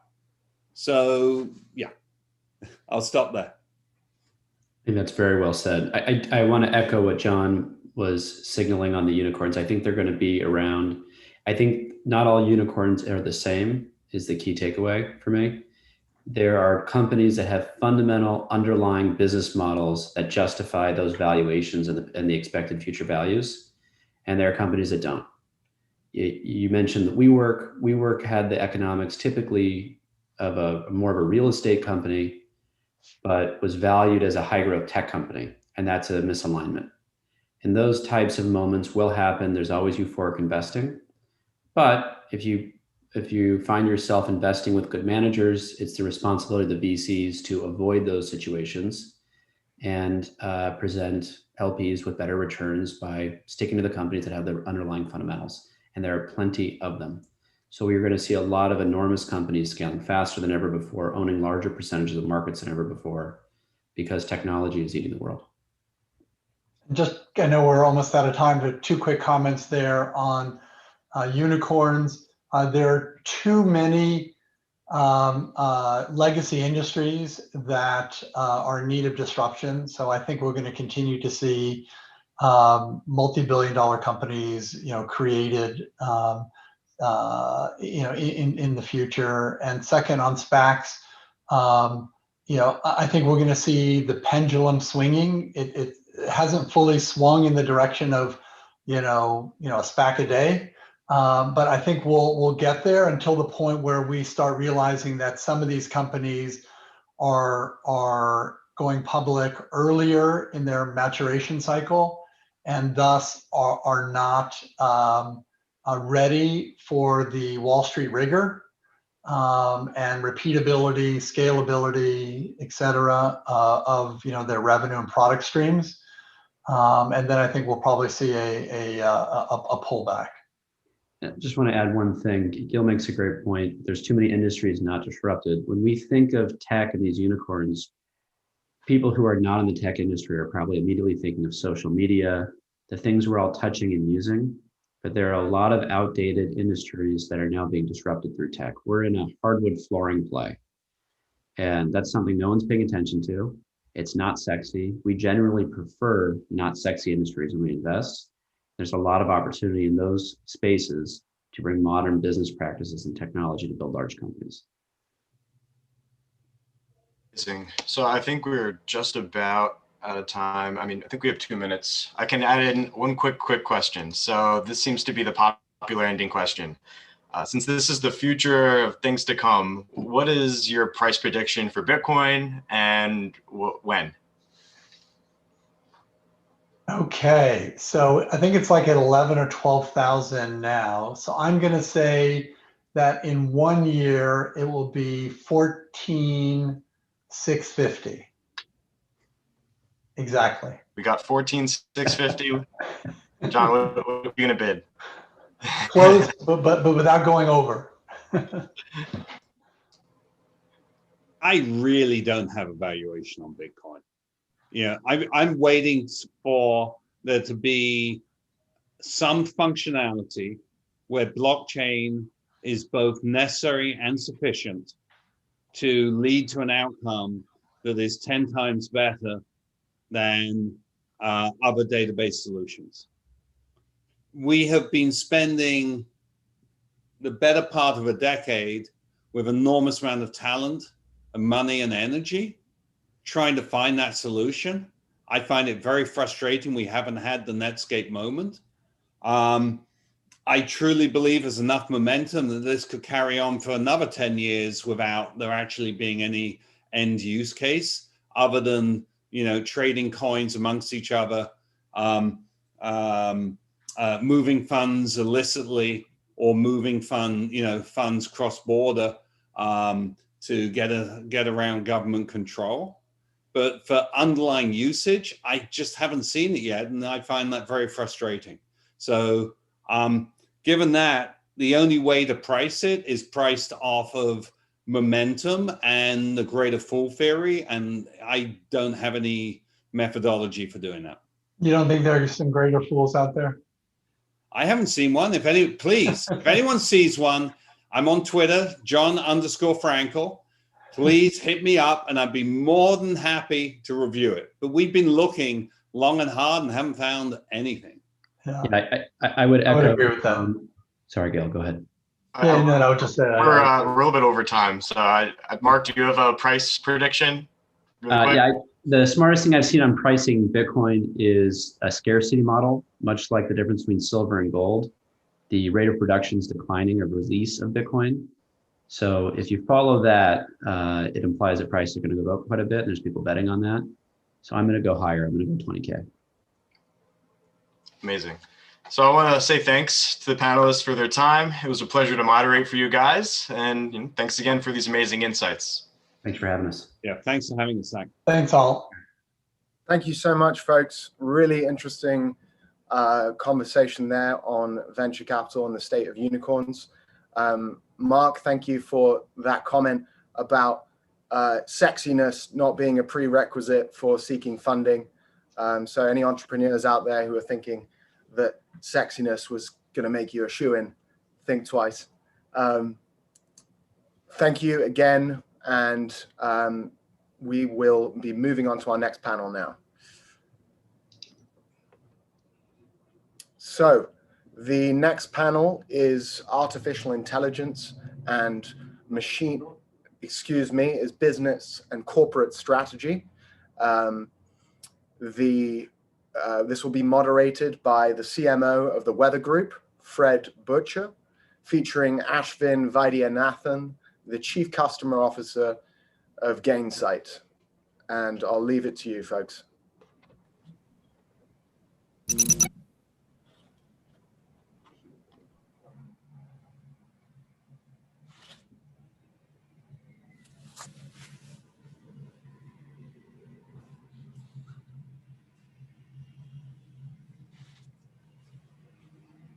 All right, Fred, can you hear me okay? Yes, Ashwin, can you hear me? Yes, all good to go. Good to see you. Thanks for making the time. I'm enjoying. Been looking forward to having this conversation with you. Same here. Yeah. Excited to be here. So Ashvin, you are the chief customer officer at Gainsight. Before we sort of get into it, maybe you could just give people sort of the 90-second kind of background on you and the company. Yeah, happy to. So as Fred called out, I'm the Chief Customer Officer at Gainsight. We're a software that helps basically our customers and companies manage subscriptions and recurring revenue by making your customers successful. The general notion is, in the recurring revenue world that we all live in, if your customers are successful, they will continue to not only renew those recurring contracts, but also buy more from you and grow with you. And so our software basically helps you understand who's using the product, who is not, what orchestration can you do with respect to reaching out to customers when they are using or not using, and hence make your customers that much more successful. And Fred, I've been at Gainsight now for about 6 years, live in San Francisco with a beautiful 5-year-old and another one on the way end of the year. That's good. Congratulations. That's terrific. You. So look, for the benefit of some of our viewers, can you sort of explain customer success and customer experience and what you mean by that and how you think about that? Yeah, totally. So I started talking about this notion of recurring revenue and why in this world, basically, your customers have a lot more choice than they used to. So imagine like the competitors of Zoom, that you can go with Teams, you've got GoToMeeting, you've got BlueJeans, you've got like so many different options. And any customer of any of these vendors can actually switch at any point in time. It's very easy. Switching costs are super low. In addition, your customers have a lot of voice in the marketplace when it comes to review sites like TrustRadius and G2 Crowd and Gartner Quadrants. There's just so many opportunities, and even Twitter for that matter. Folks have a lot of voice. Your customers have a lot of voice. So switching costs are easy, lots of opportunities, lots of competitors, and your customers have a lot more voice, which means we are basically living in the age of the customer. And in this world, you need to make your customers super successful for them to not only buy more, like continue buying from you, but buy more and be advocates in the marketplace. And so that entire notion is what we call as customer success. We're a pretty nerdy company, Fred. So the way we've basically boiled this down to a math formula. We call it CS, or customer success, equals customer experience plus customer outcomes. The general idea is, like, if you think about like an Uber ride or Lyft ride in the world where we used to take ride sharing services, like going from point A to point B is the outcome that you get from the ride. Whether the driver speaks to you at 5 a.m. on your way to the airport when you don't want to be spoken to, or plays music that you like or don't like, all of that is the experience throughout that journey. You can take that same equation to our business to business relationships. Whether you're achieving like either qualitative or quantitative outcomes from your software that you buy is the outcomes. And whether you enjoy talking to the people at the customer, are you getting something in addition to the product? Thought leadership, guidance, like true partnership is all the experience. And so our general idea is you combine those two and you deliver customer success to your customers. So I love that formula. And tell me, Ashvin, like, how is that formula working now in this age, right? The world has turned upside down since March in the pandemic. Can you talk to me about sales and your business and how your approach to, customer focus has changed and evolved since then? Totally. So in general, like this whole movement has been gaining a lot of traction, but the pandemic has done basically, Fred, a couple of things. One is it's accelerated as folks can't see each other in person. They're not in office, they're working from home. In general, digital transformation for companies is definitely accelerated. So if you were thinking of a cloud product, if you were thinking of as a service product, things have just accelerated throughout this cycle. And then the second big trend that pandemic has caused is basically new businesses slowed down as people are watching their purses, figuring out, at least for the first half of 2020, folks were on pause for buying any new software, for that matter, from any vendors, which basically meant the best cash flow engine that companies had was retaining their customers as much as possible. And so these two trends have generally played in our favor. We're kind of enjoying the counter cyclicality of the pandemic, in that retention is that much more important, customer success is that much more important, and companies are getting digitally more transformed. So we've seen the benefit of a lot of that play out in the way we've grown as a company, and the sales has grown. That's terrific. Yep. How's that been on your side of the house? Yeah, so I mean, at the Weather Group, right, and for the media business in general, I can speak kind of holistically, right? So, I would say in the last 7 months, all the trends that you saw beforehand have just sort of accelerated like everything else. So like the movement away from sort of mass kind of linear experiences now to sort of customized one-to-one kind of OTT delivered services, you're seeing really pick up pace, right? So more and more people are no longer sort of subscribing to cable and satellite, which is kind of our core business where the Weather Channel is.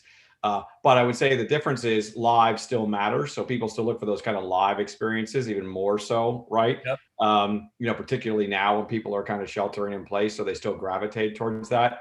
But if you're in the media business, and to use your formula from a customer outcomes perspective, customer experience, if you're not delivering that one-to-one relationship, giving people the content where they want it, when they want it, how they want it, you're just not going to be successful. And so you see a lot of businesses quickly scaling up. I mean, Disney just retooled. I mean, look at the reorganizations in the last 2 weeks in this business between Disney, Warner Media, NBC, even our business, smaller, but the same thing, really focus on investing and sort of delivering those kind of one-to-one kind of customer experiences and giving them access to as much content as they can where they want it. You're seeing a lot of the technology, the development of kind of fast channels, free ad supported television channels, right? That are developing very quickly, AI driven, with content barter relationships among companies. And the theory is, hey, look, just like Uber, other businesses, as the more platforms that I can access that service, the better off I'm going to be. The kind of walled garden approach that you saw in media is rapidly breaking down, and there's still that core part of the business that'll be there. But you're seeing just now how quickly in 2020 how those trends have accelerated. Totally makes sense. I love the point around like one-to-one being almost as important as like a one-to-many. Yeah, that totally resonates. So Ashwin, what we're talking about here, right, is also talking about how small businesses can really kind of ramp up into very large kind of global businesses. And so, one business in particular, Zoom, right?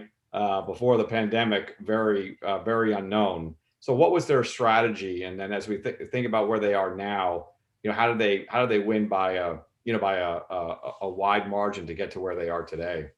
Yeah, I mean, like, I'm sure it's awesome to be at Zoom, like both ways, like in terms of business, but also they're probably being challenged on the infrastructure piece with the exponential growth that they've seen. And I won't pretend to be an expert on Zoom and their inner workings, but I use Zoom, and as an end user, like my sense is they did a couple of things really well, in my opinion. The first one is like just getting back to basics. They weren't the first to any of the teleconference software in that sense. There were tons already existing, but I think they went back to the basics and said, let's optimize the tech and get the call quality, which is the single biggest thing that is important amongst all the bells and whistles. But like, let's just get the tech call quality to like the best possible. And I honestly think their call quality is really good. And so I think they went back to basics, which is like a really good strategy for other small businesses. And then the second one is, I think they launched with keeping it simple, while other like Teams and like other software basically had tons catered to the enterprise space. I think they were just simple to use. An end user can go in, like even families can just start talking to each other by setting it up very simply. And so keeping it simple, I think, was another piece that they started with. But if you've been using Zoom for a while, you'll notice that they've added tons of new functionality, and probably a factor of them selling to larger enterprises who are now demanding things of them that they have to now include into the software, right? So it is already, I can see it start getting a lot more complex than it used to be. Yeah, so let me ask you, so do you have any comments? I mean, we talked about what they did right, but maybe what some of the folks in this space have not done as well. You don't necessarily have to name names, but what have you seen some of the mistakes in your, in your perspective, like through this process that companies have made that could be good learning for our audience? Yeah, I think it's maybe the flip of what I was talking about, which is like, I think sometimes it's good for established players to almost disrupt themselves, like go back and look at truly getting the voice of the customer and saying, like, how can we go back to basics? How can we potentially, and if you can't solve the behemoth that you've created in the software already, is there another version of this which is a much smaller application for maybe like smaller companies and smaller segments and smaller users? So just going back to the basics and saying, how can we keep this simple? How can we start with something small that is super scalable across the spectrum? I think is something that is relevant even for larger companies who potentially want to disrupt themselves and be competitive in the space that we're in. Yeah. I don't know, like Fred, any insights from you? Yeah, I mean, so look, just for our own business, right? I think if you're not sort of taking it, particularly for where I'm in, sort of a legacy business, if you're not taking a hard look at yourself and willing to disrupt, your own business, then you're not on the right path. For us, so if you think about it, weather information is essentially utility. Yeah. So if you're going to have a linear channel that's dedicated to that 24/7, distributed traditionally, how do you connect with consumers who are quickly migrating elsewhere? So there's a couple of things. One, you have to look at it, from your core product and using technology to tell stories better. Yep. It's amazing. We have immersive mixed reality kind of technology to really, connect with viewers on a more local basis and also take them inside, whether it be these wildfires out in the West Coast or whether it be things that are happening in severe storms. I think there's a heavy emphasis on branding. I mean, I think that's important for our audience to understand. Branding is not just, I think you've touched on this, is not just about, it's about outcomes, but that experience also implies an emotional connection, with the consumer. And so whether you're in the B2B space or you're like us in the B2C space, you have to make a powerful connection with a consumer to really help you stand out. And that goes back to also what you cover from a content, perspective, kind of who you are and making sure you're staying relevant to your audience. And I think the other thing is, I think we're kind of picking up, and this is, you've been in the tech space for a long time. You got to be willing to experiment and take some risks and fail and be willing to fail fast and move forward. Right. And so, we're launching, content and linear engines at a very rapid pace, sometimes in the span of, three months, right?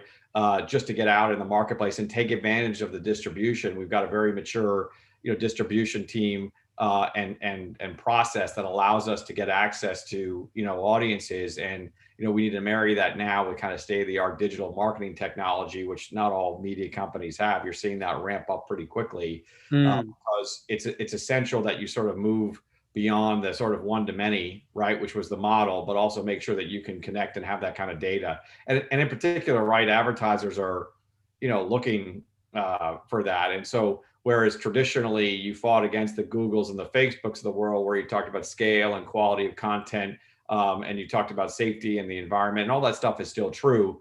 But if you can't back that up with data, if you can't back that up with more personalized experiences, you're just, you're fighting a losing battle. And so I think you're seeing a lot of companies very quickly, move, into that space. And again, the beauty about technology is it makes possible to do things that just even 3 or 4 years ago would have cost, millions of more dollars and taken a lot more time.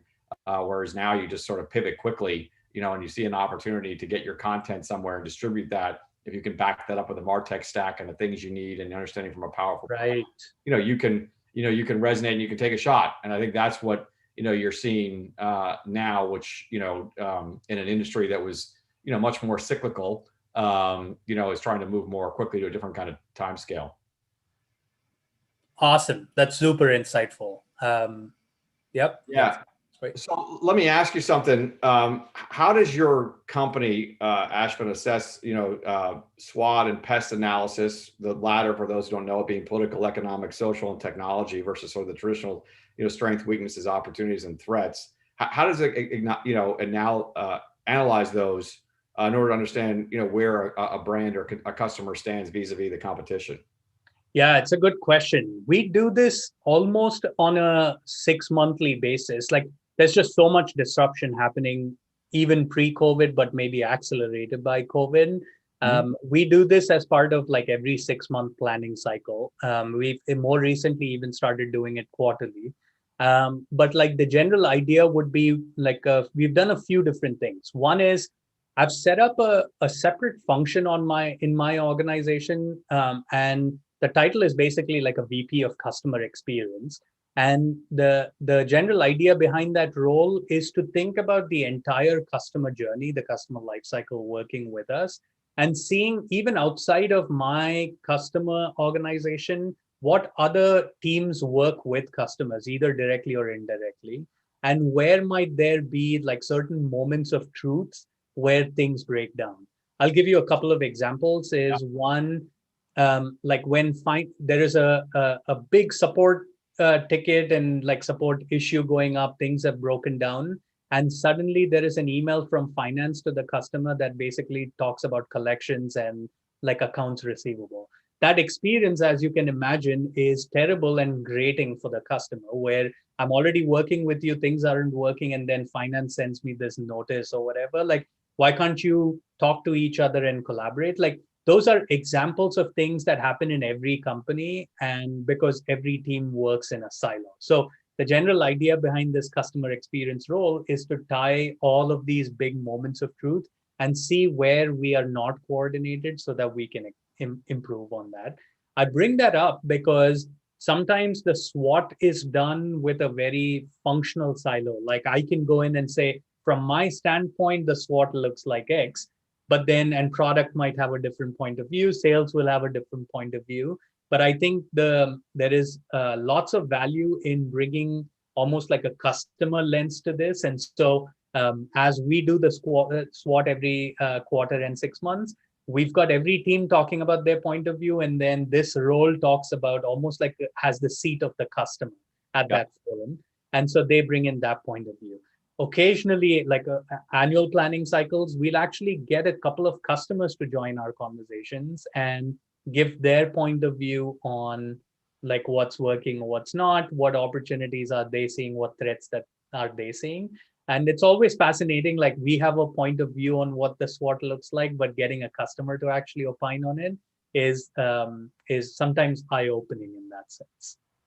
Yeah, I like the rigor that you put around that, you know, from a quarterly, you know, standpoint, twice a year to sort of go through that. I think that's really important. Sometimes that stuff can get lost in the day-to-day, right? And so people sort of look at that at a less frequently, but I think having a more rigorous process and more frequency is important. Totally. Actually, like that same question back to you, Fred, like how do you, especially a company the size of the Weather Group, how do you make that entire thing happen? How do you keep the ship moving in the right direction and take a step back? Yeah, I mean, that's a great question. And I think, you know, we're so action oriented, right? But I think what we've done, and some of this predates my arrival, I've been with the company 3 months, but even some of this, you know, what we've been focused on is they started out, and I think it was smart, doing a lot of research for the first time in many years, kind of really touched base and kind of got grounded in the customer, doing some survey, both quantitative and qualitative work. And for a brand that didn't have a lot of data, that was critical. Since I've come on board, how do we take some of those insights and do a couple of things? One, as I said, you know, build data and technology so we can have more regular access to those kind of insights and build a process around so we never get in a situation where it goes years again, where we're really kind of checking in with a customer, relying on, you know, very rudimentary metrics around, you know, Nielsen ratings and things like that to see how we're doing. But the other thing is just from having a small, nimble team is making sure that we are starting from the beginning and kind of doing this kind of thorough analysis. So a lot of, you know, kind of traditional things, marketing briefs, and kind of, you know, sitting back and kind of spending some time as a group, going through all stakeholders and suggesting, hey, we should do that at least, you know, on a twice annual basis as we do this. And some of that is happening more frequently as we launch into, you know, into new businesses. And so I think that the interesting thing, I think for us is because if you think about it, when you're providing weather information primarily to people when folks are sheltering in place, they're not commuting, they're not traveling, all of a sudden the information that you primarily trade in is not as relevant. People people. So you very quickly then have to say, okay, how do we, become relevant? Almost it's like, how do you remind the fish that the water they swim in, which they don't even think about, is important to say to people, right? So, that's been in some sense as a marketer incredibly fun because it forces you to be strategic, out of the gate and say, look, we have a problem here. I think the mistake also that, people would make, and this is, I think, true for our business, I would imagine it's true for the businesses that you're working with, is I think it's a mistake to assume that whenever we get on the other side of this, that life will kind of go back to the way it was. There's going to be a new normal, quote, whatever that is. So that impacts travel, how we work, how we build teams, how we engage with one another, how we shop, all those things. So I think that the challenge is, how can you lean into the data that you have now, but then also, use the best tools at your disposal and strategic insights and doing things like this, talking to folks like yourself and going to conferences and get a sense of, hey, whenever people are not as afraid to be out and about, right? And there's a vaccine or whatever it's going to take, what is the world going to look like? And I think for marketers and business people, that's to me sort of the $1 million question, right? Because it's certainly not going to be what it was before. Interestingly, I don't know if you saw, United Airlines said they don't see travel returning to 2024. Yeah. That is well past where any projection is when we'll have a vaccine. So I think that just goes to show, right, that there's a lot of thinking right now among businesses about what that means. And I think that presents tremendous opportunities, particularly for those in our audience that are in the in the startup space. I love it. That's awesome, Rigor. Again, like so hard to pull something like that and bring data and analytics at the center of operating for a company the size of the Weather Group. So that is awesome to hear. That's fantastic.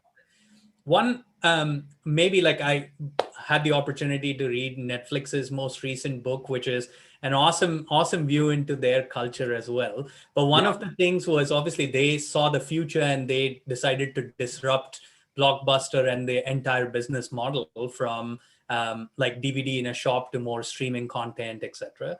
And obviously Blockbuster had the opportunity to buy Netflix and they passed on it. So as you think about M&A and divestiture, especially in the current climate that we live in, like how does Weather Group think about it, and any advice for how should companies think about M&A as a part of their ongoing concern?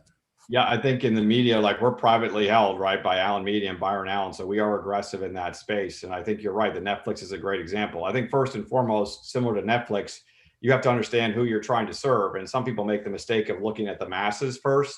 Whereas if, and you know this from reading the book, right, Netflix the Bible market, the Bible market they were going after was people who didn't want to pay late fees at Blockbuster, right? And so they sort of, chased after those and kind of grew from there.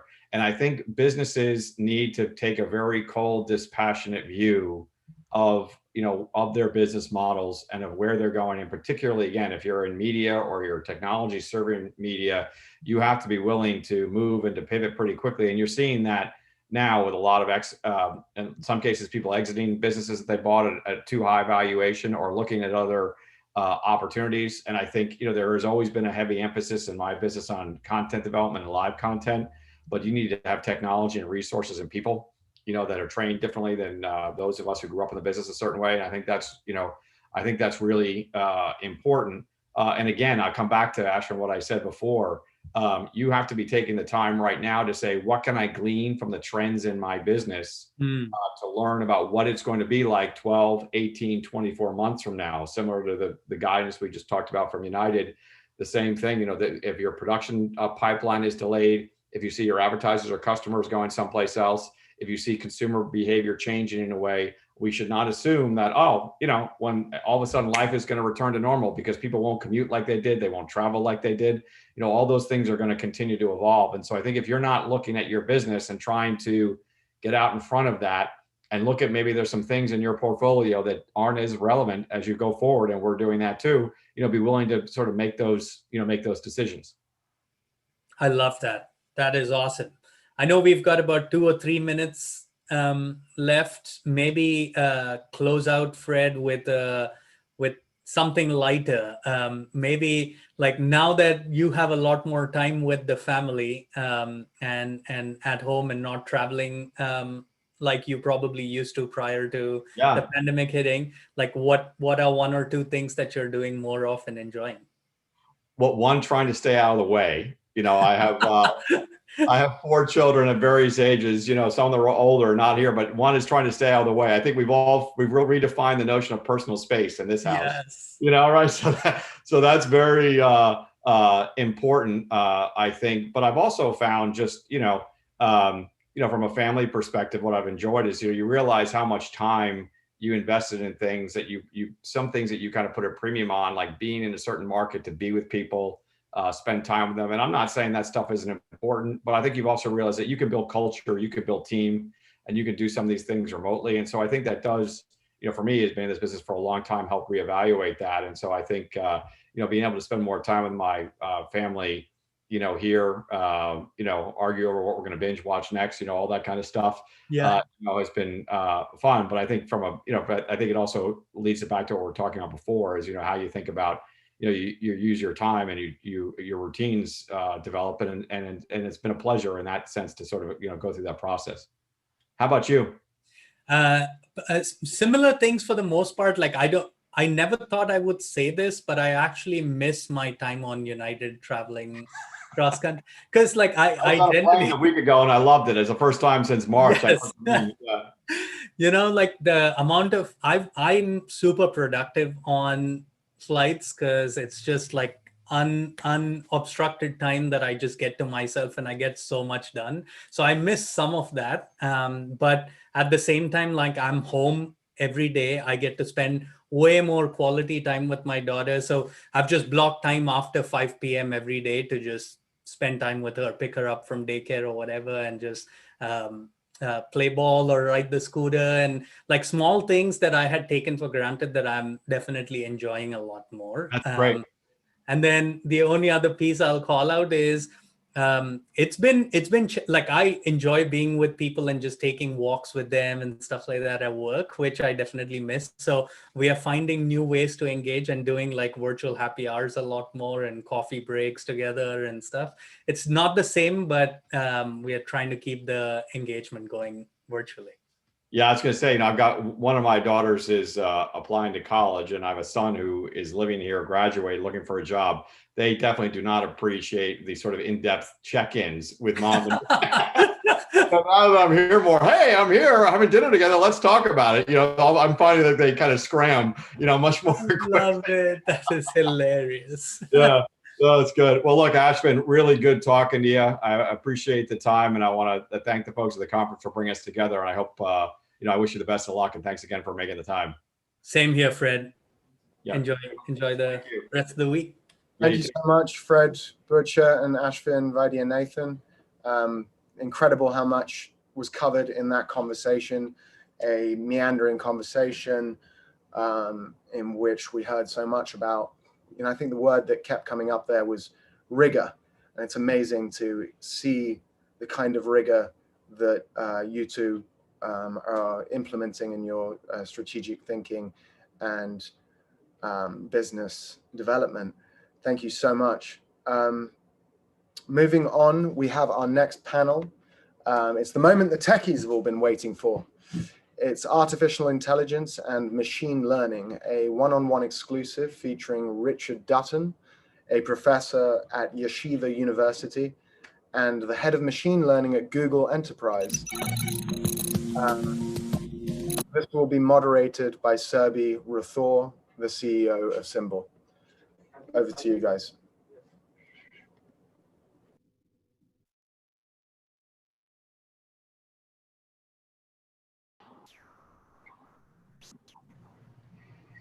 Hello. Took a bit of wrestling with the buttons to make this work. Yes, it did. Are we on? Cool. You are well and truly on and ready to go. All right. Thank you so much. Well, for everyone here, very nice with Richard. I will just do a quick round of intros after the noise has gone away from the background and we can listen more clearly. But yeah, just as a quick round of intros, I'm Serbi, the CEO and co-founder of Symbol. Symbol is a developer platform to deploy conversational intelligence at scale. I'm very excited to be here interviewing today and discussing with Richard from Google. And I'll let Richard give his introduction because I'll totally undermine. But we'll dig more deeper eventually. Richard, over to you. Tell us about yourself, a little bit of background. Yeah, thank you, Sabi. So yeah, my name's Rich Dutton. I work at Google where I run a team sort of entirely dedicated to enterprise AI, kind of working with anyone from HR to legal to buildings. I've been doing this for a few years, and before that I spent time in startups and quite a lot of time in the finance industry and hedge funds and investment banking, and actually started my career at Microsoft in speech recognition a long time ago now. As was mentioned, I also teach machine learning and data science on the side, which kind of helps keep me somewhat legit, and I enjoy both these things very much. Awesome. Well, thank you. So for everyone here, it's going to be a special discussion with Richard here. I'm sure we'll learn a lot today. Just getting Richard's thoughts about his background, what we envision, how is the ecosystem in Google, outside Google, all the questions that we'll touch base on. So I hope you have a good time. If you have any questions, feel free to bring it in the chat, and then I can take it from there eventually towards the end. So Richard, you have an extensive background in engineering and data science, and you touched a little bit upon corporate engineering and your role within Google as a head of machine learning for corporate engineering, or you refer to that as also enterprise AI. Tell us a little bit more about that role itself, and what does that entail, and what kind of teams within Google do you end up working with on a daily basis? Yeah, well, so Google has this organization kind of cryptically called corporate engineering, which you can think of as kind of enterprise IT. And that organization is responsible for, on the one hand, facing off to all of what you might think of as like the different business units of Google. Like I mentioned, like lawyers and HR. You can think of like ethics and compliance as well, buildings, facilities. And then also just kind of a lot of the internal technology to Google. So we have our own like video conferencing system called GBC, and that is kind of owned by this organization. We have our own intranet, and that's also owned by this organization. So until like a few years ago, there wasn't much ML happening in that org. And so my team was set up as a horizontal to kind of serve all of those different kind of business needs as effectively like a horizontal center of excellence for machine learning. Okay, that's awesome. So, I mean, we've been operating in conversational AI over the last couple of months, just directly diving deep into the technologies that you're working with today. And as a CEO and co-founder myself of the platform that we're building here, it's always exciting to see how much leapfrog the speech and NLP has made over the last couple of decades, right? What is your opinion and just like your thoughts around what has led to this quantum leap since, I would say, 2000s to now 2020, humongous amounts of advancements made in speech and NLP? Yeah, yeah, I can certainly kind of second that when I was working on speech in 2000, it was not all of that, shall we say. It was actually kind of a depressing thing to work on because we would always kind of dog food it and just be like, oh man, this doesn't work at all. And as you say, like now things are so different, both for speech, but also for NLP. You know, I think for, speaking for speech, maybe there has been an algorithmic kind of round of improvements, and the state of the art when I was back 20 years ago was hidden Markov models and such, and now, as with everything, deep learning is a core part of all of these systems. But of course, a big part of that has just been the kind of growth of data. As with much machine learning, like you couldn't have done then what we could do now because you didn't have the data sets, and I think that's particularly true with speech. With NLP, I think for me it's almost more interesting, and I think that as you observe, it's had like a quantum leap in the last maybe 5 years, 5-6 years, and I was actually just reading the T5 paper over the last few days. I gave an internal paper review, which is a thing we do at Google quite a bit, where someone just learns about something and teaches everyone else. And that paper is fantastic because it does provide like a a tour de force of like all of the different technologies and like what got us to where we are today. And so T5 itself is kind of, it's a great model, but the paper is even more interesting because it describes all of the steps that kind of led them to determining what the current state of the art is. And then they simply employed all of those steps and then scaled the model up and got fantastic results. And I think the key thing there has been transfer learning and figuring out transfer learning. So, you know, from the early days of Word to Vec and being able to kind of reuse those encodings in other downstream tasks, I think that was immediately like a huge jump over Bag of Words and TF-IDF. But you know, what's possible now with models like BERT and T5 and OpenGPT-3 is, I mean, it blows you away. And I think, you know, it's all because in the case of really any of these models, we train them on give or take the whole internet, at least the whole part of the internet that's not junk. And then through that, we can kind of transfer the knowledge that they learn to these more specific tasks where my team might want to do like ticket routing, say, and we effectively can pull off the shelf one of these models that already has like a pretty significant understanding of human language. And so I think that's been game changing. Yeah, I think also the amount of like delta that goes beyond it is becoming lesser and lesser. So initially you would end up like spending huge amounts of time actually getting a model to production, and now that delta is reduced like drastically. So yeah, totally second that. So how does the future of speech and NLP from your perspective look like? Like, I'm very sure it's going to be super massively different from the last decade that we have seen just because of where we are right now. So what kind of advancements do you envision taking place? Yeah, it's almost kind of, I don't want to say frightening to think about, it's exciting to think about. And so hard to say because I don't think that one would have predicted 5 years ago that we would have made the leap that we have in the last 5 years. And now from where we have got to, NLP technologies are at such a stage that you kind of wonder where you could go to next. Like, what's better than being better than humans at almost every one of these tasks, you know?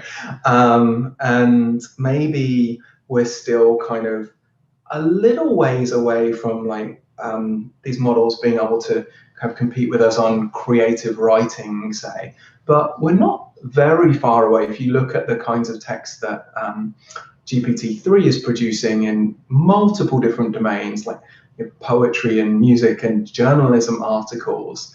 It seems like we're already kind of have 1 foot out of the uncanny valley there. So I guess I expect that to just get to that kind of 99.9% stage that where it pretty much isn't making any mistakes and just doesn't do anything stupid.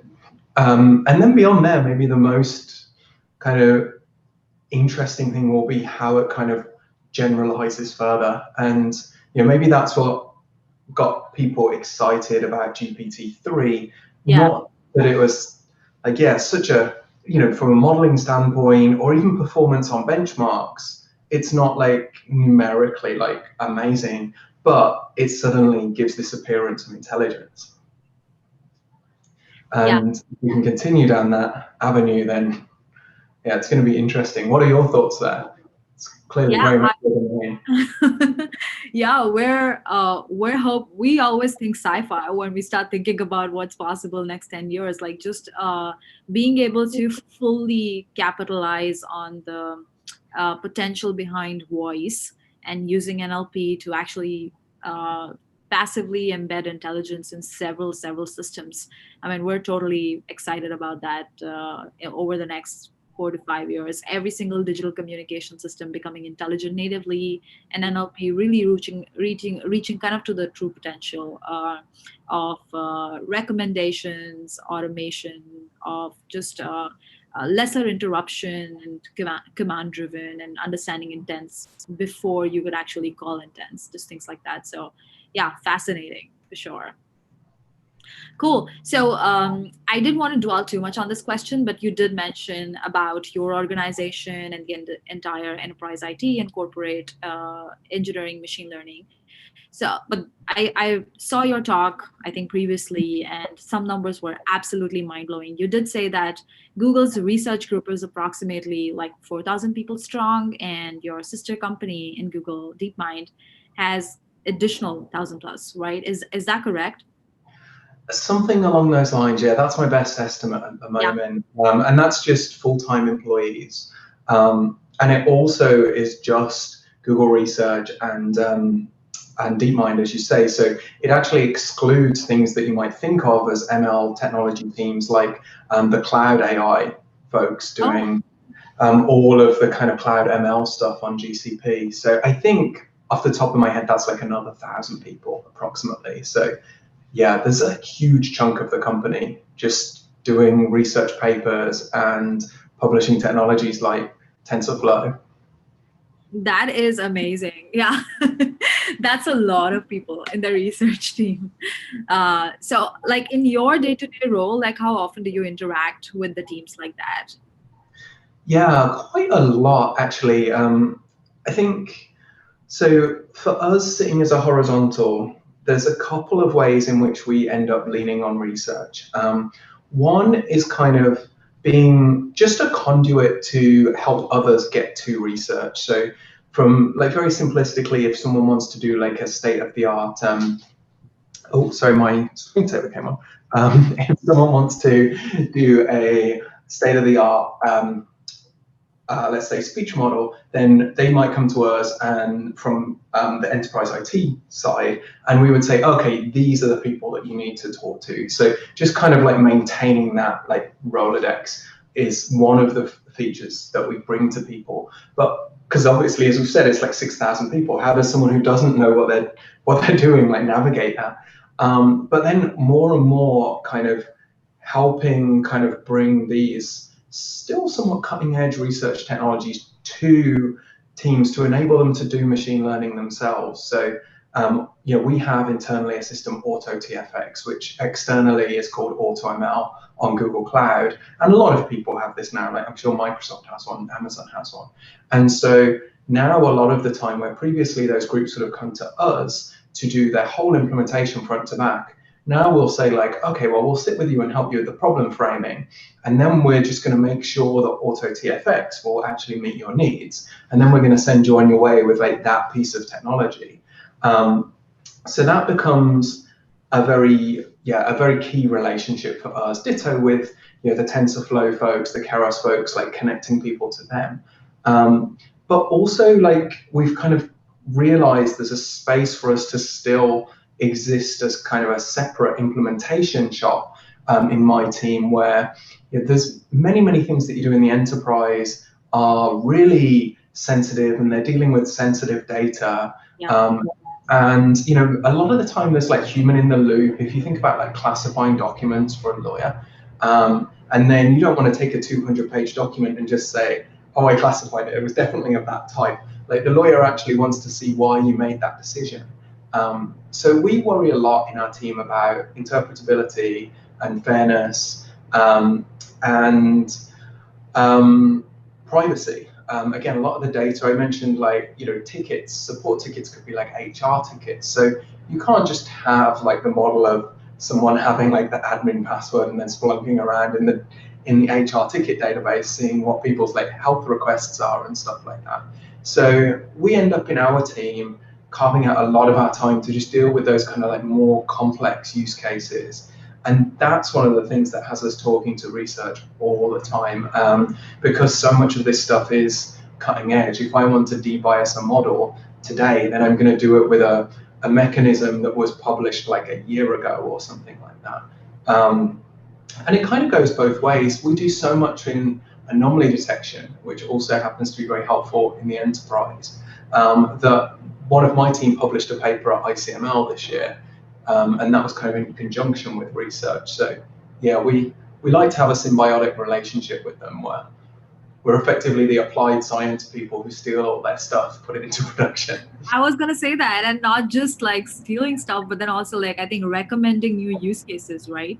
Because this is another question that I was curious is that how does this interface with the external teams which are actually helping implement AI solutions and services to other companies? Because you guys can share so many more use cases that Google internally is doing, and then how can we help other companies outside? Google itself can help other companies outside that are trying to implement and solve similar problems within the enterprise itself.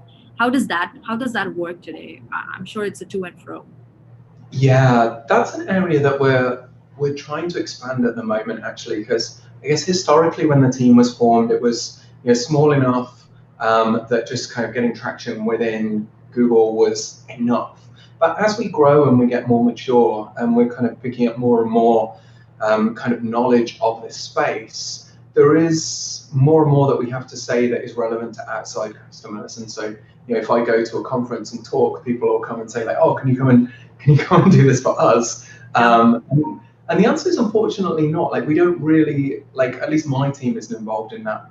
I think some of the cloud kind of AI folks may be a bit closer to that kind of work. But what we are doing more and more is taking stuff, and I mentioned like publishing the anomaly detection paper. So anyone can go and like search for that. It's called multi-dimensional anomaly detection. And then that actual model is open source through GitHub, and we may well at some point open source the framework behind it. We're starting to write blog posts and stuff like that. So we're trying to now, take advantage of the fact that we're probably, doing a lot of things that others would love to be doing, and have been for years. And so how can we like at least give them the information, even if we're not necessarily going and implementing it on site for them? True. Yeah, I think one of the biggest hindrances in just scaling intelligence and AI implementations is also like how does it fit in my ecosystem, and solving for that question just enables businesses to just think that it is practically possible to do it today and not wait for like, let's say, the six months or the 1 year to take a leapfrog. So yeah, that's gonna be helpful. Cool. So we touched upon DeepMind and some of the objectives of DeepMind, which is a lot known to a lot of people. How do you think about DeepMind and OpenAI? And I'll just keep it open-ended because I'll let you comment on the way that you want to comment on it.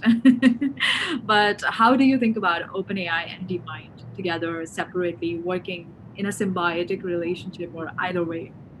Yeah, I think that the work that DeepMind are doing in particular is just like so kind of gripping. And I don't know, have you seen the movie AlphaGo, Survey? Yes. I think that's just like so representative. Like anyone who hasn't watched it should, I think. And it's like so, well, I think it's either, depending on your perspective, it's either terrifying or exciting. And I thought it was just like the most exciting movie. A little bit of both, actually. It's just so inspirational. And so I think that works incredible. And I think we're already seeing the benefits of it kind of like bleeding out, whether they do get to AGI or not. Technologies like WaveNet are out of DeepMind. My team works on data center cooling. That was, well, actually, we're working on office cooling. Data center cooling was originally done by DeepMind. I know they're doing a lot of stuff in the health space. So I think that pursuit of AGI, while kind of noble in its own right, is interesting, kind of as with the space race, for what will come as a result of it, what kind of accidental discoveries will be made along the way. So I think that's tremendous. I think OpenAI, as you'd expect, don't keep like as close from an eye on. I really loved the thing that they did. Maybe it was like a year ago or so now, when it was reinforcement learning, so the same technology as DeepMind, but they had these little kind of colored animated characters moving around a 3D world, and they had to like chase each other. I think they're playing hide and seek or something. And seeing all of these emergent behaviors arise was just amazing, where they would build like little shelters for themselves to hide in, and like figure out ways to like move over obstacles. Even if there were like bugs in the world, they would like figure out how to move around it. I thought that was just like so amazing. And then obviously like GPT-3 and the other GPT models, for better or worse, they're kind of having people talking about NLP. And so, yeah, it's interesting to see what people are doing with that stuff. You know, seeing program language synthesis. You know, I've even thought for my team about like database query synthesis. Someone's like demoed that online as well. A lot of that stuff is really interesting, I think, and so. Yeah, cool. You did mention a little bit about AGI, and that just intrigues me to ask this question, I think, every time. Ray Kurzweil, who's obviously in Google and talks always about his definition of AGI, ASI, and singularity itself. Are you scared of, or like, what do you think about just machines reaching and exceeding human intelligence across the board? And if that does occur, then how does humanity cope up with that? Any thoughts on that? Because it's a question that I think so many people, all the technologists, which are cautious about data privacy, but then also intelligence in our daily lives, are always thinking, what is that right time, and what does that right time do to us? So just any thoughts on that? Yeah, absolutely. I'm hearing some noise here. Are you hearing that as well, or is it okay? I'm hearing a little noise, but I don't know, because everyone else is on mute. Okay, if it becomes a problem, let me know. Well, yeah, I should say, like, you know, my day-to-day work, sadly, is a long way away from the AGI space. So speaking just purely like for myself, as someone who kind of like has kept an eye on the field, I have, I think I can't even remember when I read Ray Kurzweil's book, but I think I was pretty young, so it was probably one of the early ones. And I always just found that kind of fascinating and inspiring. And, you know, I guess I kind of grew up in the Star Trek: The Next Generation generation. And so for me, kind of like intelligent robots were not, I wasn't kind of programmed to be fearful of them. And I mean, as an aside, it's kind of crazy that now I work with like direct reports of Ray's, which is, I've not met him myself, but I think I've actually done paper reviews for some of his direct reports. So that's just amazing. So I think I'm in the camp of the people who believe that we will ultimately kind of probably converge in some way. You know, I'm very excited by Neuralink's technology. I really love the mission of that company. I mean, everything that Elon's doing in general. Yeah, totally. I mean, yeah, so much of that stuff is magical. And again, like, so inspiring. Even, yeah, Tesla's self-drive alone is just wild. So yeah, huge fan of that. And I suspect that that's where we're going to go. You know, I see less reason to be concerned than many people do. You know, I guess I'm kind of in Andrew Ng's camp of, you know, we'll worry about that when we worry about overpopulation on Mars. Not to say that, you know, people shouldn't be thinking about it now and starting to study it now, but it doesn't keep me up at night. It just keeps me excited, I would say, and like just feeling grateful to be alive at this time where we get to see like the most crazy rate of change in humanity and from a technology perspective.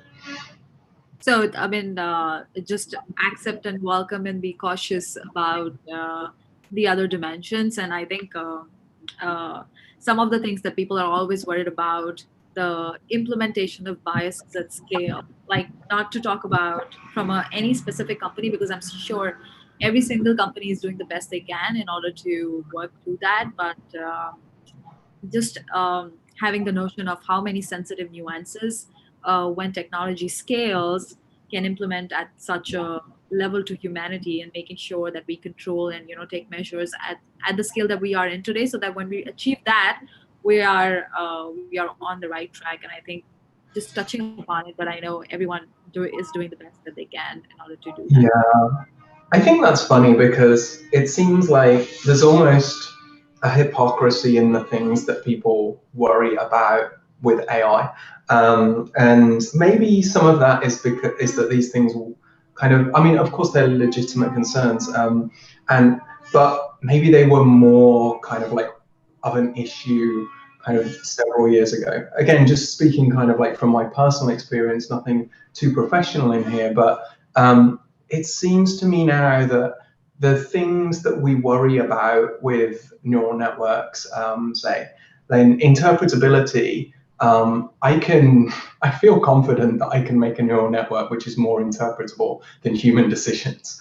Again, there's like a hypocrisy there that there's this kind of false ideal that we hold up of knowing what humans are doing. And, there's all of this research on cognitive biases and how we like make our mind up before we even realize like the question has been asked pretty much. And then, yeah, you mentioned biases, and again, kind of like just my opinion, but seeing some of the technological advancements in that space and the work that many people are doing, the problem is kind of working around the flawed human provided data in the first place. And AI is probably a better place to do that than humans in my opinion. So, and privacy, again, it's like you're in the case of like a ticket routing example, think about HR tickets or something in particular. What could be worse than like 200 humans poring over the tickets in an HR queue and deciding like who to route them to and then how to resolve them? It seems like all these areas, like we rightly should worry about them, and rightly they should all be like areas of research. But I think because they have been over the last several years, we now have technologies like integrated gradients for interpretability and MinDiff, which is even available, I think, in Google Cloud for like fairness, and for privacy, technologies like differential privacy and federated learning, kind of far from being something to be worried about. These are things that are kind of better than a human could do. So again, maybe I'm just an incorrigible optimist. Yeah, and I think Google also provides probably like data layer protection as a service as part of their cloud, so that folks that are building machine learning models, they can use that to mask all the entities and personal information data that goes in, making sure that doesn't get fed into the AI models, and your models are more unbiased to personal information. So there are some of these services that, I'm sure a lot of companies are using. Cool. Well, so we talked about the research and development in Google. And you touched upon it a little briefly on how Google is thinking about kind of like helping other companies in order to implement it. But what are the other ways in which Google's AI division helps other businesses, saves like millions of or whatever, incredible amounts of money and generate business value today? Well, I suspect it probably all started with papers out of Google and then later technologies out of Google. Kind of predating and yet somehow facilitating a lot of machine learning. Think about the original Bigtable paper, which was implemented as HBase externally, and MapReduce kind of became Hadoop. And so just kind of starting out by publishing kind of like how-to guides in research papers, I think at a very kind of like low level was super helpful for a lot of companies. Think about how many people are built on top of those kind of Hadoop type technologies now. And then, kind of releasing actual software like TensorFlow and Keras. Like when I've worked externally to Google, like that's just been the go-to every time. And prior to TensorFlow, I worked a little bit in Theano and other frameworks, and it was, with respect to those things, it was a nightmare compared to how easy it is with something like Keras to just throw a neural network together now. And then more recently we've had like the Cloud AI division, and so just kind of like it's getting higher and higher at each stage. And now with cloud, you may not know much about machine learning, but you can probably figure out how to call this endpoint and throw your audio data at it to get speech recognition. And so providing those kind of like building blocks at levels of granularity across the spectrum, from really hardcore papers to systems that you just kind of plug and play, I think is probably where we're most helpful. And I know we do have cloud consultants and customer success people who really help a lot with all of that stuff. And my team has provided some technology which ultimately is kind of going out through them too. But I think it doesn't have to be it doesn't have to go there necessarily. Like there's something available for everybody at every layer of kind of sophistication and expenditure. And so much of this stuff is free. Probably most of it, the vast majority of it, you might say, is free. Yeah. So when companies think about their AI strategy, considering specifically now post-COVID, people are thinking about identifying several growth opportunities for their own business and implementing AI and machine learning to reduce cost optimization, increase growth, and several different business values. For business leaders, what are some of the efforts that you think that they can do to create AI-first culture that empowers engineers and builders in the organizations to think about the ways to optimize and save time, and also, identify patterns that can be done quickly as opposed to spending huge amounts of time doing it manually? So how should actually do you think that companies should think about their AI strategy? Yeah, well, I think the first place to look is, anywhere that you've got a large number of people doing something that doesn't seem like that creative.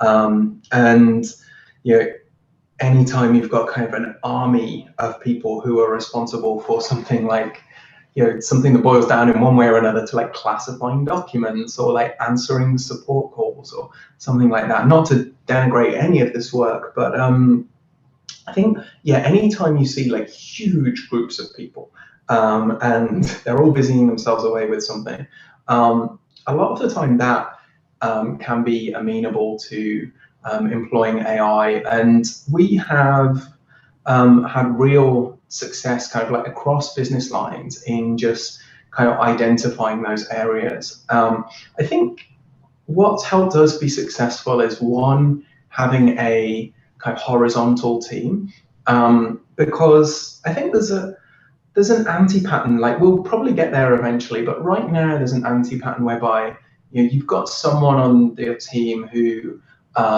did a master's in machine learning 5 years ago or something, and they want to jump into production and start messing around with everything. And I haven't seen that work in a naively employed. And I think pulling a group of people who this is their genuine job, pulling them together, and then if that person with the masters wants to kind of join that team and be kind of brought up by that team, then that's great. But having this center of excellence really helps us, and it helps us kind of build and maintain that team, because everyone wants to work in a central ML group with other ML people. So when we opened an office, as it were, in Austin, we were kind of fighting people off in my team because everyone wants to join the ML team. So that's been great. And something that we've done under those kind of auspices, but something that anyone could do really, I think, is just starting to get the management chains, and especially leadership, aware and understanding of ML. So probably the average person who runs legal technology at a large firm, say, probably doesn't really know very much about machine learning or AI at all. And that can be true even at the bigger, more sophisticated firms, because this stuff is developing so quickly. And so for us, like one of the biggest kind of force multipliers is to go out and find those people and educate them. And so we'll do like training courses for VPs and directors. And then they actually come to us and say like, oh, well, here's where you could use AI in my organization. So that kind of education of senior folks in particular, I find is really valuable. And then Google also does it at a grassroots level where any engineer can sign up for AI courses internally. And then when they do, they might come to us and say like, oh, hey, I work on the intranet search team and I want to implement something, like, can you help me to do that? Yeah, totally. I think also cultivating just a culture of innovation is so critical now in companies, because technologies are evolving so rapidly. Like we internally in our company, we have like every alternate week, our developers spend the entire Friday working on their own hobby projects. And we do like quarterly hackathons. And I know some companies do like a free Friday. Some companies do like, once in a month, 1 week, cooling off period in between sprints, and just so many things, which just enables people and give them the mind space to operate and learn the technologies around their ecosystem. So yeah, totally second that. And additionally, also, I think it's important to look at the data, which is not there today, but we can actually create that data out of just digital channels. Like, for example, companies might be having so much of speech just over these channels, like the ones that we are doing right now, and it's not captured at all today. So capturing new data sources in addition to utilizing existing data sources, I think both are equally important. So yeah.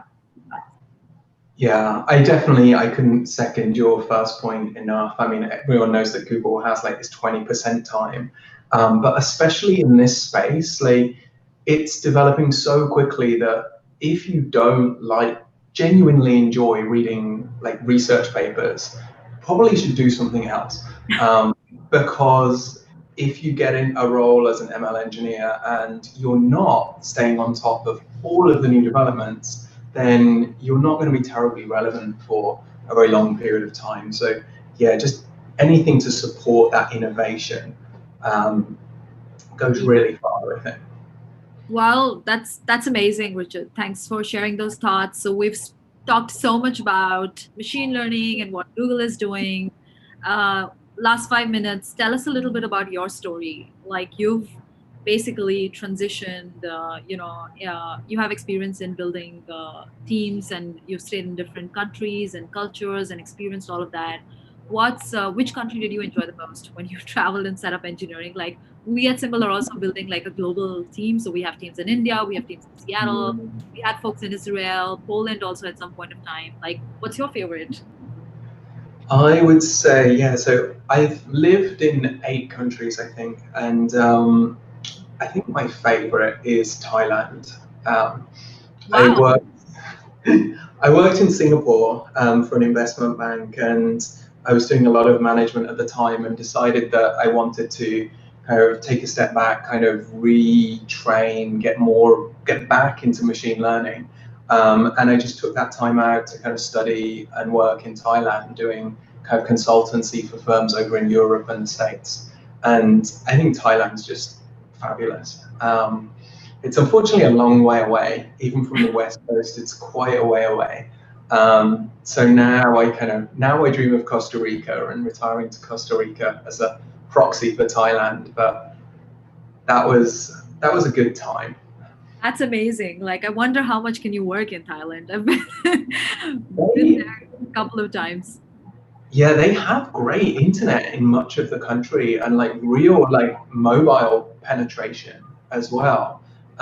So I don't remember having any problems with it. I would just work from coffee shops on Wi-Fi connections, and not even like, I think this predated co-working spaces, and I just got along great. So yeah, I couldn't recommend Thailand enough. Yeah, well, I meant just because it's such a beautiful country, like how much would you actually want to work? Yeah, that's true. But I did live there for like a year, so That's cool.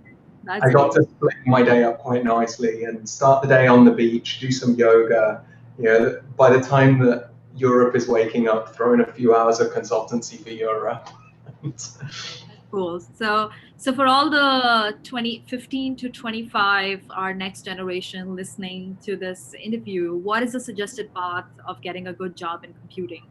Or like, how do people who admire you and, you know, folks at Google get to become like the head of machine learning for companies like Google? So what do you have to say for them? Yeah, well, I actually, I'm a member of like a technical council at Google, and funnily enough, we've got an offsite, and today we were discussing everyone's backstory this morning. And, you know, it's not universal, but getting into computers and programming relatively young was really helpful. I mean, for me, I was 7. So I don't think, I mean, earlier the better. It's a point of debate between me and my fiance as to how much computer will be too much for any child that we have, and at what age. So I think that was very helpful in just having that passion. And then from there, I mean, I had a CS degree, but I don't think that's necessary. And I got into Microsoft, and that was game changing because you just, in one of these big companies like a Microsoft, a Google, a Facebook, you learn so much from the people around you. And I can see the benefit of like, you're going to a startup and you get to learn like the whole stack. But I was around people who were just like such specialists at Microsoft, like people who would just, if anything crashed on their computer, they would, disassemble it and then they would fix the bug in the disassembly and like send it to the author. Those people were like so inspiring to be around. And then I think like I wouldn't be put off by like a lack of formal education in an area. Like I mentioned, I had a CS degree, but a lot of people I was working with have engineering degrees or physics degrees. And I don't have a master's in machine learning. I don't think there was such a thing at the time that I was in school. I obviously don't have a PhD, and yet I teach and people call me professor. So in this field in particular, I think a formal education always has value, but it is not at all necessary. Most of what I know about machine learning now, I've taught myself over the course of the last 5 years. Yeah, I think that's very inspiring for everyone to hear, that you don't need PhDs to get into positions like this. And now there are all kinds of like open source material available, like companies, like even companies like Fast.ai, which is a friend who's like building so much content for folks to learn machine learning and AI. You can grasp all of that. So cool. Well, thank you so much, Richard, for your time. It was lovely having a conversation, and I think we're almost out of time now. So probably until next time. All right, it was lovely chatting to you, Sam. Thanks very much. Thank you so much, guys. That was Richard Dutton, from the head of machine learning and at Google and AI, talking to Surbhi Rathon.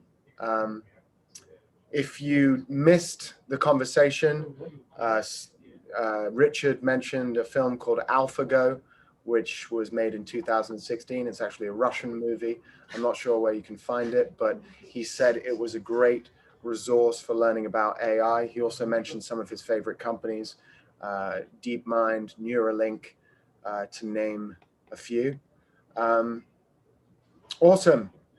That leads me on to our next panel, which is entrepreneurship and strategic vision. Hopefully this panel will motivate you as you decide your next chapter. If you've ever wanted to quit your job but you didn't or couldn't, this panel is going to cover what it takes. Moderated by Shane Veremeli. It's good to see you again, Shane. Hey there. Hey, featuring Sarah Summers, co-founder and creative director at iFund Women, and Tara Reid, CEO of Apps Without Code. It's a pleasure to have you guys here, and I'll hand over to you. Hey, thanks, guys. Pleasure to be here. Great audience today, I hope, and pleasure to have some great guests with us. I'm Shane Bramalay. I'm a co-founder and managing partner of Carbon, which is a sustainable development holding company that makes impact investments around education, economic development, and resources. With us today, we have Sarah Summers, Tara Reid, Elizabeth Miranda. Enough about me. I would love to hear about these amazing women, and I'll let them all introduce themselves and give some background. Well, so let's go with Sarah first. I'll just go in order of announcements.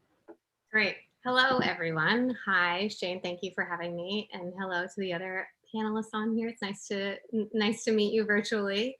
I guess I'm the only one with the background today, so whatever. I'm Sarah Summers. I'm the co-founder and brand director at iFund Women. iFund Women is the go-to funding marketplace for women-owned businesses and all of the people who want to support them through access to capital, coaching, and connections. And it's with our online fundraising platform and our expert business coaching for entrepreneurs, as well as our super powerful network of women business owners, that iFund Women really should be the first stop on every entrepreneur's funding journey. So that is iFund Women in a nutshell. I don't want to take up too much time for intros, so I'll pass it along. No worries. Tara, and a different Tara Reid than we're probably used to seeing. So. Yeah, so my name is Tara Reid. I am the CEO of Apps Without Code. So we're an online education company. We teach people how to build their own apps and businesses around those apps. Usually when you think about building an app, you think about maybe like a better Uber, an app that you download on your phone, but those are not the only kinds of apps that we help people build. Oftentimes people are taking in our school, our online school, whatever they know something about. So that could be a career in education, it could be a career in manufacturing, it could be whatever job you had before. And we help people find gaps in their roles that technology is not filling, and they will build an app around them and go usually license and white label that app to a bunch of companies and create real businesses and revenue for themselves. So I run an online school that does that. Excellent, it's impressive. Elizabeth? Hi, thank you for having me. So I'm Elizabeth Miranda, and I'm the president and CEO of CQ Fluency. CQ stands for Cultural Intelligence. And what we do culturally relevant language services, translation for the folks on healthcare industry.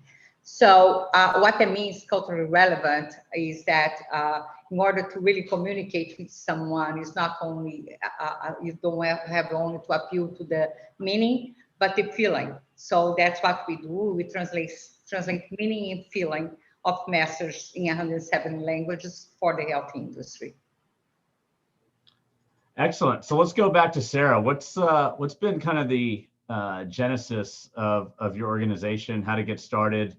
What was the main reason? Was there some inflection point that you finally hit and said we have to do something about it?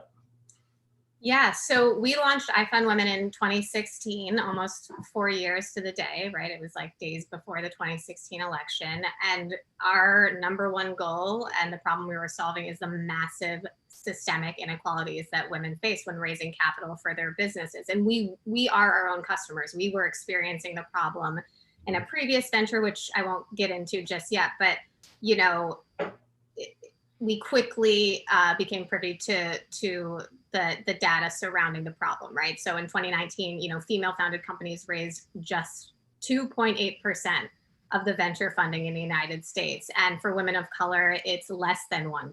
So, you know, that's the funding gap, and that's the problem. And iFund Women was built to solve it. And myself and Karen and Kate and our incredible team at iFund Women, you know, that's what we wake up and work towards every day, which is closing that funding gap.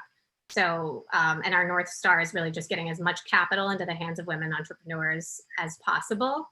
And, you know, we know it takes way more than just the funding. So that's why we've created this whole provides access to the coaching and the mentorship and the resources and the community that you need in order to really launch and grow a stronger, smarter, better business. Awesome. And then Tara?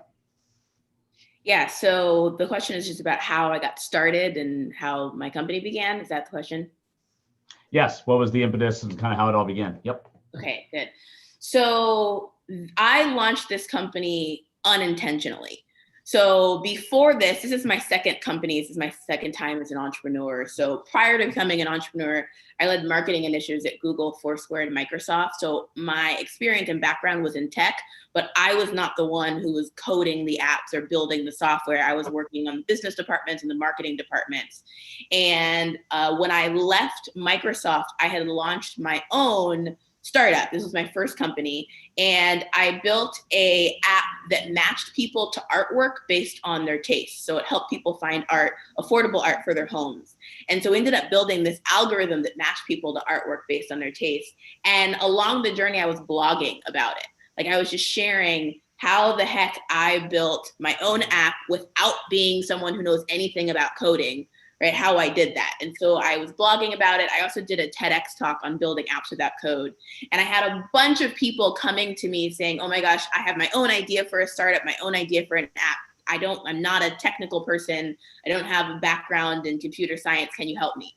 And so at first I was frustrated by this because I was like, I don't have time to help everybody. I'm trying to run my own company. Right? And then I decided like, okay, I keep getting all these emails, so I've got to do something. So I decided I was going to help 5 people. I like randomly was like, it's going to be $900. I literally just made that up. And I'm going to help 5 people and help them launch their apps and get them out into the wild and get their first customers. So I did that. We did that over 8 weeks. And then help them build it without code, without any coding background and knowledge.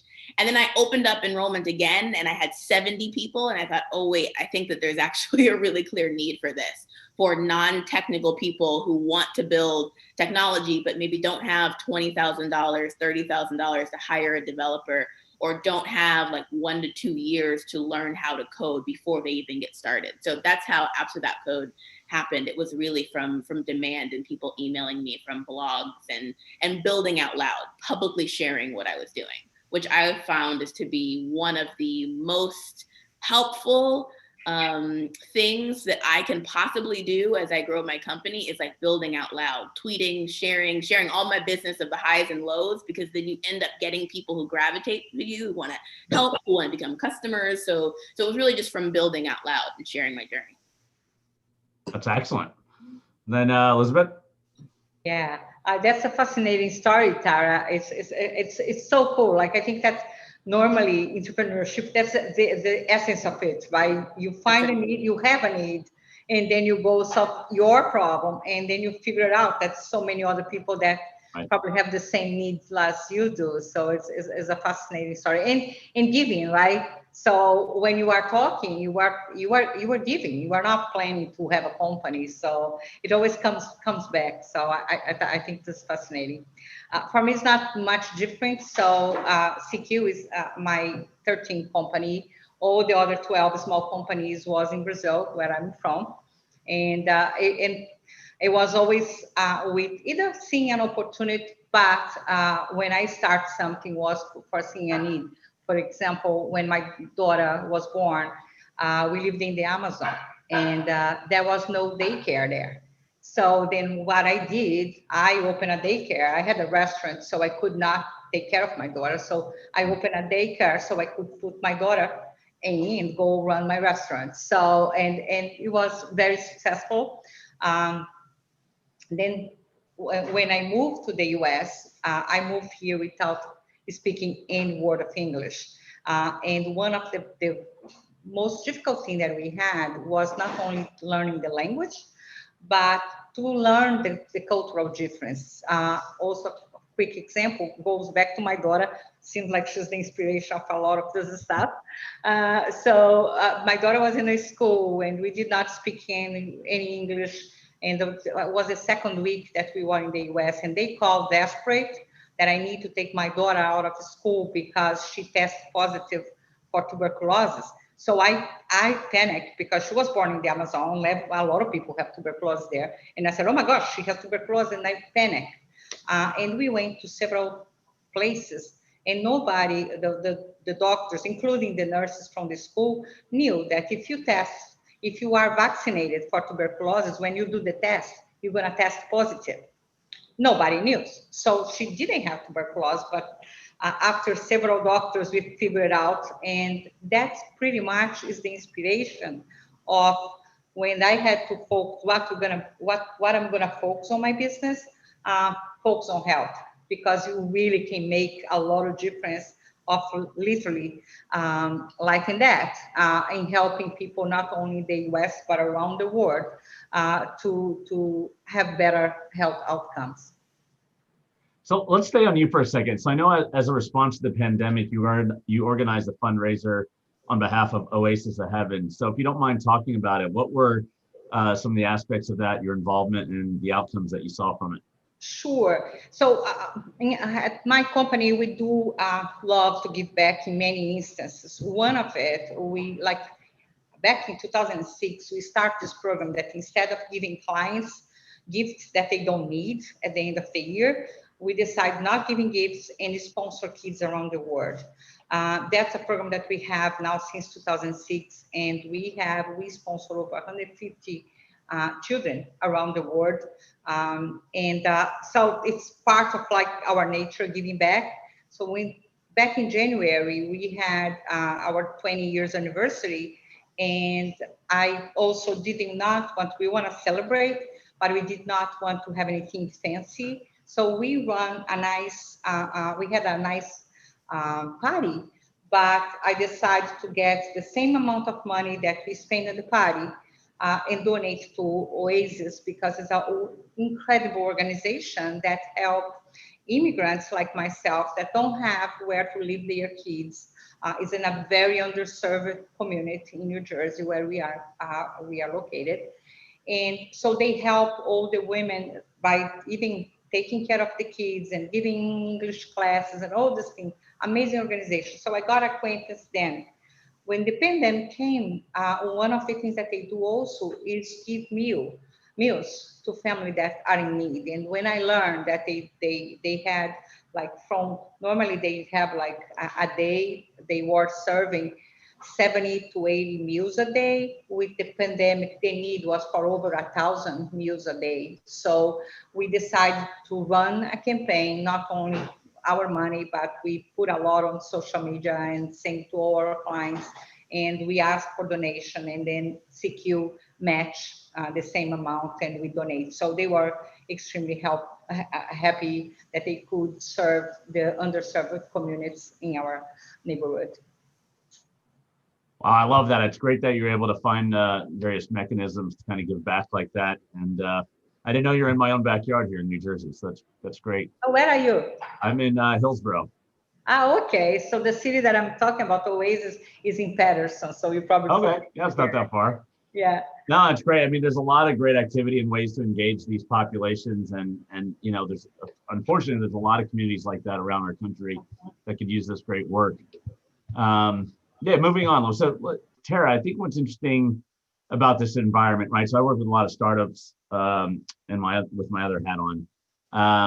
Right now it's a great opportunity to start a new business. And I don't know if I'd always recommend fully ditching everything and jumping spot in, but it's good to know about what are the costs involved. What do you recommend for people that may not have the budget right now or have the ability to hire developers and doing something that's a little bit more cost prohibitive?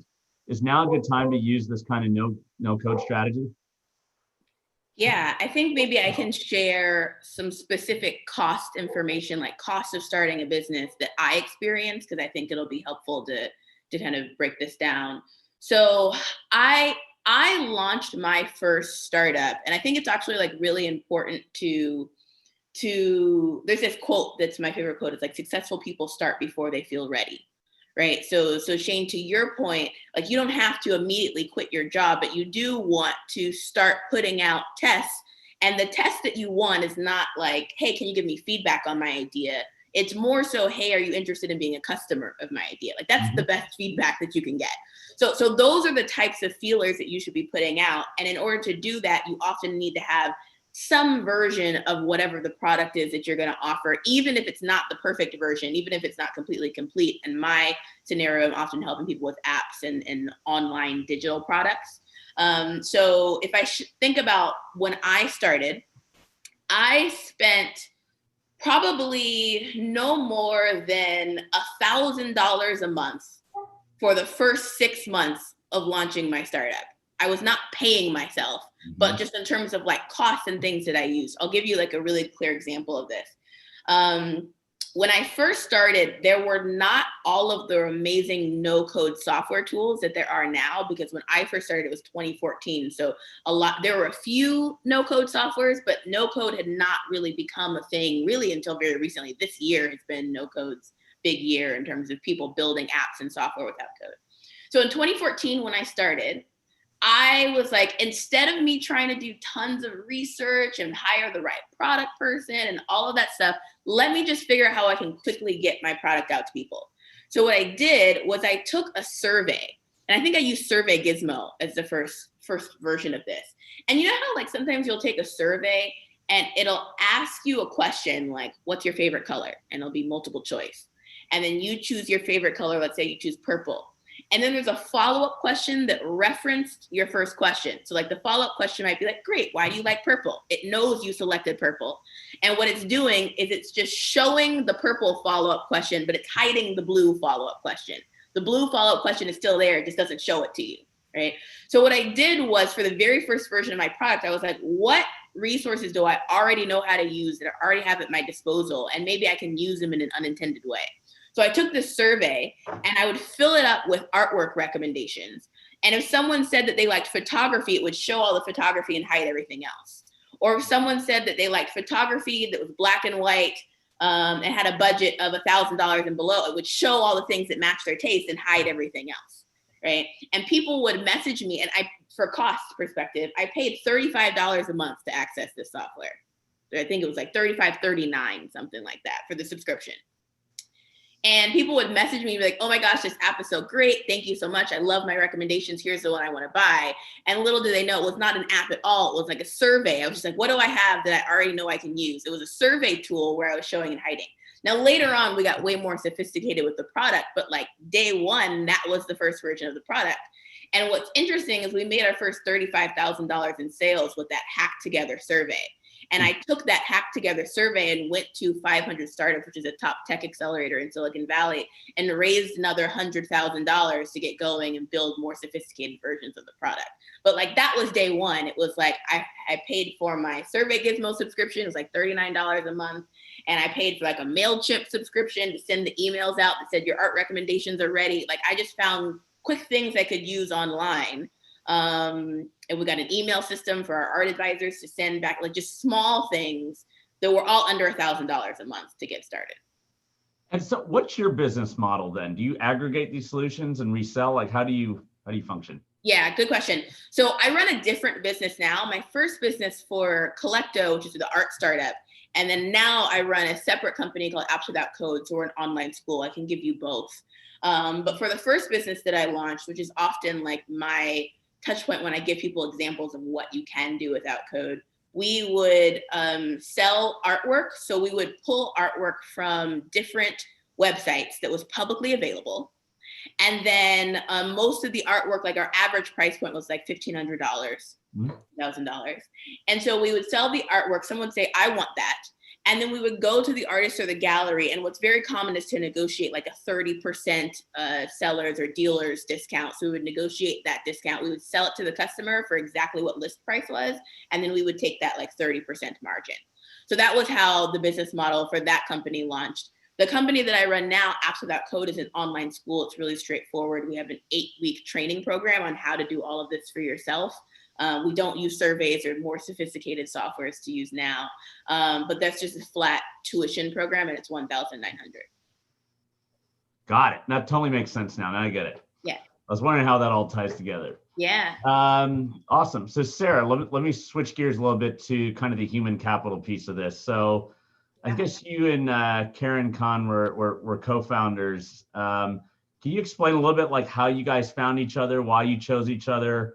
You know, what was the chemistry like, and you know, what were you in the know at the moment, and then how has that actually helped you craft that going forward? Yeah, I love this question. It's like, you know, our dating history, right? So Karen and I met working on a previous venture, right, along with our third co-founder, Kate, and you know, we were hustling. We all had grit. We quickly all became like ride or die for the work we were doing. And, you know, in somewhat of a similar vein, it was, you know, our focus was basically focused on the female creative economy and creating spaces for women to have honest conversations about the things that mattered most to them, and doing it with, you know, support from video content. So I think, you know, Karen as the visionary, it was somewhat of a like, it was YouTube for women, essentially, right? Oh. And long story short, you know, Kate and I shared that passion, and we immediately jumped on board. And, you know, it's like right time, right place in terms of how we met. I have like no helpful, you know, tips to pass along in terms of how we came together. And yes, we got along. Yes, we worked really hard together.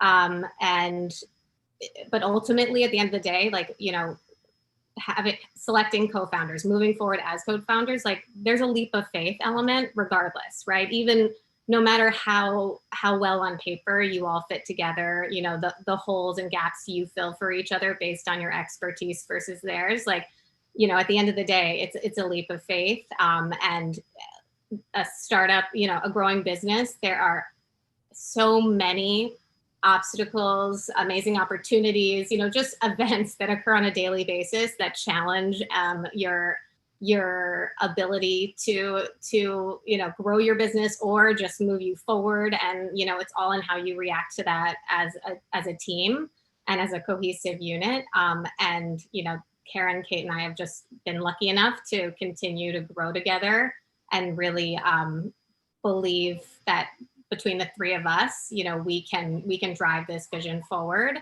and close the funding gap for women entrepreneurs. I mean, that's really it at the end of the day. So it really was like right time, right place for us.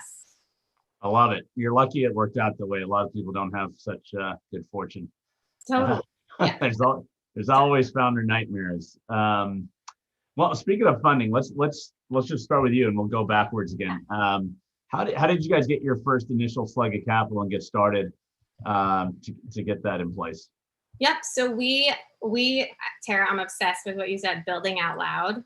Like we were our own customers before we even knew it. We started building out loud. So we were, you know, on the tail end of startup number one, and the light bulb had gone off for us, and we went ahead and crowdfunded ourselves to fund, you know, the MVP of iFund Women. And much like Tara, you know, it was a scrappy little MVP, did not make the mistakes we made with our first startup where, you know, putting way too much money into tech that we had not proven demand for yet. Mm-hmm. We said, you know, we really felt like we were onto something, but wanted to raise a reasonable amount of capital that we knew exactly how it would be allocated in terms of building a really scrappy MVP product that we could bring to market with like an invite-only beta list, which happened to be made up of like 20 badass women entrepreneurs who were building amazing products and services, who decided to crowdfund on our platform. And so, yeah, it was crowdfunding. And it was through that experience of crowdfunding ourselves, and then of course, you know, listening to our very first customers, that it became super clear that, you know, in order for this to be successful, in order for us to actually solve the problem, you know, we have to address the other equally as important issues and obstacles that women entrepreneurs face. So it was like the lack of coaching, right? And the lack of community. And so, you know, fast forward now, we have this super robust, you know, coaching platform where you can receive one-on-one coaching on all the topics that matter most to you as an entrepreneur based on where you are in your journey. And then we have our community that continues to grow, where, you know, you're surrounded by other female entrepreneurs in the hustle with you, which I think we underestimate. If you're not a part of one, you underestimate the value of that. And until you really tap in and start taking advantage of the resources and support that you can receive from other women who are building their businesses, you know, until you do that, you really can't feel and touch how valuable that is. So so that was sort of our journey in terms of our first tranche of funding. And then of course, since then, you know, you monetize the products and services that you build to meet the needs of your customers. And then once you got some traction, you go out there and you raise some money. And so that's what we've done to this point. Got it. And then Tara, how'd you go about yours? Yeah, so really different routes for each of the companies that I've run. With the first company that I launched, we raised a small amount. We had gone through the accelerator and tech accelerator sort of path. So we raised probably total $300,000. And it was the process of raising that even small amount of money that made me realize that I do not want to run a VC-backed company. That is not what I want at all in any way, shape, or form as a founder. So and what I mean by that is that I think a lot of people don't often think about like what it means to raise capital, right? That when you are taking on investment, you're giving up some ownership of your business. And the only way, particularly in venture capital, that an investor is going to make their money back is if you sell or you go public, right? And so you are going to inherently have some pressure to sell as quickly as you can at the highest valuation you can or go public, usually sell though, right? And that wasn't the kind of like go fast, build fast and scale at all costs. That wasn't the kind of culture that I wanted to build my company in. So when I launched my second company, I got a chance to use that knowledge of having that experience to do it differently. So we've raised $0, where we do about $5 million a year in revenue, 34% margin. We haven't raised any and don't have any intention to. So that is two different stories of how I've approached raising capital as an entrepreneur. I think I'll just close that out by saying that if you choose to bootstrap, so not raise money, that you are choosing to only be able to run certain types of businesses. The type of business where you make 99 cents for each customer per download, or where it's like $5 a month, you need a lot of 99 cents to pay your bills and to pay your team's bills and all of your operating costs once you grow. And so it usually means that those types of business models are off the table for you. And you have to pursue business models where customers pay up front, or you have enterprise contracts, or even if it's direct to consumer, you're going after customers who have willingness to pay. It is not intended to be for everyone, for the whole world to use immediately. Most products are not for the whole world to use immediately. Even Facebook was just for Harvard students when they launched, right? Yep. But you have to make different strategic decisions around the kind of business model you go after. It is not workable to say, I'm going to bootstrap, but I'm going to use a VC business model. Usually those two things don't work hand in hand. No, and I love that you point that out, right? Because that is a big delineator where, you're talking about business 101, where revenue minus expenses still equals some level of profit, right? Which a lot of times Silicon Valley backed companies are more about land grab and hyper growth and acquisition of a certain audience, right? Yeah. So and forget again, it's a totally different model, totally different beast, but I'm glad you found what's working, and congrats on kind of growing that organically. And Elizabeth, what about you? Oh, for me, the beginning is very different. So when I started here, I had no idea of private equity, venture capitalists, or anything like that. Neither did I have an intention to really start a business. So it was by chance. I started working with my sister-in-law, who was a translator, and I had, as I said, didn't speak any English. She was a translator. I was proofreading the Portuguese, so I did not need to know the English. And because numbers are all the same, I told her, oh, maybe I can help you with the bookkeeping. So first thing that I found out doing her bookkeeping, that she had no money to pay me. So I said, oh, that's not going to work. So probably what I need to do, this is a good opportunity. I need to make this company at least grow a little bit so I can pay myself. And that's what I did. I found another job. Actually, I was a babysitter in the morning, very early morning. I would go to that job, like make the money to help my husband to pay the bills, and then we start growing the business. And we did so. And after a little bit, when I learned how to speak English, I said, you know what, this is a very good business. I think we can take this to another place. But I'm not interested in being employed. So if you want to be my partner, we can do that. So I need to have a little money to pay her. And I had saved money during this whole time. That was like 4 years, having 3 different jobs and not taking any salary. So I made the calculation, said, all this time you should have been paid me for that. So that means you did not pay me. So I already have this and complete a little bit. And moving forward, like after 6 years, love my sister-in-law, but totally different mindset. She loves to be a translator. She doesn't love business. So I got myself, I said, we either get this here that do not go anywhere, or let's sell the business and so I can do something else. Story short, she didn't want to do that. So I ended up buying her out, also with savings. And then from there, I totally changed the business by going, I'm very involved in the diversity arena. I have several Fortune 500 contracts, and I never had to raise anything. Now, thanks God, I'm in a good position where I have all this private equity people and venture capitalists making investments and want to make investments. I don't have a need. One day I will sell my business. I'll then get some money to do that and try to grow more to capitalize in the second wave. But that's pretty much it. It's totally self-funded with a lot of sweat and tears. So.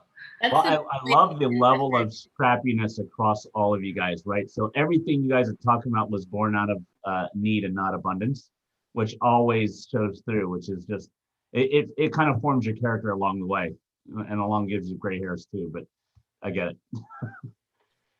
Tara, let's go back to you. Is there any one factor that you would say contributed most to your success? Was it an experience? Was it someone? How would you describe that? That's a good question. I always find this question to be interesting, like when I talk to other entrepreneurs, because it's not always like a completely good thing, right? Like it's usually like some unhealthy balance of like a want to prove yourself that like most people, like I'm not sure I would always wish on other people, right? Like that's what makes entrepreneurs. There's a little bit of like chip on your shoulder that I've got to prove myself. That's what makes, I think, most entrepreneurs that I speak with. And I think that in the beginning, for sure, it was a lot of that. I think now the thing that like drives me and is like useful for my success, at the beginning, it's like scrappiness and like, let me prove myself. Now I think it's morphed a little bit to like a focus on lifestyle design. For me, like I build my company around the kind of life that I want to live. I intentionally work 3 days a week. I like that. I spend the other days thinking and spending time with my family and just doing other things, right? And so for me, the thing that is useful for my success is always asking myself, why am I doing this? Like, why are we growing right now? Why are we trying to get more customers? Like, what are we trying to accomplish with this? For me, I'm thinking about the lifestyle that I want to live, the lifestyle that my team gets to live. Like, those are things that I'm often thinking about, but bringing it regularly back to that question has been really helpful for me in just sort of what's been useful for success and driving me forward. I love it. And Sarah, what about you? Oh, can I just take Tara's answer? Yeah. No. I mean, there's so many different ways I feel like I could answer this question, but it's like on this day when we're talking, I feel like, and hopefully this doesn't come across as totally cliche, but what has led to our success, two things that probably sound cliche, but are so freaking true to our business, is making data-driven decisions, right? Like, and I don't want to discount, the value of following your gut to some degree as a founder, as it relates to like your vision and getting where you want to go and all that. But ultimately, when you set your ego aside and look at the numbers and make decisions based on the hard facts and data, if I look back quickly, like that is what has contributed so much to our success. Also, surrounding yourself with tons of people who are way smarter than you. That's also a really good move. I mean, like, maybe for some people that's a given, but just keep that in mind. Like when you come across brilliant people, like you know, don't let anything get in the way of bringing them into your world. If they share your passion and want to get involved, and you have the means to you know, bring them onto your team, don't miss those opportunities, because those are the special people that like are really at the root of what's driving the success of your business. And you know, as founders, we're not experts necessarily in all the things. So like, you know, fill the seats with people who are and who know what they're doing, and can help you bring your vision to life. And then I had a third, but I'm just going to pause. I mean, I could go on and on really. So we'll leave it at 2. All right. Nope. Thank you for that. And let's talk a little about the technology angle and how we're leveraging, you know, different pieces of what's available today. So a little bit, I guess, CQ Fluency is using you know, a lot of different language processing. What are you doing with AI and other tools to kind of improve efficiency on your end? Absolutely. So actually, I constantly talk to my team about this. Like sometimes in our days, we forget that we are a language company because it's so much about the technology. Everything that we do is about the technology. So we use technology for automation. We use technology for leverage of previous translated articles and content. And with AI, we have a whole, I have a VP of process and technology, and we established, like in the beginning of the year, we did our strategic planning for technology for the next 3 years, which seems like redundant in technology, because in 3 years probably is a whole different thing. But we have a very well specific roadmap where we are implementing AI and machine translation, machine learning in everything that we do. It's very interesting that our clients now, especially corporate clients, they ask, right? So whenever you will have to answer a request for proposal, you have to put all the plan of how you're going to utilize and how you foresee AI being implemented in the language service and the services that we deliver. So we are using frequently. It's something that we absolutely cannot stop, like thinking and seeing the trends and seeing what's out there. We don't develop our own technology. However, we utilize the best that is in the market to leverage and provide customized services to our clients. It's incredible. Like literally, we forget that we are language companies. Everything's about the technology now. And anybody else? What are you guys doing? I know Terry, you've already kind of chimed in a bit on this, but Tara or Sarah, anything you guys want to add on your end?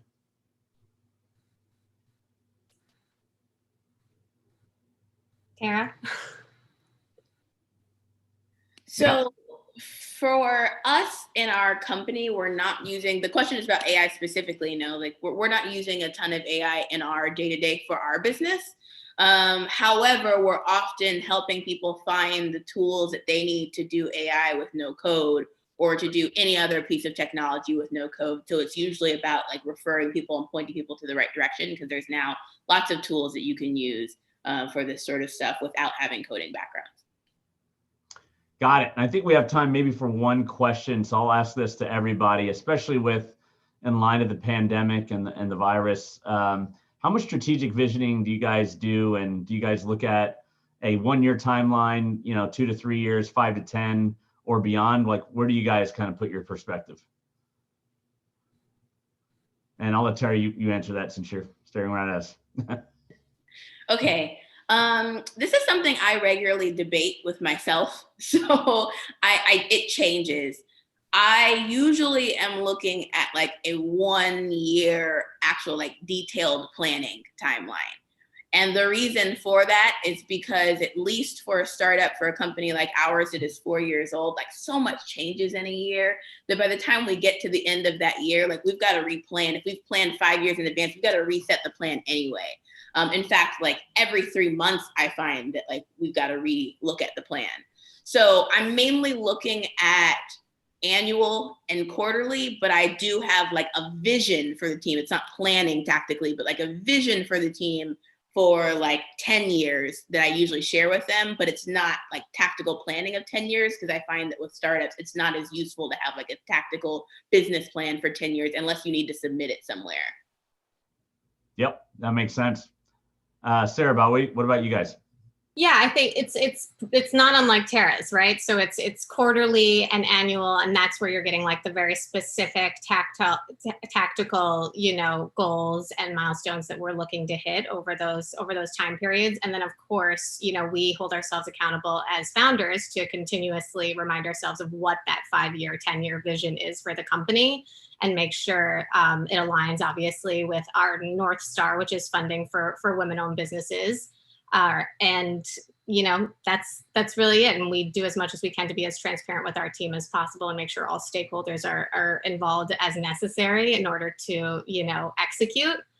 But yeah, it's quarterly, it's annual. And then, it's for our entrepreneurs who are, at the earliest stages of starting their businesses in some cases, right? We when thinking about like their online fundraising journey and those first steps for them, we have a very strategic sort of timeline in place for them as they prepare to online fundraise and raise that first round of capital and prove demand for their business and their product or service before they invest in supply. And that can be anywhere from like a 90-day period where they're doing the work and projecting out exactly how much they're going to raise, what exactly those funds are going towards, what they're building in the next 6 months to a year.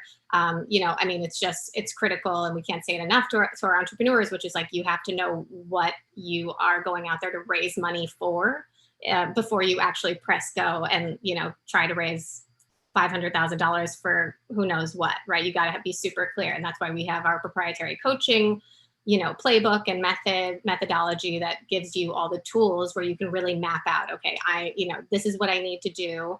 I need to, launch, I need to build my prototype by this date, and then I need to launch my beta by this date, and I need this many testers and so on and so forth, whatever it may be. You have the tools to plug and play essentially and build out that timeline and that strategic vision for yourself before you go out and fundraise. Love it. And then Elizabeth, I'll close out with you. Yeah, pretty much for me, it's the same thing. I don't believe in anything 5 years anymore, because 5 years, everything's changed. The world's changed, right? So we have a vision that is like at least for 3 years ahead, like the vision for the company actually in general. And we do our yearly strategic planning. We follow a methodology of OKRs to be quarterly looking where we are and correcting course. But pretty much it's like right now we are in the process of updating. And when we look at what was last year, some things that changed was how remote we really think we're gonna be. Right now, I'm much more open. I hate writing and I love talking to people. So it's very good to be in the office. I had to change that. So I'm changing strategically where I can source people now, which is much easier. There's not a lot of people in New Jersey only from my industry. So now the world is my backyard. So it's great. Well, this has been great. I really value all your insights. I hope the audience found this helpful. I think it's a lot of great learnings along the way. Sometimes hard lessons learned, but that's where you usually gain the most insight and perspective going forward. So thank you all for participating, and I'll turn this back to the host. Thank you. Thank you so much for a great panel there. It was so interesting to hear all of you talk about all the different elements of entrepreneurship. It was great to hear Sarah talking about how she sort of fell into finding right place, right time, finding her co-founders, but that really maybe you were manifesting those decisions and the choices you made through picking great advisors, working, with a community, having coaching. Elizabeth, I love your story of working with a family member and then, realizing maybe the synergy is not there and buying her out, which is an incredibly difficult thing to do, I'm sure. And what I love that you said, Tara, was, transitioning from this entrepreneur's mindset of having a chip on your shoulder and charging ahead to make ground and prove yourself, but then sort of transitioning as you mature into thinking about the lifestyle that you want to create for yourself and for your team and out there in the world. So thank you so much. Really great stuff. And thank you, Shane, for brilliantly moderating. We're going to move on, but before we move on, If you would like to know more about strategy and execution, please go onto the SVC website and download a free guide full of case studies and insights by registering to the newsletter. There's going to be a screen that's going to come up now that's going to show you how to do that.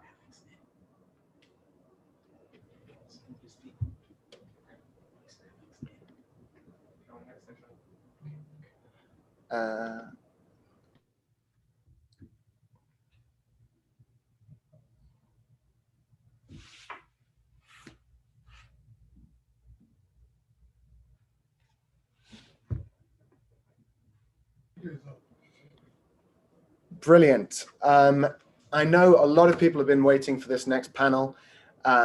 So our next one-on-one is titled Blockchain and Cryptocurrencies. And Fred Butcher, the CEO of the Weather Group, it's great to have you back again. Great to be here. And I know a lot of people have been excited to see Alex Mashinsky, the CEO of Celsius, who is not only just a CEO, he's also an inventor. His work, vision, and patents form the foundation of voice over internet protocol. I'll leave it to you, gents.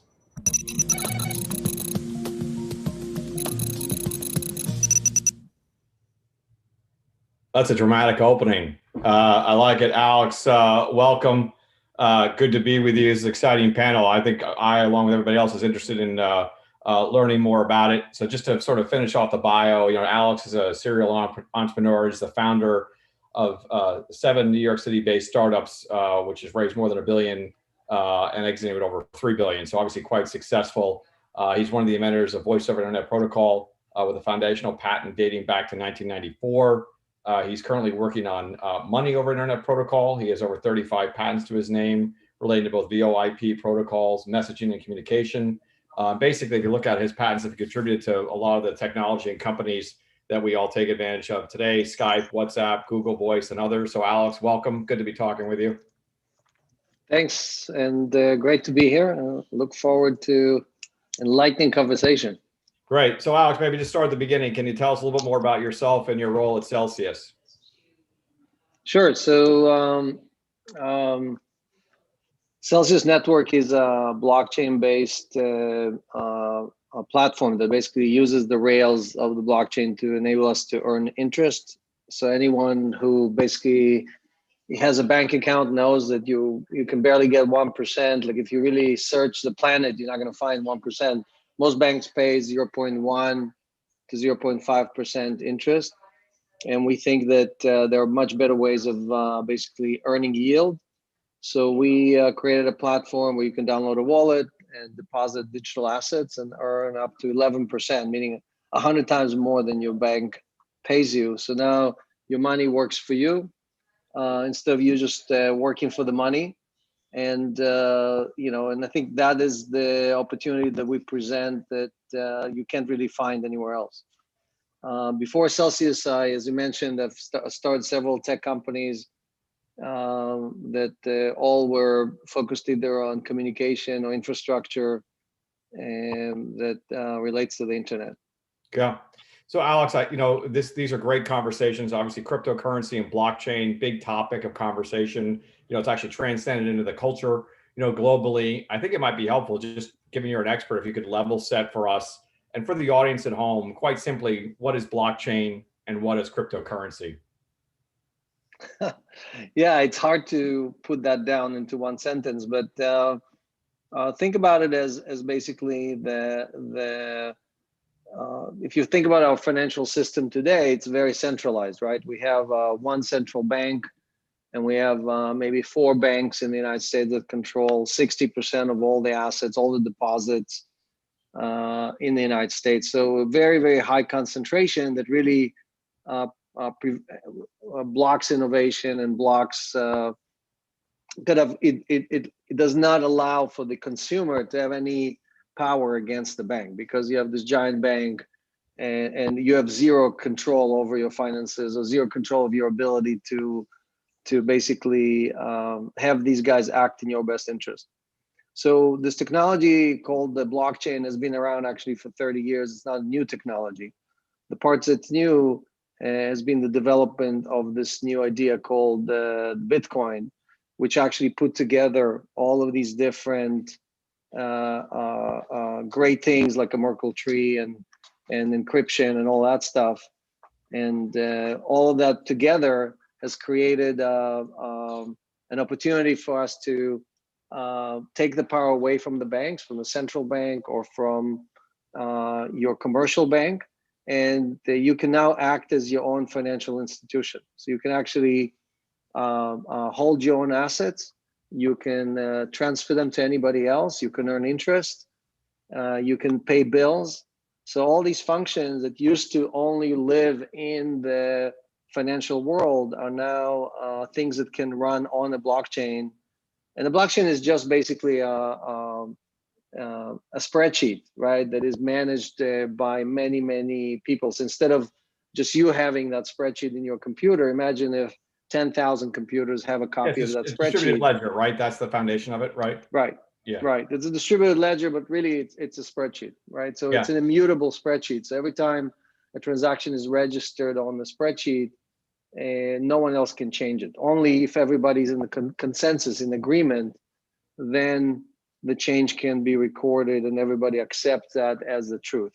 So that is something that that is new and innovative, and that allows us to do things that we couldn't do before. Like, for example, me transferring you digitally assets or value.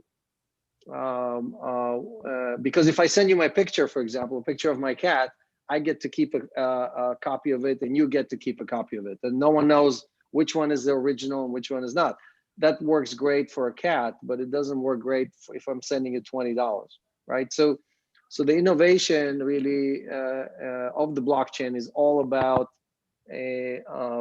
preventing what we call the double spend, the fact that you can spend that $20 twice, and enabling millions or billions of people to have access to this platform and still trust everybody else on the platform to make sure that that everybody has the same truth.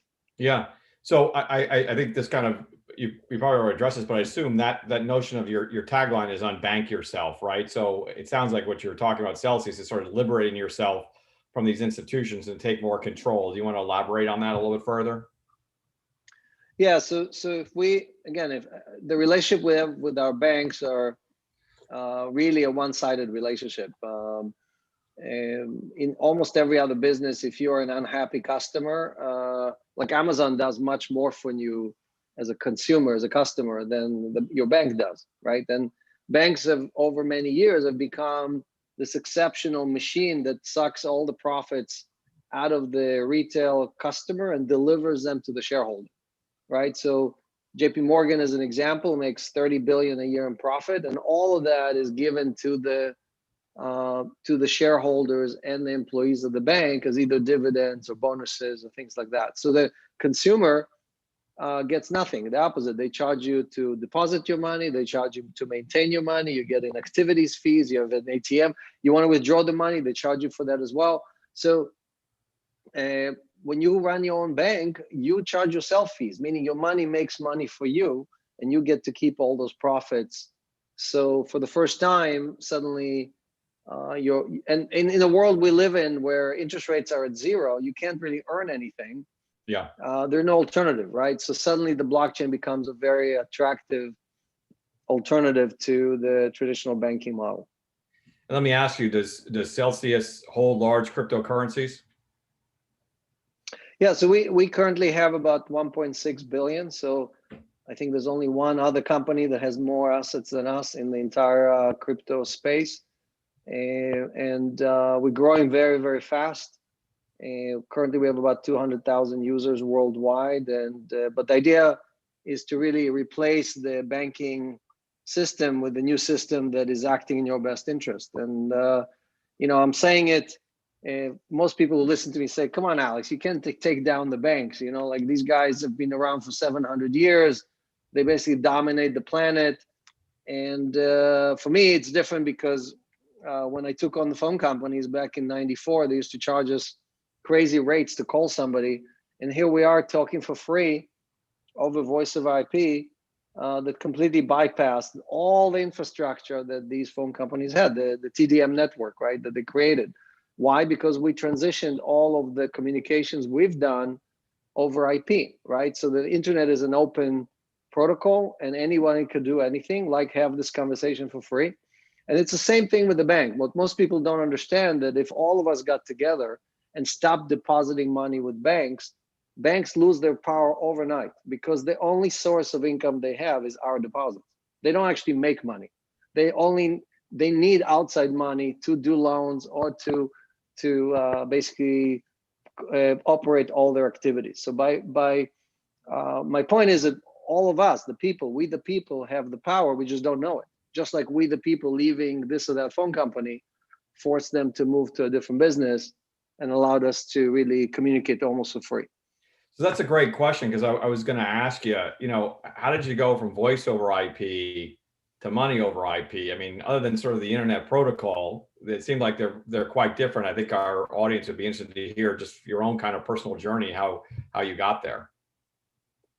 So yeah, if you look at my career, again, this is my 8th startup as a founder. So all of those startups have the same kind of spirit behind them, and it's about doing good and then doing well, right? So besides Arbanet, which was this voice of IP company, for example, I'm one of the founders of Transit Wireless, which is a company that brought wireless to the subways in New York. You would say, wait a second, didn't the subways have wireless all the time? No, actually for 50 years, you would go into the subways and all you had is a broken payphone. If you had an emergency, you had to run out of the station. And if you got stuck in the train, you were, you remember. Didn't have any way to I'm in New York. communicate. I get it. Yeah. So this was another example where, again, the MTA or the operator basically decided that they don't think that the commuters should have wireless service, and no one wanted to spend $300 million to build it, right? So it was a kind of like a catch-22, build it and they will come. And that's what we did. We basically built that infrastructure, brought in the carriers, and provided the service for free to the 8 million people that used to use it every day. Now I think ridership is down like 80%. But the point is that all these things that look impossible are things that are just being held up because no one took the leadership to basically make them happen. The same thing with the banks, right? Most of us take for granted when we see these charges. When we see a bank pay us 0.1%, and then they turn around and lend it to our neighbor on their credit card and charge them 24%.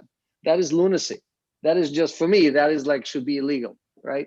So, but, and the funny thing is that today banks charge you more on their credit card, even though their cost of capital dropped by 90%. They're basically getting the money for free from the Fed. They actually increase what they charge you on the credit card compared to 10 years ago. So that should be illegal, but it's not, because the banks are too big to fail and they can basically write their own rules. So the only way to fix that is not to go to Washington or start a lobbying firm or whatever. The way to fix it is create a new system that completely bypasses everything these banks rely on, and cryptocurrencies allow us to do that. That's terrific. So maybe you can tell us then about the future of money.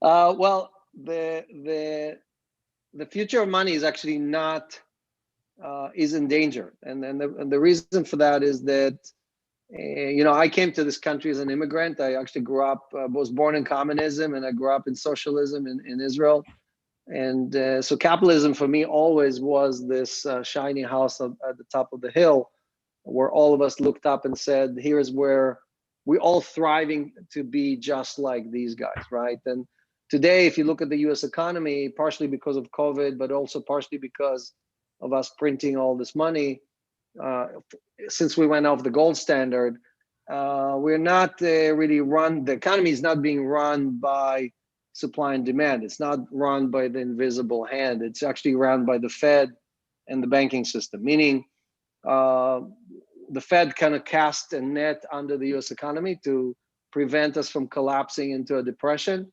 And they got to pick the winners and the losers. And in that process, by basically funding companies like airlines and others, and through that process, the net that is holding us up has big holes in it, and all the small businesses fell to the ground and went out of business. So The net is only catching the really large businesses that are too big to fail.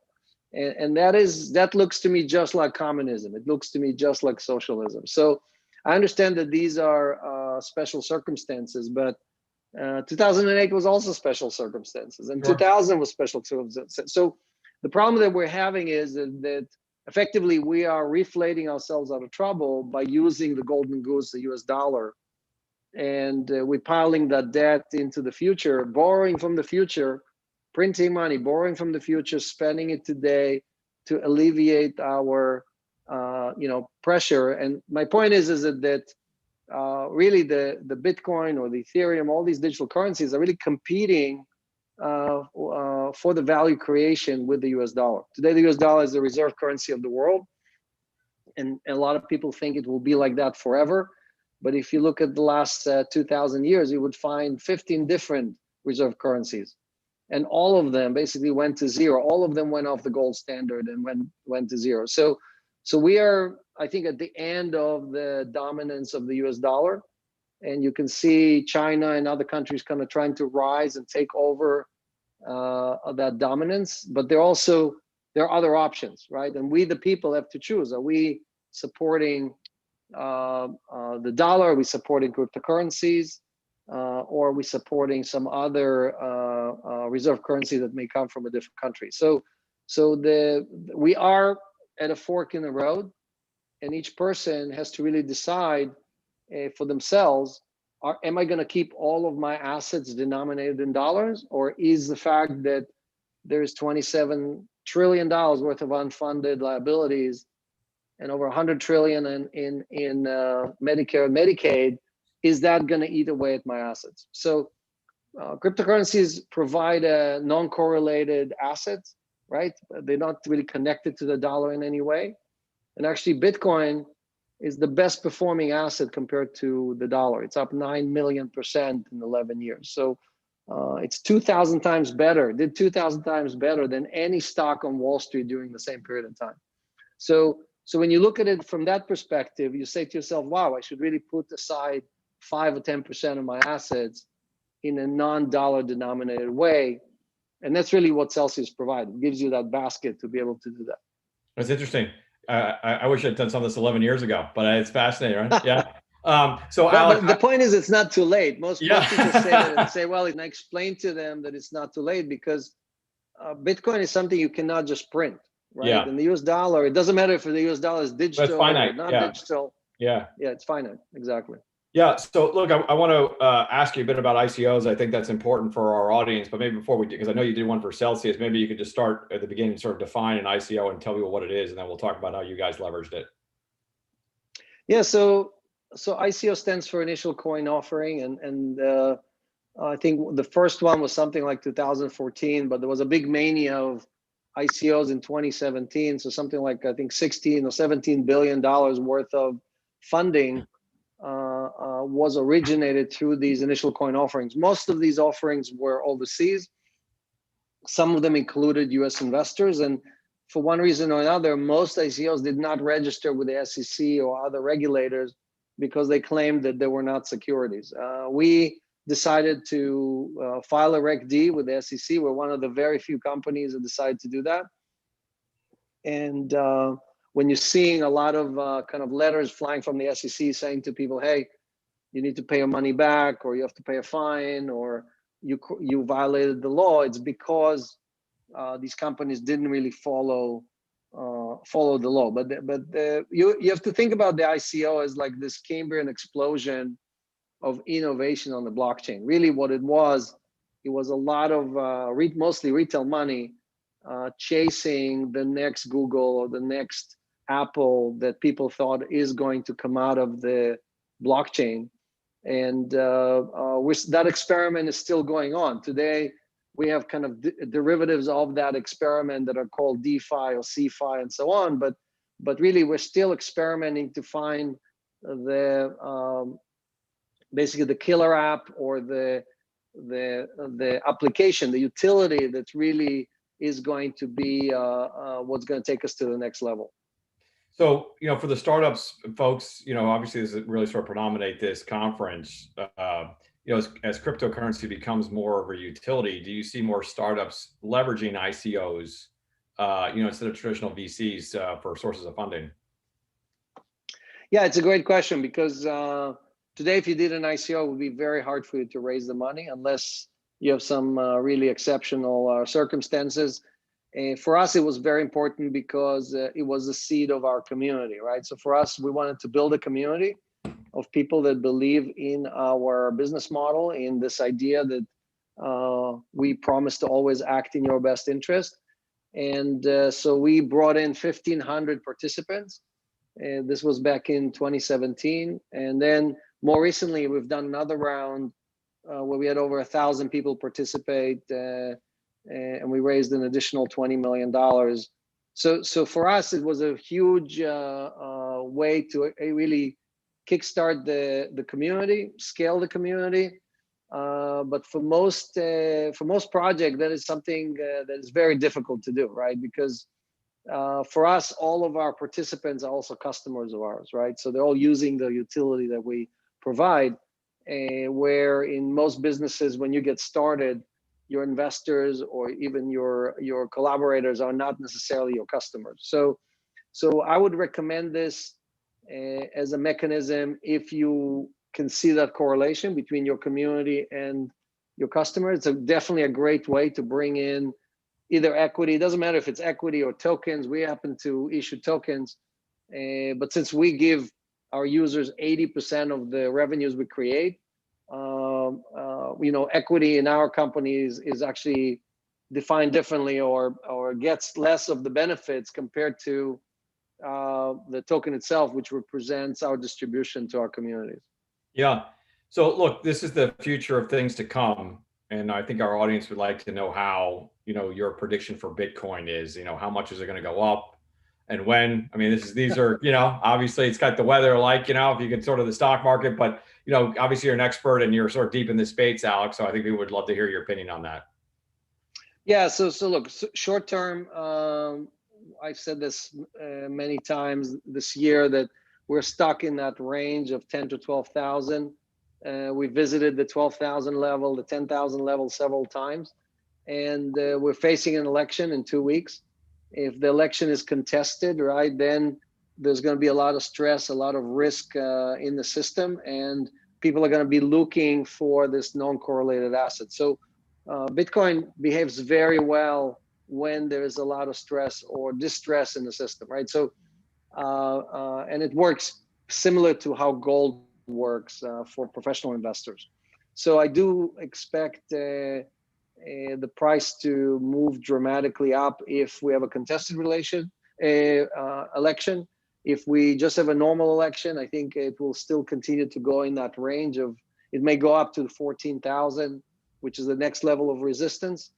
But if it goes down for any reason, that is a great opportunity to buy it, because there's a pretty high chance that you will not see these levels below 10,000 ever again. So for those of you watching this who kept saying to themselves, oh, it was 4,000 and then didn't buy it, and it was 6,000 and didn't buy it, and then it was 10,000 and didn't buy it, because you're waiting for it to drop in value.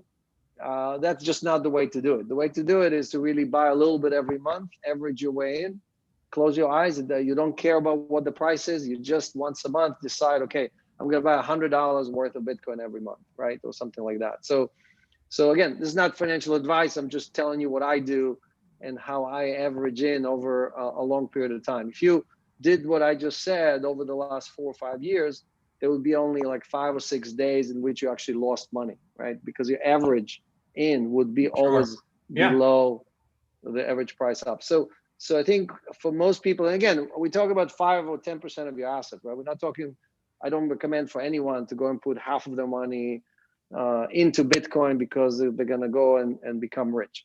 Bitcoin is basically insurance policy for doomsday. If doomsday comes, you're going to need it. If doomsday doesn't come, then there's a pretty good chance that your dollars are going to do just fine, and your stock market and your retirement plan and your home and everything that's denominated in dollar will continue to do fine. So it's more about just having a diversified portfolio and making sure that you're averaging your price in in this insurance policy, you're just averaging your price up or down based on how much exposure you're looking for. That's great. So Alex, as a serial entrepreneur or somebody who obviously has been able to look at kind of macro trends and, you know, capitalize on them, and you said sort of starts by solving problems, doing good, and then doing well, you know, beyond that. You've sort of started with voice over IP, money over IP. Is there something, what's the next kind of over IP that you see coming, you know? So look, Nikola Tesla, who's my hero, promised the world free electricity back in the turn of the century, 1901 actually, and most people discounted that and said that he was crazy, and you know, and he never got to deliver that promise. I think I'm a student of his work, and I think there is a way to do that. There is a way to deliver electricity, not necessarily through high capacity lines the way we do it today, even though he's the inventor of that technology, right? We use alternate currents every day to deliver that electricity. So if I'm done with Celsius and a few billion people use it, just like voice of IP, my next assignment is to deliver free electricity to everybody on the planet. Wow. Money, electricity, voice, attacking all the big ones. That's great. Alex, so any, just I guess sort of in closing, we just got a couple of minutes again. So a lot of startups here, people sort of, you know, moving in this space. Again, just what are some of the lessons that you've learned, you know, during COVID, for example, as an entrepreneur? Like, how has your philosophy changed? Any advice for startup folks who don't have the experience that you do about how they can capitalize what they can learn from this experience as we go forward? Yes, look, every calamity, every disaster is also an opportunity. And we can see that how well some of these digital services have done, like Zoom, the service we're using right now, for example, just exploded because of COVID. So my point to entrepreneurs who are struggling, or they had a shop or the store or something that really just got decimated, is that you just have to basically turn. You have to take a 180-degree turn, even if you're not an expert, and just look at, okay, what is the new world is going to look like? What's the post-COVID world is going to look like?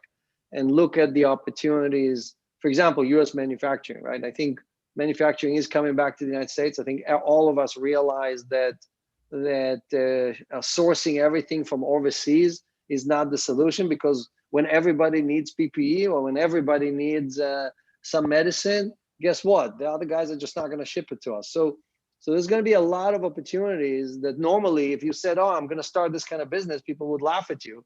But because of COVID, there's a lot of new things that could happen. And the same is true with crypto, right? If you look at digital currencies, we had a tripling of demand, like overnight, basically in March, since March, basically tripling of demand of everything we do. Right. And people just started, people that we spoke to for years suddenly showed up and said, okay, I'm ready to go. How do we do this? How do we make an investment, and so on? So being in the right place at the right time is obviously an extremely important piece of this.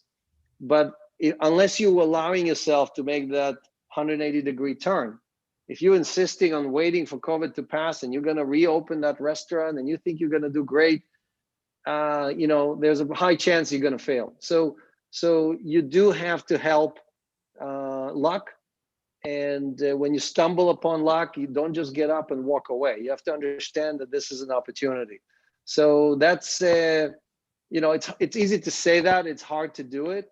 And for all of us, again, you definitely source advice from other people who you see are taking advantage of this opportunity, because looks like they already understand how things are working. And you can basically rely on their judgment if you don't think your judgment is allowing you to make the right decisions. Alex, fascinating discussion. I could go on for a long time, but we are out of time. Thanks so much. I really appreciate it. And it was good talking to you. Thanks for having me, and good luck to everybody. Thank you. Thank you so much, Fred Butcher and Alex Mashinsky. Alex, it was fascinating to hear you talk about the comparison actually between the way the US government has, during this pandemic, cast this net, metaphor of the net you use to protect us by reflating the economy, printing money, creating further debt, and that with socialism and communism.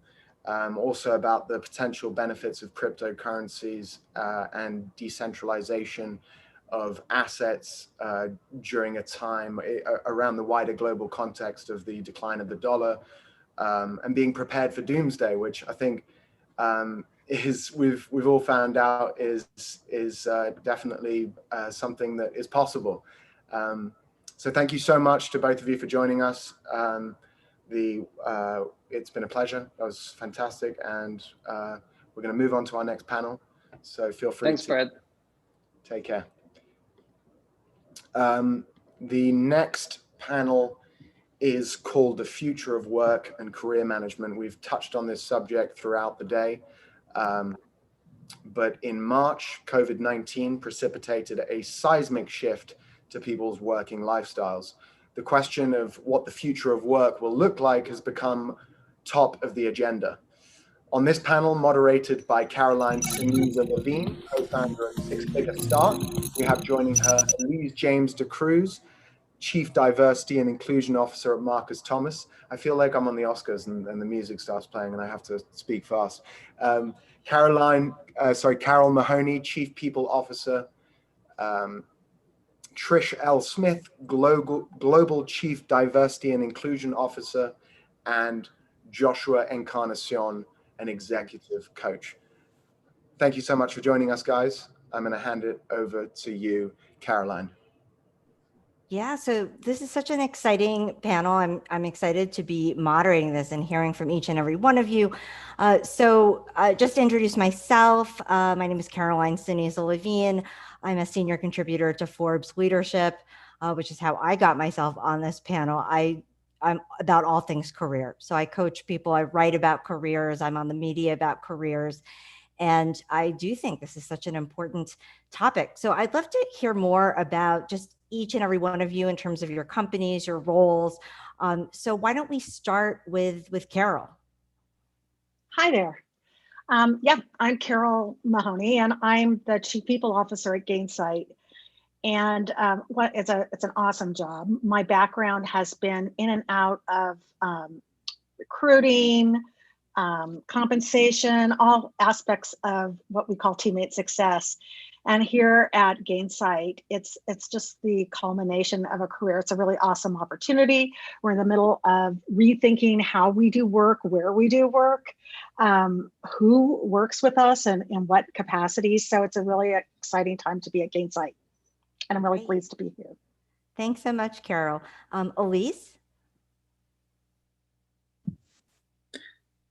Thank you. Hi, everyone. My name is Elise James de Cruz, Chief People and Diversity and Inclusion Officer at Marcus Thomas. I'm really excited to be here today.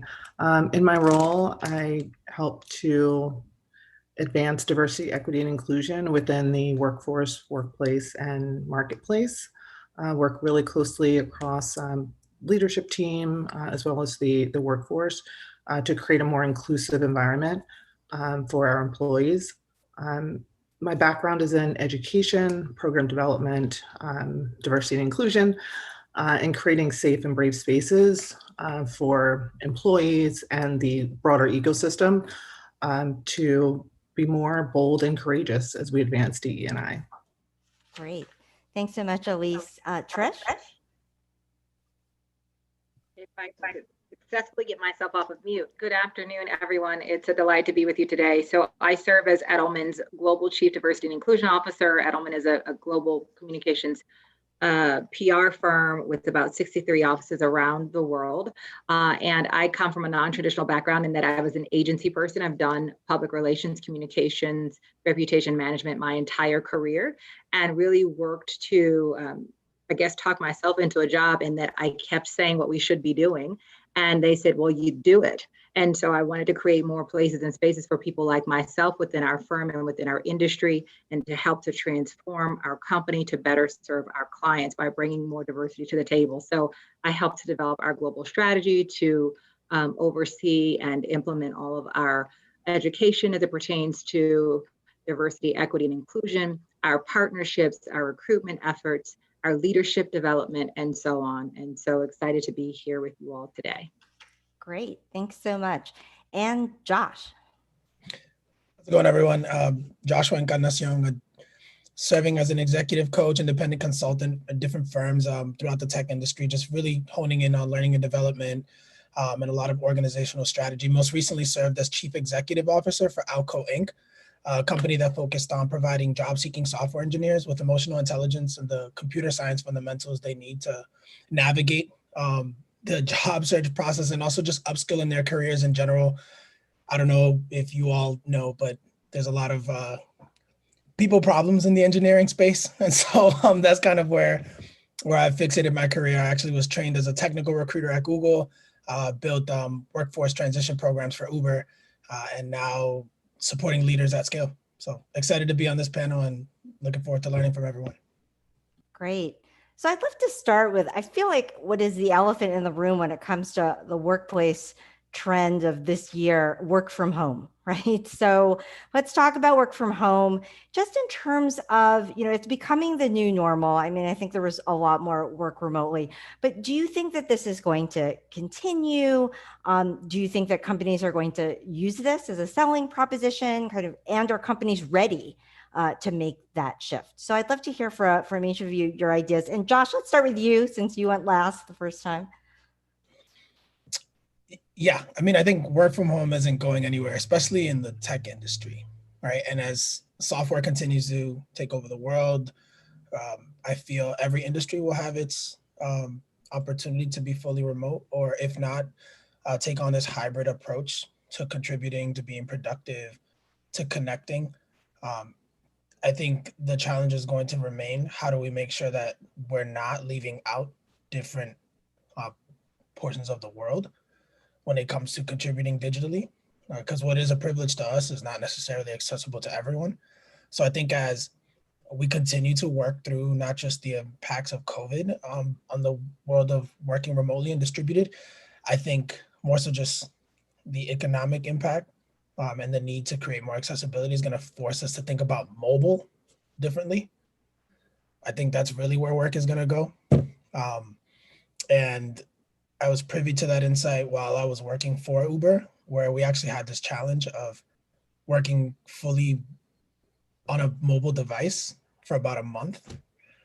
And I mean, everything from spreadsheets. So like the accounting team was like going through hell trying to think about how to expense fully mobile, and then to writing code. So having like engineering teams be able to push lines on through their mobile devices. And I think that's probably what's coming next. It's that push to mobile. As mobile is becoming more accessible beyond, having laptop access and as Wi-Fi and internet connectivity continues to expand, I think digital work will be a thing for a while. I don't foresee it changing. Great. Trish, your thoughts on work from home? Yeah, I think it will continue to change the game as it pertains to work, particularly for those fields that had not explored it to this extent, right? There are certain industries like tech and some others where it was par for the course.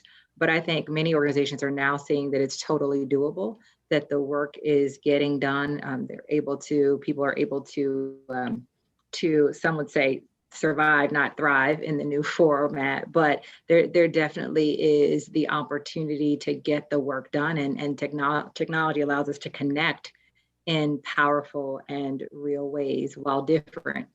So I do think that it will continue to transform how we do business of the future and how virtual workforces and workplaces are formed and maintained, even in looking at some businesses that have traditionally worked within sort of office localities, like this is the New York office or this is the DC office, where you're seeing that flattening or seeing teams reformed and reconstituted beyond geographic lines.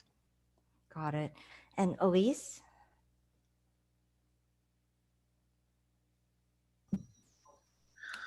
Yes, I mean, I think, moving to the fully remote workforce has certainly been a necessity under COVID.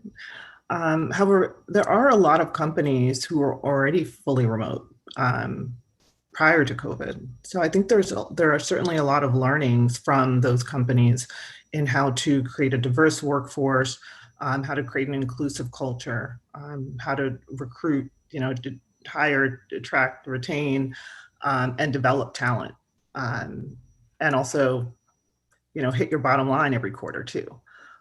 So I just think that, certainly there has been a lot of focus on the remote workforce given where we are today.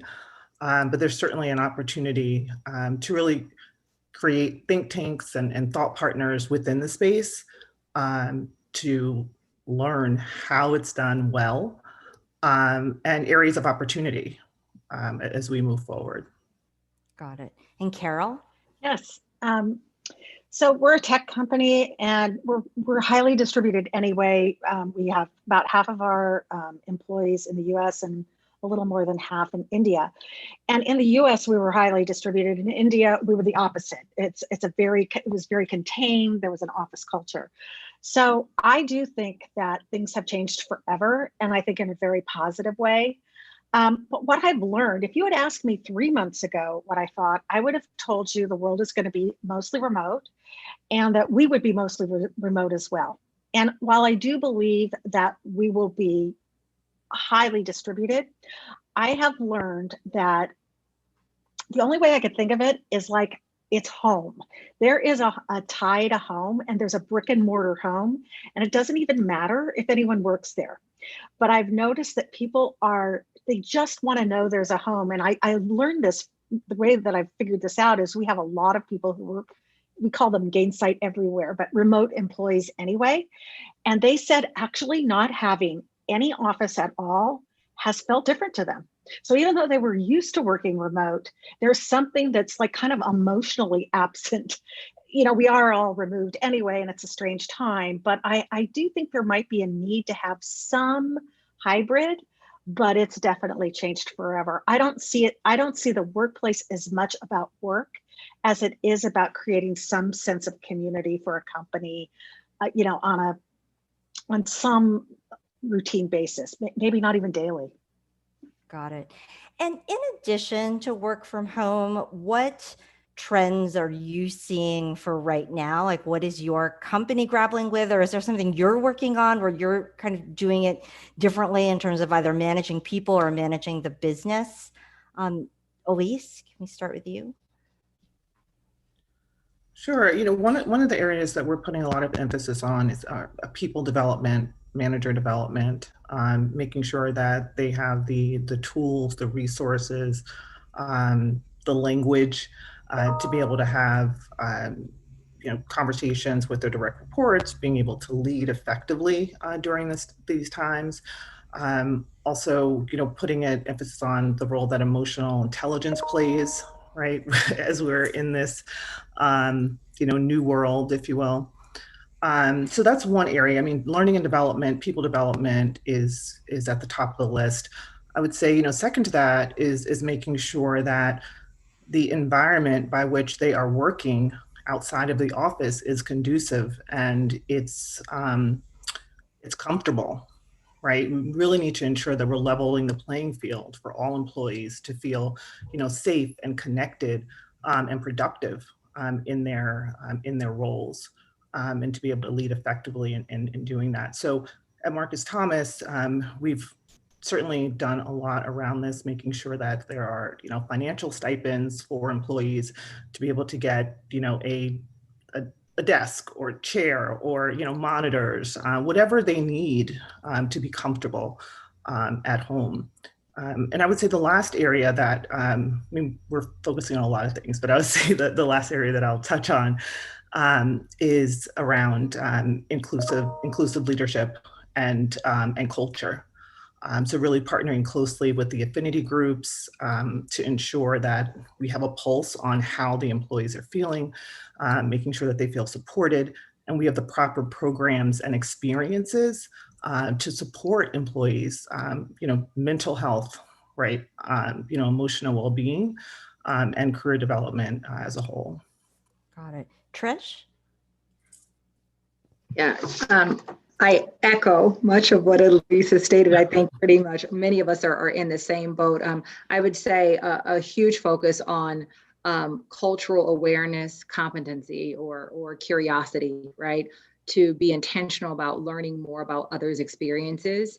And that would be in the context of all that's happening in our world and in our nation today. So making sure we're creating those spaces and those opportunities to have courageous conversations, to have difficult discussions, to learn and hear about others' experiences. So we have worked closely as well with our employee groups to do that, to hear how they're processing things like some of the judicial decisions coming down, whether pertain to, say, the grand jury verdict around Breonna Taylor's killing, right? And how does that feel? What are you processing as part of the conversation with our employee networks?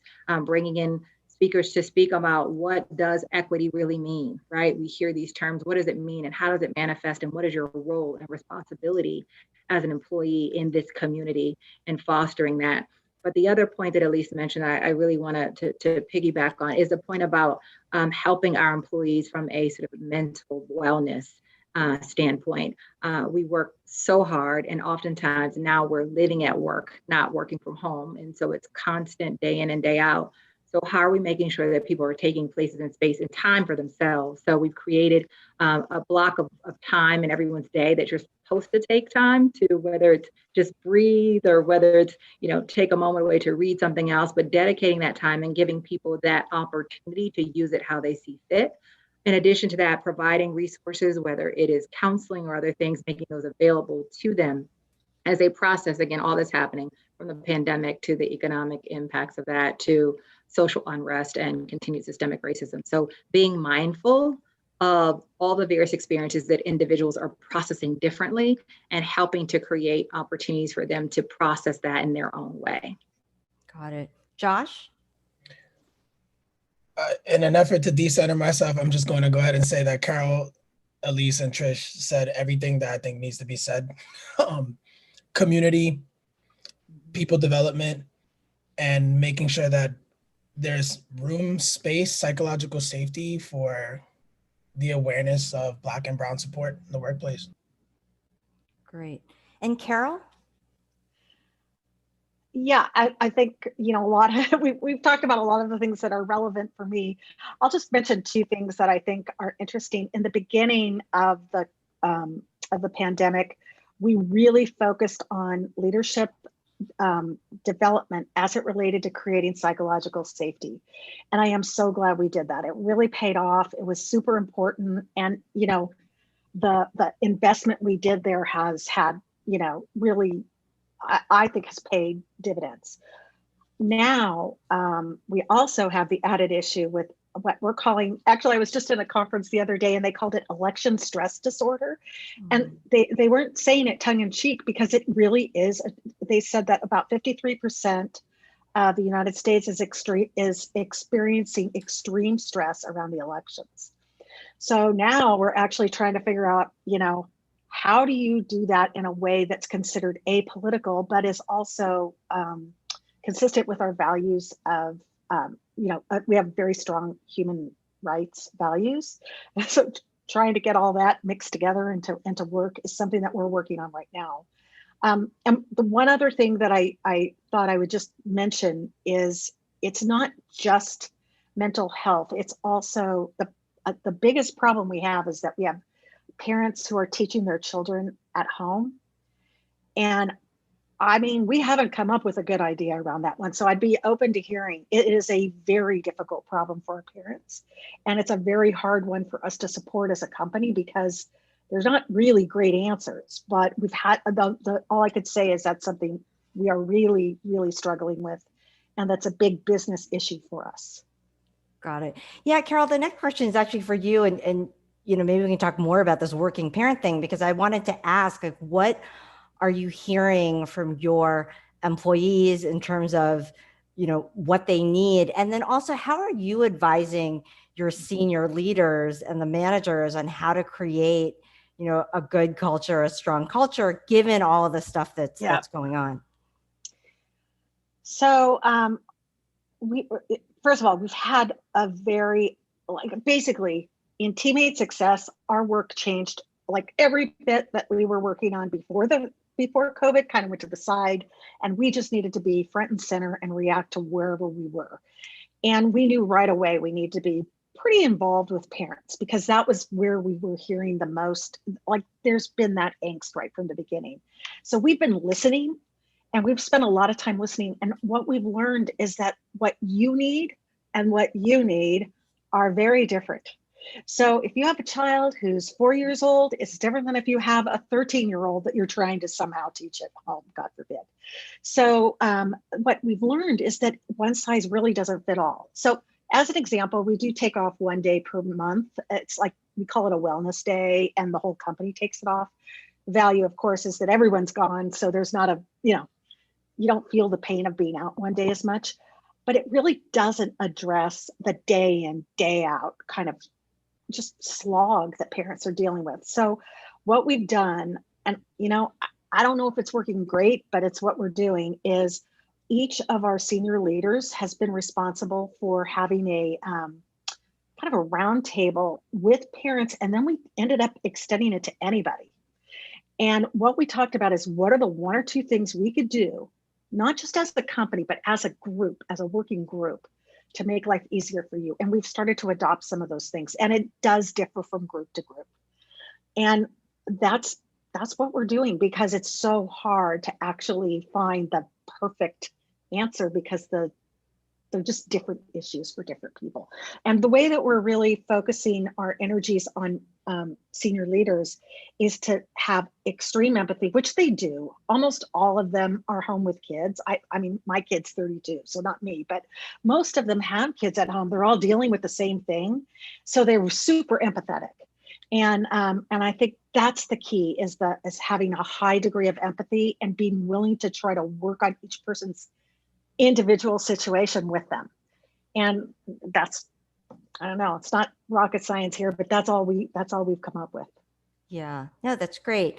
And Josh, a question about business strategy versus HR strategy, right? So you're not specifically in HR, so you're coaching business leaders across the organization. And I'm curious, like how, like what are you seeing? What are you hearing? What are people, focusing on at this point, given that so much of it is people strategy, but there's also, of course, running a business? Yeah, a lot of what I'm seeing is a child.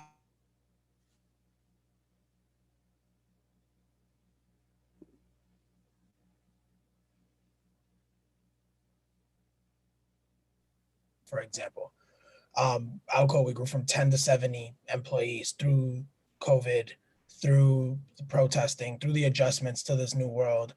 And what we learned is you have to have every single support program create space for individualized efforts. So Carol, thank you for mentioning that. And I think for executives and business leaders, gone are the days where you can just kind of hide behind your staff in terms of thinking through relationship building, which obviously poses a challenge when you're beyond 100 employees. But the closer you can create feedback loops that are at the individual contributor level, the more you'll understand how to create that psychological safety that allows you to drive hard metrics.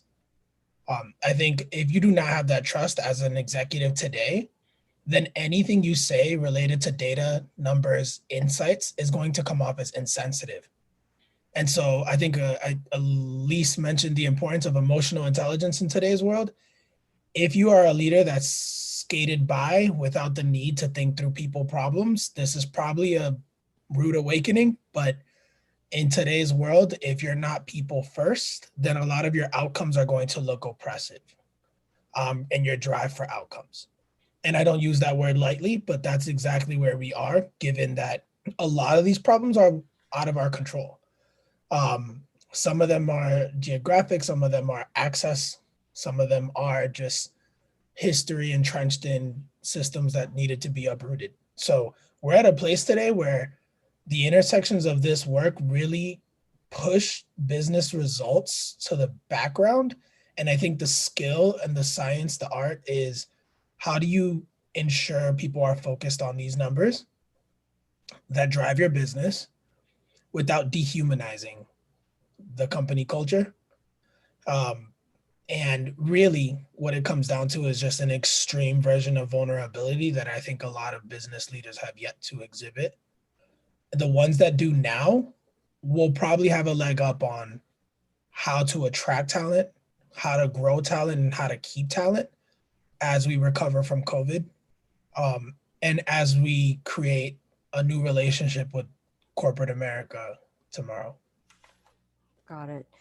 Trish, so question about diversity and inclusion, right? So we're seeing a large number of, postings and openings for chief diversity officers, right? So how is this helping with, some of the problems that we're talking about, the trends that have come up, or just some of the systemic problems? And can you share maybe like 3 to 5 tips, best practices, right, for dealing with some of the diversity and equity and inclusion issues that we're seeing now?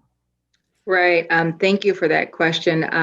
I think we've seen across all industries and sectors that diversity, equity, and inclusion is a business imperative. We've known it in terms of the bottom line, but now people are seeing that their employees are also demanding it more now than ever before, as well as their external stakeholders, their clients, their customers, shareholders, and so forth. And so there is this dual level of shared expectation across your various stakeholder groups now more than ever before that make this work critically important.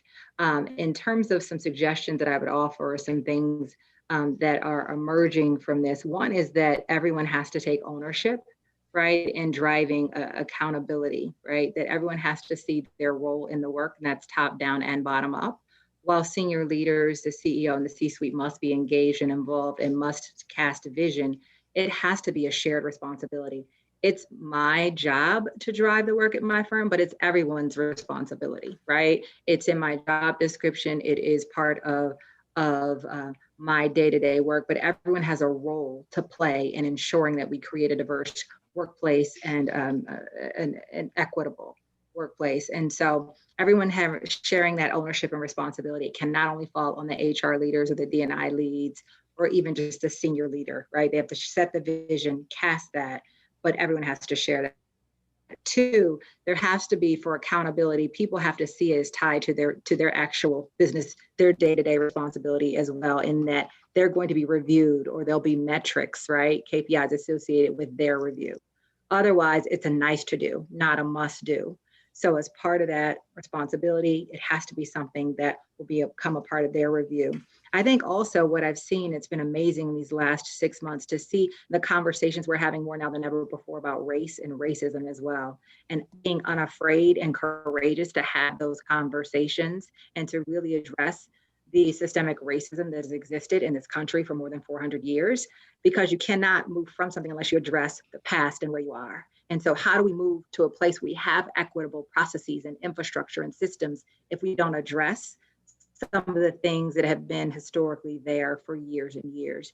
And so really having those conversations in leadership levels and in those rooms, but also with our workforce, so that we can also learn more from each other. And we talked about this, the point about building community, now at a place where we're isolated and we're quarantined in some instances. How are we creating this virtual community and having people feel a sense of connectedness? So doing that through technology and other means. Training we talked about. And then lastly, I would just say identifying the right partners, right? We cannot do it alone or in a silo. So identifying the right partners that can help you, who have expertise, whether that's external individuals, consultants, or whether that is the right partnership organizations who can help you in advancing your internal goals and your broader community goals. So those would be some things that I would offer in terms of tips that I've picked up, even just 6 months, that have become priority areas of focus for us. Great, thanks so much. And Elise, just continuing on the DEI discussion, just to hear about some maybe points of progress. Like, what are you seeing in terms of things that we hear about are like the pipeline issues, diversity among boards? Do we need things like quotas? Like, where are we just in terms of progress? Like, what are you seeing either at your company or in the work environment overall? Sure. Before I answer that question, I do want to just touch on briefly the question that you asked previously. I think that it is very very exciting that we're seeing a lot of Chief Diversity and Inclusion Officer roles out there. I remain hopeful that companies and advocates and champions are going to stand by these roles and individuals who are in a position to lead in these roles. However, I do think it's important for companies to position their CDIOs organizationally. I do think it's important to ensure that they have the budget to be able to advance DE&I across the workforce, workplace, marketplace, and community. And I do think it's important to ensure that they have access to experiences, access to relationships, access to funding and partnerships to be successful so that they stay. I'm fortunate to be at a company that are doing all of these things, but I do see a lot of instances, both inside and outside of the advertising and technology sector, where the CDIOs are not supported. So I just want to surface that. It may or may not be the elephant in the room, but I do think that it's important as we see these roles on various platforms and are being socialized, that we recognize the role that CDIOs play and the support that they need to be able to do their best work and bring people along. They're getting virtual high fives. Well, I'm curious. I mean, just to leapfrog off of that point that you make, that they need support. Some of the things that I had asked about regarding like the pipeline or specific quotas or what are the what's the support that you're talking about? Like, what are the things that are helpful but maybe are not helpful, but are being thrown about that aren't really helpful? Just if you want to talk about that issue from that angle. Yeah, I think, I can certainly speak to it from that angle. I mean, as a, Chief Diversity, Inclusion, and People Officer, it's important to ensure you have the support and the advocacy of your CEO, making sure that you have the support from your leadership team and that you're given the space to lead, given the space to explore programs and experiences that are going to, advance DE&I within the workplace. And the room to grow in your role as well, right? I think when we see these roles and we put people in these roles, if you will, or if individuals have earned the right to be in the roles, for whatever reason, there's not a lot of room for error.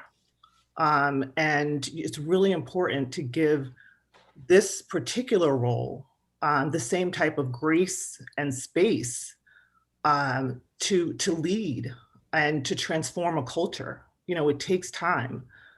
Just like any other journey across any other business function, it takes one step toward that journey. And I think, providing the support necessary for a CDIO to be able to transform the organization is critical, as we move forward with this work, because it is work. I think Trish mentioned, like, everyone has a role to play. I was a collegiate student athlete and I use a lot of sports metaphors, and, this is not a sideline sport. This is work. You gotta get in the game to, do the work. So whether you're building a recruitment strategy, or, other DE&I strategies that support this work, you really have to be intentional about what you're doing, why you're doing it. And my core philosophy across, DE&I and education is, how can we meet each person where they are in location, learning style, level of experience, to provide that, that whether it's a program or a strategy that really meets the needs of the culture. Got it. Can I just, I'm sorry, go ahead, Joshua.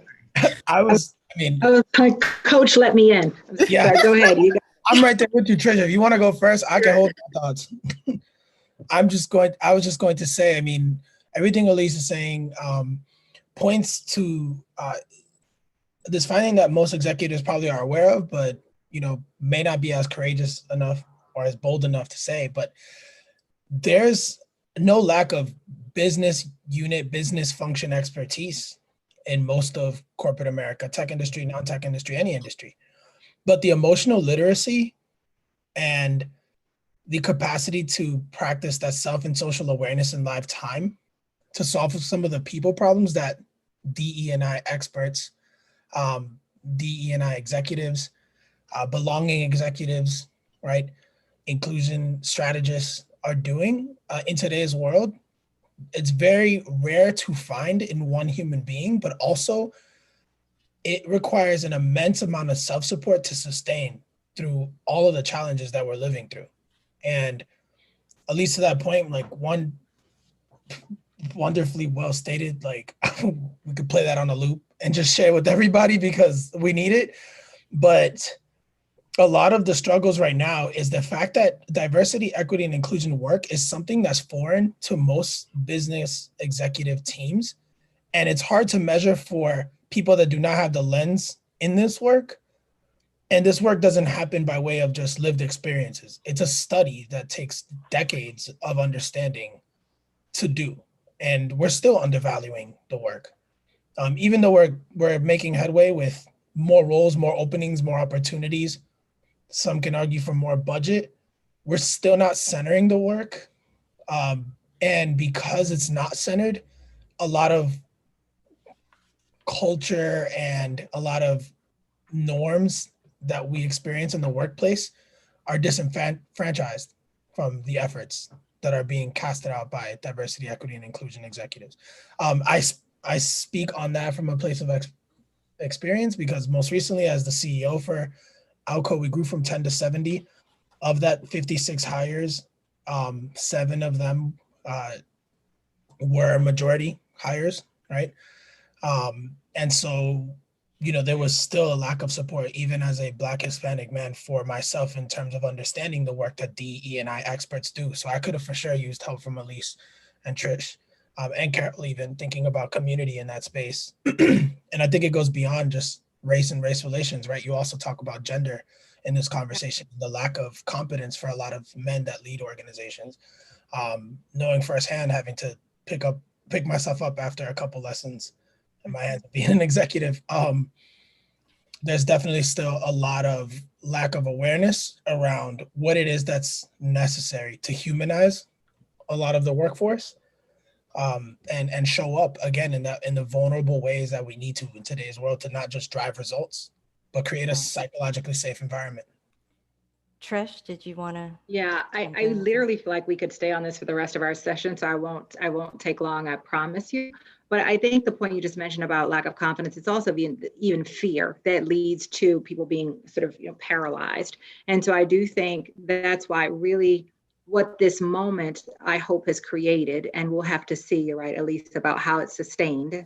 But what this moment has created is the need and necessity for conversation and to address some of these things we try to hide or ignore, right? And so really beginning to see, to your point, Joshua, the value.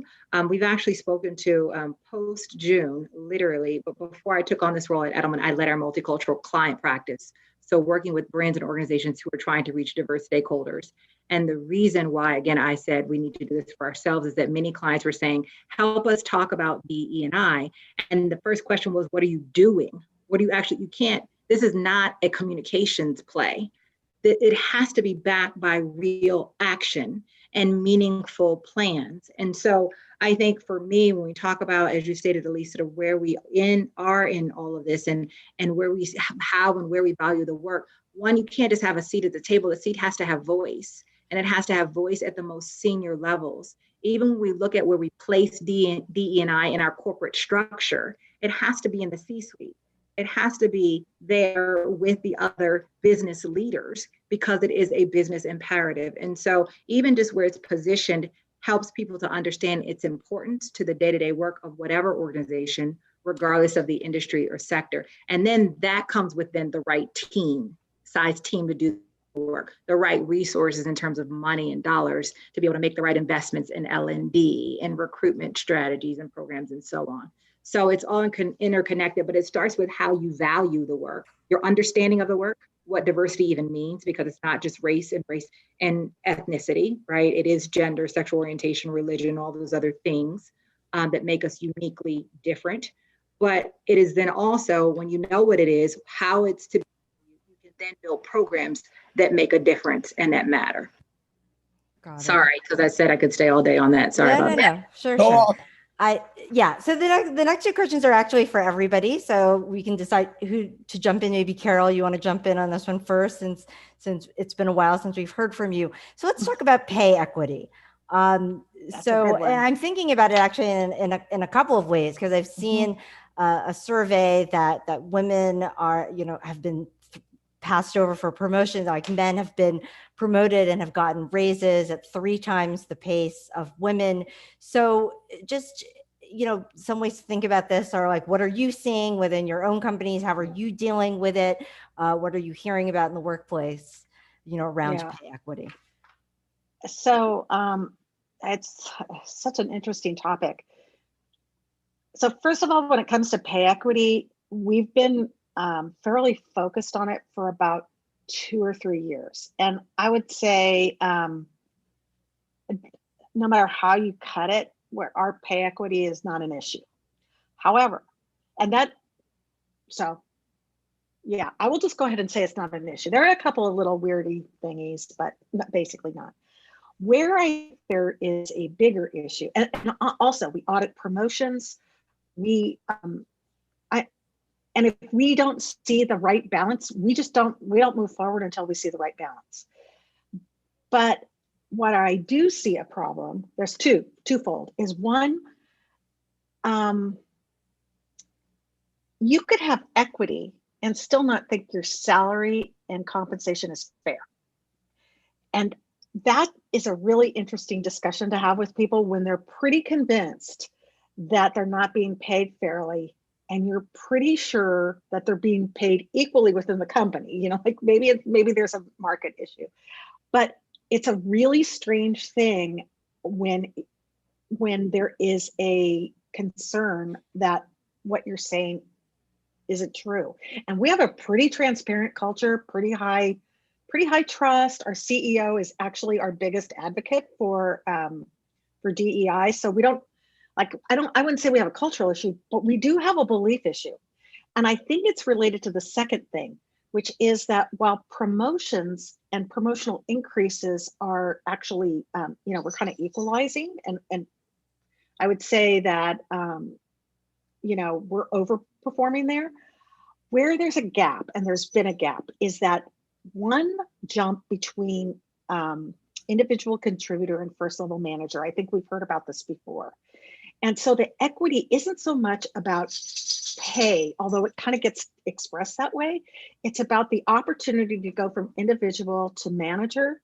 We don't have a problem when they're going manager to director, director to VP to C-suite. Everything's fine. It's that one place, individual contributor to manager, and we have not equaled things out.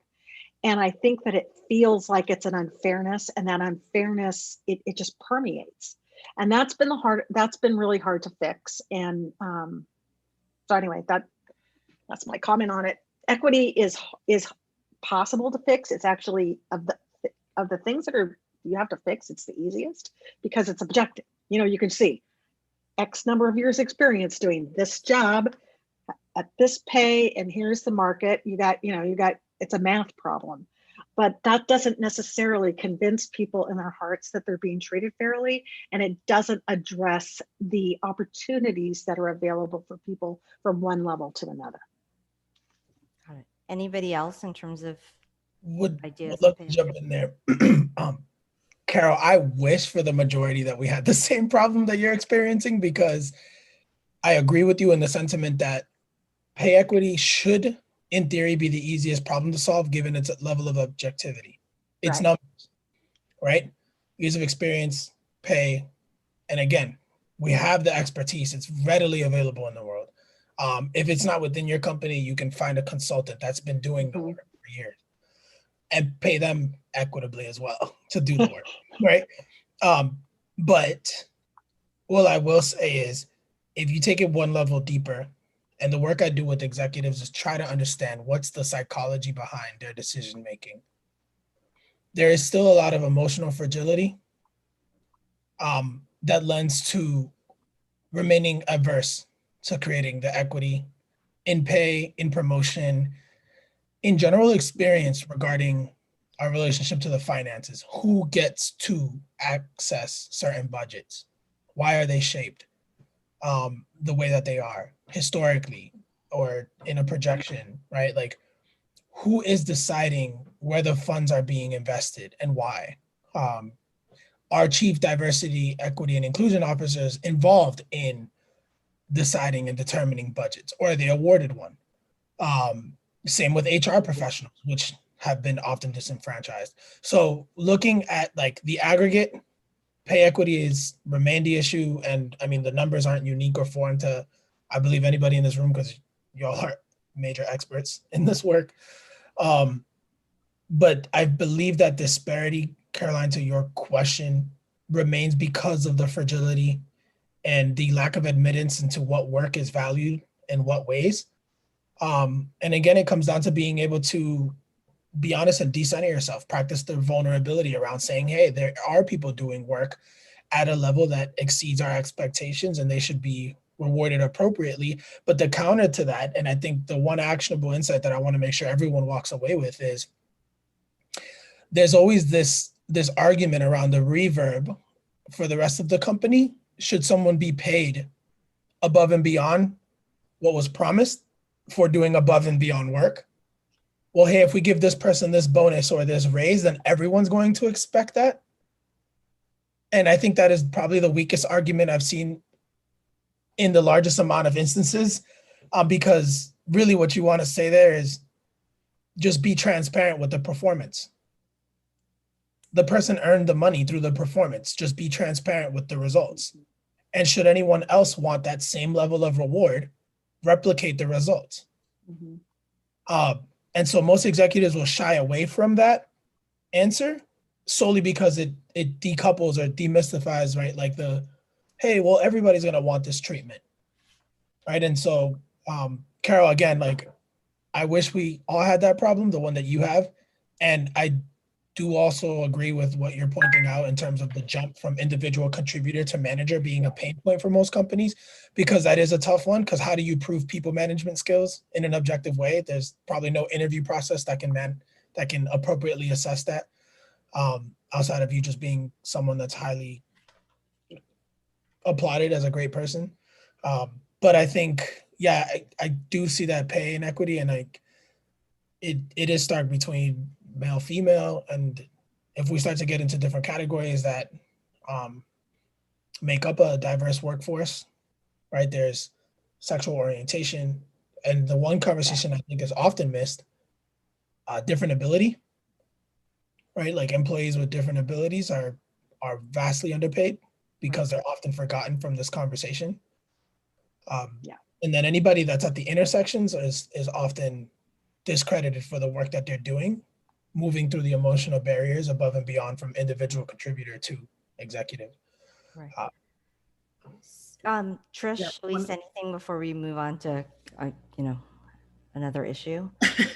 Just one quick thought is for companies to invest in data tools to aggregate the disparity in compensation, to aggregate the various issues around DE&I.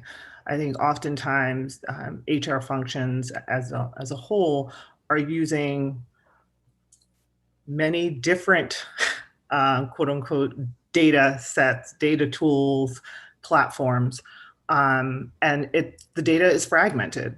And oftentimes it takes way too long to get the answers or the results that you need to be able to move the conversation along, to be able to create a business case, quote unquote, for pay parity.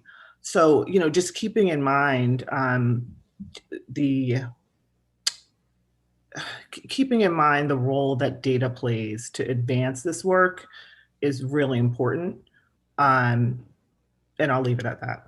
I can go on for rounds. But Yeah, great. just to make sure that they have access, right? Like access to the budget and the tools, the same way that, any other department, whether it's finance or marketing, or, just invest in the, invest in the tools that are necessary to be able to. Share one thing. Yeah, I'm sorry. I was just going to say, and then be transparent about the analysis and the findings, right? So if you're doing the gender pay analysis, if you're doing the racial pay analysis, which we do at Edelman, then share what the findings are and then hold yourselves accountable on how you're going to address the gap. Yes. Bridge that divide. Yeah. So one thing I just wanted to mention, I just want to throw this out because it's kind of interesting.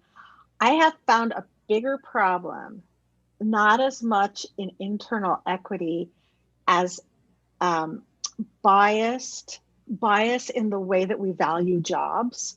So that, for example, typically female, that there jobs, I'm going to use HR for a second. HR people are always paid the least in the C-suite. If you look at the market data, why is that? I don't know. Could it have anything to do with the fact that most of the people who are in that field are female?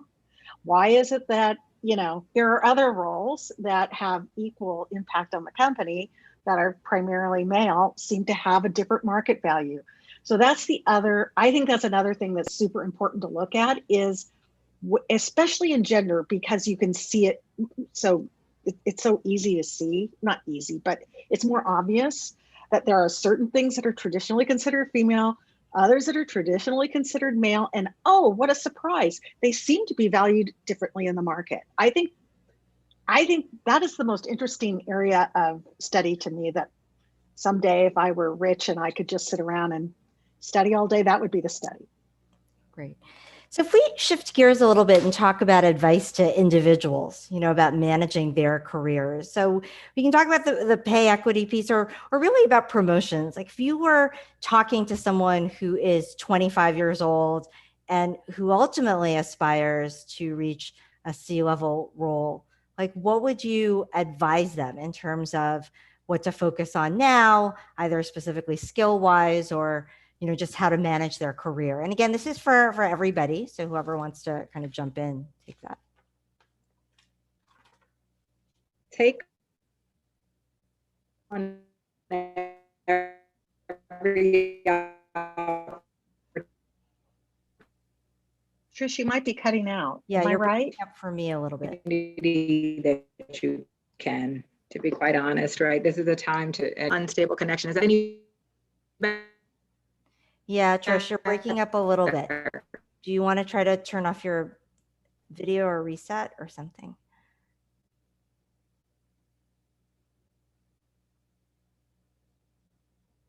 I'll let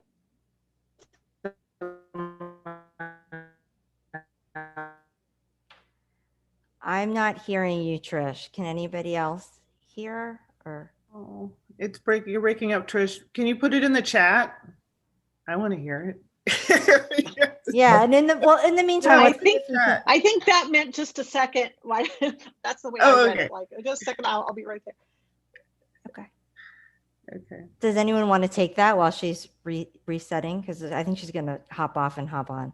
I'll add in saying 25-year-olds looking to make a name for themselves in the industry or advance or navigate throughout their career, focus on skills, hard skills and skills in the realm of emotional intelligence, because those can't be taken away from you. And the one thing to expect in life in general, not just in career, is constant change. And I feel every professional has just been leveled recently with the change and the change and adjustments brought on by COVID. So for any young professional looking to really invest in themselves, focus on hard skills. And hard skills don't mean learning the code or any sort of technical skills, but if you're in accounting, focus on accounting. If you're in finance, focus on being able to up the literacy of your organization. If it's HR, make sure you understand program management, design and development, implementation, software rollouts, which don't necessarily mean you need to write code, but actually can bring a team together under a new cadence for work, a new rhythm for organizing and communicating. Focus on a hard skill that's measurable, that allows you to think through how to demonstrate an impact, and then focus on those skills that are people oriented, that allow you to communicate your ideas, communicate your thought process, connect with other people, people different from yourself, and allow you to have the confidence to execute. So focus there, and that can't be taken away from you. But your title will change, the company you work for will change, your teammates will change, your pay will change, everything will change. Your skills, they're yours forever. Got it. Trish, I see you're back. Can you hear me now? Yes. Let me tell you, it was so poetic what I shared as well. It was just mind blowing. I'm not sure what Joshua may have shared, so I don't want to be repetitive, but what I was going to say is that at 25, it's really taking on every opportunity that you can to learn as much as possible, to immerse yourself in your industry, to not say no to even the tough assignments or the assignments that seem somewhat impossible. I think I've learned the most from those than any others. So embracing that experience and really understanding that we no longer work in a sort of a corporate ladder. There's no corporate ladder anymore. It's more like a jungle gym, right? And so there are lateral moves you'll make, there are moves you'll make just to learn more skills so that you can then take that next step up or wherever. So I think even understanding that in your mind gives you a different perspective as you then navigate your career journey. And then finally, of course, getting good mentors, identifying those within your organization and your industry and beyond who can help you as you chart the course. Got it. And I mean, Elise, Carol, feel free to jump in, but I wanted to ask a part B to this question, unless you have something. So the part B is, okay, so that's for a 25-year-old who's kind of has, maybe 30 years to go with their career. What if I fast forward that a little bit, kind of to middle management? So you're 35 at this point, you're in the middle, which I think is actually the trickiest part of career management, actually. And so advice for the 35-year-old who's looking to break from middle management to executive, and maybe sharing, what you did to go from, maybe someone on, let's say, the DEI team to running it, or someone in the HR team to running it. Like, what is that? Yeah. I'm happy to, I'm happy, to jump in a little bit. I just laughed when you said 35. I'm just going to leave it at that, because I'm a lot older than that. It just irritates me to hear mid-career 35, and I think, oh my God, I'm so late. But anyway, the one thing I would say is don't be afraid to change jobs. That is one thing that I think can accelerate. It's probably not popular to say, but the one thing that can accelerate your career quickly is if you do not think you're getting what you need at the company that you're at, don't be afraid to move. Don't move lateral necessarily. Always try and, when you're at that point in your career, when you're 25, it's the jungle gym for darn sure. But when you get to your mid-career, I think you've got to start using that time to move up. And the problem is that if the company doesn't have that opportunity for you, then don't stay. That would be my advice. Yeah, great. Elise? Yeah, I would only add, well, I mean, there are a couple of things, like know your why, discover your strengths, unpack your weaknesses. And it doesn't mean that you have to double down on your weaknesses, right? It just means that you are aware of what they are, you're aware of your blind spots. And then this way you can be more, prescriptive on the team that you want to build that will fill those gaps.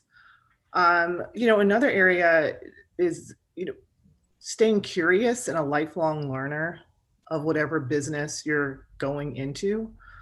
I think it's easy to kind of sit back and coast when you're at a certain point of your career. You think you know what you know. But when you're in the middle of your career, it's important to stay abreast of what's happening within the industry, who the key players are, who the influencers are, and continue to build your network. I think Trish, you mentioned earlier about the role that mentors play, right? And having those, those thought partners and those trusted advisors throughout your career, and not getting to a point in whether it's personal development or professional development, where you sit back and wait. You have to still go out and, make the effort. And I think the times that we're in now is a perfect, opportunity and environment to, kind of get outside of your comfort zone, meet new people. I think this is one of the most vulnerable experiences that we've all had.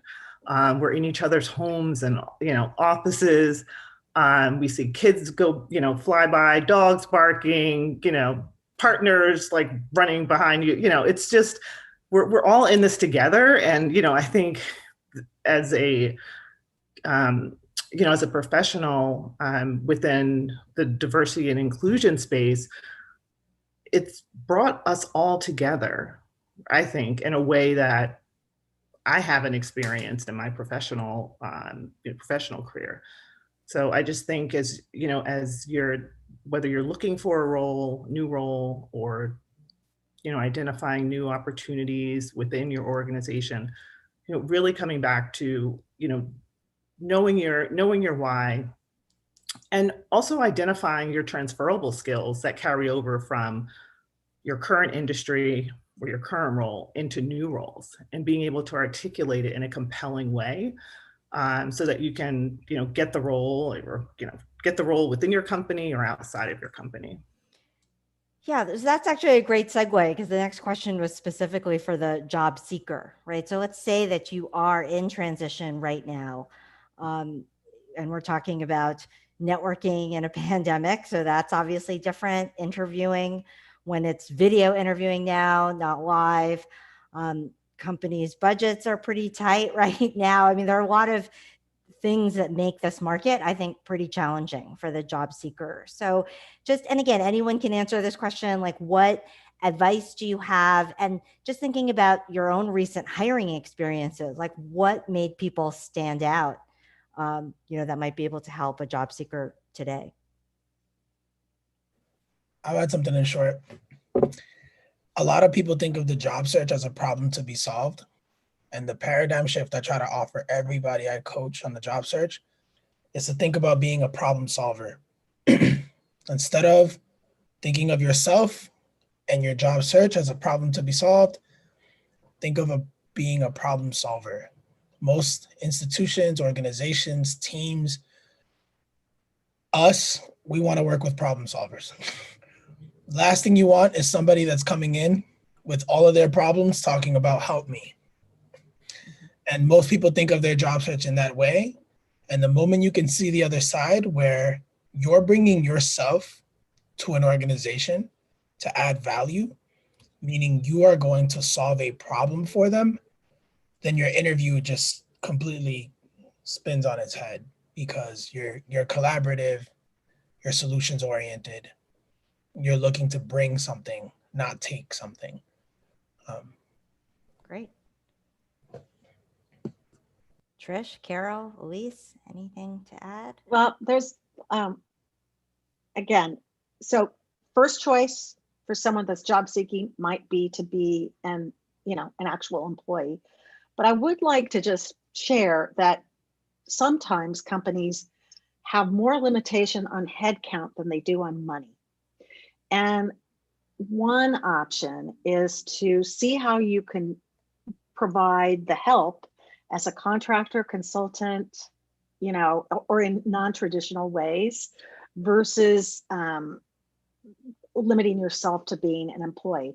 Understanding that that's not true for every role. So I don't want it to be the, it's not a panacea, but I know I've had the experience myself, and I have it right now. I have a little extra money in my budget, but no way is that money going to go to a hire. But I have problems to solve. I might be more willing to hire someone to do it part-time as a consultant than I would, for example, to make a hire. Yeah, great point. And given that this is, I mean, so just to wrap things up, this is the future of work panel, right? And so we started by talking about trends and just famous last words for everybody. I mean, I'd love to hear from everybody just in terms of like, where do you see us going from here? Any last pieces of advice that maybe you didn't get to share, or a question you wanted me to ask that I didn't ask? I mean, I'd love to hear from everybody, like what their key takeaways are for this audience, right? That's come to listen to the future of work. I would just say, I think the future of the workforce is ours, right, to create. And I think that we own that. We have that opportunity, that privilege, and that responsibility to help to create organizations that are places that we enjoy working while our business, successful in business, right? That are inclusive and allow people to bring all of who they are, and doing that in a way where we can respect, appreciate, and celebrate one another. And so working, I think the workforce of the future is for us to determine. And just to piggyback on the last question, I think, and as you're looking for opportunities in the workforce of the future, to be open to that, just new opportunities, that it may not be in the same space you would have traditionally looked, and it might look different. It might have a different title in terms of the job description or how it's defined, but being open to that, and that we can really chart the course for what it looks like. Great. I'll chime in. The one word that I would use to characterize where we are today is uncertainty. And let's face it, that's not easy for anybody. So even though it's uncertain, and even though all of us are sort of, well, I can't speak for everybody. I personally am, I'm a little depressed. I feel it. But I would say, forge on, be brave. That is actually the advice I'd give to anybody right now. It's hard. Everybody is suffering. And if you can sort of just forge on and be brave, I think we're going to really create something worthwhile. Great. I have younger siblings being trained on. Ooh. Go. Go ahead, Josh. I have younger siblings being trained on Zoom. I mean, as young as like 6 years old, and they know how to mute and unmute. So learning how to present and facilitate on Zoom, huge, and mobile. The world is going to move towards mobile. And the more we can get comfortable with writing slide decks on your cell phone, because I know we send emails on them, the more we can push the envelope on what we do on our cell phones, the more we're going to be able to step into a future that's fully remote, distributed, digital, and there to support an infrastructure that we can't really touch, right? Great. Elise? I think, one of the things that it's really important, especially during these, uncertain and unprecedented times, is compassion. I think we have to give ourselves and each other the grace and space to do our best work in this environment. And it doesn't mean that we still can't push ourselves and push others to achieve greatness.